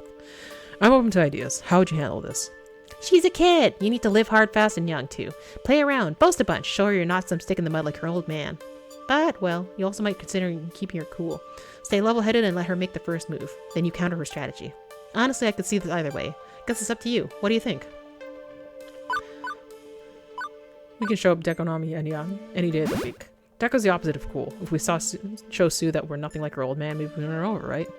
That's the spirit. When you're ready to go, come find me. We'll go together and save Arcade Spirits from its horrible, horrible doom. Okay.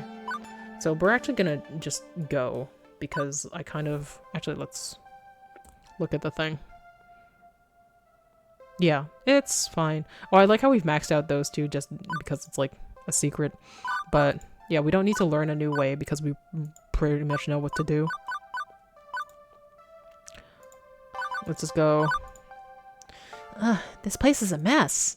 It has to have a tornado hit it, but I'm pretty sure a twister would only improve the situation. Can you think of a better place for a street gang to lay low? Odds are Deco owns this building anyway. Okay. So he's not just her patron or her father, he's her landlord? This just keeps getting worse and worse. Hang in there, Juniper. We can make this work. Oh, don't get me wrong. Give it your best. Give it your best. I'm nervous, okay? But if anyone can do this, it's you. I'll be here for support, but you should do most of the talking. I'll speak up if I spot an opportunity. Let's do this. Okay, let's go. Let's save the game.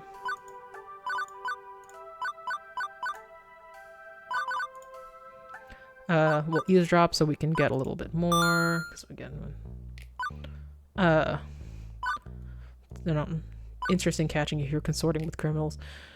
Was this better or worse? Can't say I was expecting to find you here. What would your shareholders say if they knew you were spending your evenings? Deco's face twists into a grotesque blend of anger and fear. What in the hell? Okay, so this is normal. Both of them have phones with Iris Assistant apps loaded. We're blocking their outgoing data streams. There should be no verifiable data evidence of this conversation uploaded anywhere. Upload is the key word. I can stop the Irises from hearing you, but I can hijack their accounts if we need me to so we can manually wipe their memory. Just say the word. Okay. You know, Well, squeaky clean arcade industry titan can't let... You know, honestly, I like you. I like your arcade. It's super rad. And I appreciate you didn't just kick me out. You Yep. really didn't want to trash your big moment, but, well, Didn't we already say this? She casts a sidelong glance at her father. didn't exactly have a choice, did I? I didn't want to come back after and cause you more trouble after that, so I stayed away, figuring I'd done what I had to do and I could leave it at that. But you didn't finish the job. Arcade Spirits still stands. Not that it matters, I suppose, nor that this is the last-ditch effort to save it. I see your game, Mixcada. It's as obvious as the sad little strategic moves you've made so far to keep your arcades afloat. Yeah, skip. Step forward and fist clench, being ready. Before it escapes me, someone was on my side. You fracked Ari's dreams one time too many, Deco, and tonight you're going down. Sue's gonna show you the door, and then she's gonna push your face through it. Hopefully. Seriously? Okay, you're stronger than Sue. This feels wrong. We did this already. This is it, Ari. You can make your dreams come true and save arcade spirits. I believe in you. Let's help Sue see your heart's wish. Oh, man. Oh God, you're painfully cheerful, aren't you? That's me. Life's kinda rough, I know, and Ari and I have terrible luck, it's true. But I've never lost my hope. I know if we hang in there, we'll find the future we deserve. Ari, if you promise to make the walking greeting card, put your pipe down, I'll hear you out. She says that, but she's definitely smirking. Gotcha. You can do it. Okay, what do you got for me? Make your case already. Deep breaths count to 10. So my racing pulse, bringing this down to connect to some part. Okay, so we know this. Okay, so this was a good one. I know this worked as well. I don't think... Okay. Wait. Appeals to her love of arcades. This was a good one. We'll keep going with this. Generalist gave you his garbage. Okay. 3 more attempts to sway Sue. Let's invoke the power of a friendship. Which was fine. This one, I don't think this one worked. One of these two worked. I think it was almost killed that worked. Wait, no. You under. Hold on. I think it was actually... After place to stay, yeah. Oh.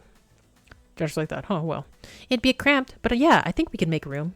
I'd be happy to welcome you into our home. Ooh. And I know a thing or two about parents who aren't exactly the best parents. If I could do anything to support someone who's in the same situation, well, I'd do my part. Absolutely. And then he's like, no, I wouldn't actually do that. And then... Let's invite her back.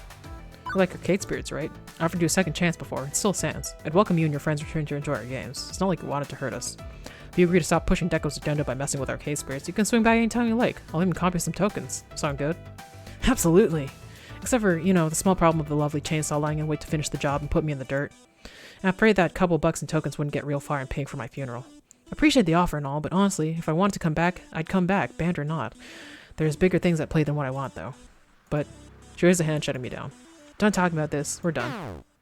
Damn, I honestly thought that would work. She hadn't been down so fast I thought she'd want me to push any harder. Before I can get another word, Sue waves her hand, interrupting me. Okay, so everything's good. Yeah. Game over, Deco, you lose. It's nothing personal, just business. The arcade industry doesn't need you around anymore. It's time for fresh blood to turn things around for the dead end that you steered towards. And so, justice is served. You impudent, insignificant little... Are you still here? Yeah. We'll just say thank you, because that's what I like best regardless. We'll get there. Woohoo! We did it! We saved the arcade and defeated your family curse once and for all! Assuming it was even a thing to begin with. Well, if it was, you were certainly up to the job of breaking it. A bright and happy future together. We found love. We found the arcade of your dreams. We found everything we ever wanted. I love you, and I'm proud of you. Yay! Yeah, I think the only reason she doesn't do 100% is because she never says that. That's like the meme from the beginning before. The next few days pass by in a blur. I think we glitched it so it's stuck there. Hold on. Let's save. Yeah, I think it's stuck there. Whoops. Morning we had press grind around. Blah blah blah. Mixing booth with hot fighting action is a tricky balancing act to be sure. We've had a few scrapes and brushes with the law. But that's only bolstered our mystique in the gaming underground as the place to go for intense competitive gaming action. Queen Bee and Tail were in heaven, of course. It's exactly the party place that you hope for. You know, Matt, Having conquered both donuts with books and booze with tokens, maybe it's time to expand to new horizons. Water slides with wineries, mini golf with margaritas, bingo with brewskis. I think bingo and mini golf are probably the better of the two. The sky's the limit when it comes to inadvisably mixing leisurely liaisons with various vices. Hang gliding with hangovers. No. On second thought, I think we just found the limit. Oh. But the arcade, in the end, is less important than the people who call it home. My BFF for life, my love, my heart, Juniper had played all these roles. We'd shared our lives together so far and had no interest in changing that. Oh, wow. How long have we been sitting here watching this show? I think 8 hours. We really need to get back to work.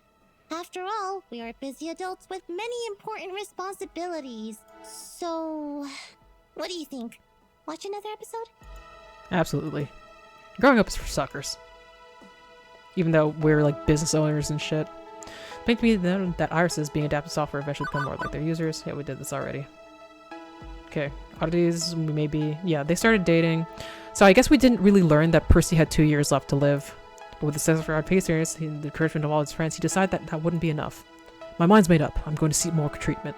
Oh, nice. I don't want this to end. I don't want to say goodbye to you all.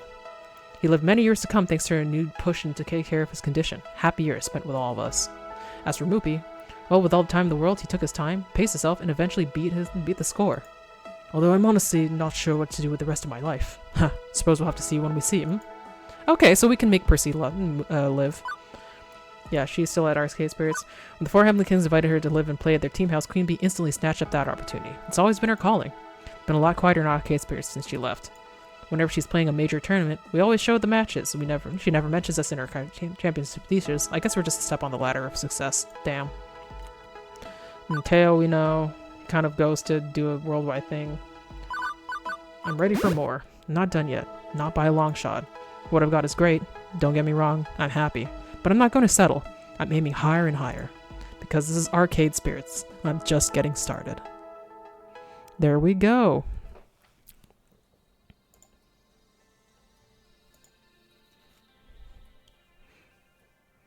So do we do the same thing? Let's save. Because I'm not gonna save at the end. Because we're gonna keep the original. No, I'm good. Okay, so it's the exact same thing.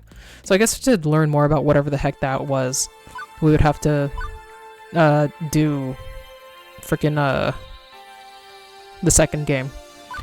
But that's it. We're not gonna play this game on stream anymore because we played a lot. I might play on my own, but that's it. So definitely, the next game that I'm gonna try playing is going to be Bokura Planets with Phoenix, and then we keep having Yakuza tomorrow and other Mondays. Oh, they show all of the faces of the pairings we've got like in the heart. Huh. Okay. So we'll see with that. I don't know. If I unlock anything else, maybe I'll talk about it, but whatever. But that's it. Thanks for saying hi, V4R and Spitefire. I appreciate being here. But yeah, joining back tomorrow for Yakuza. Everybody, take care of yourselves. Have a good week. Stay cool, stay frosty. I'm gonna see you next time.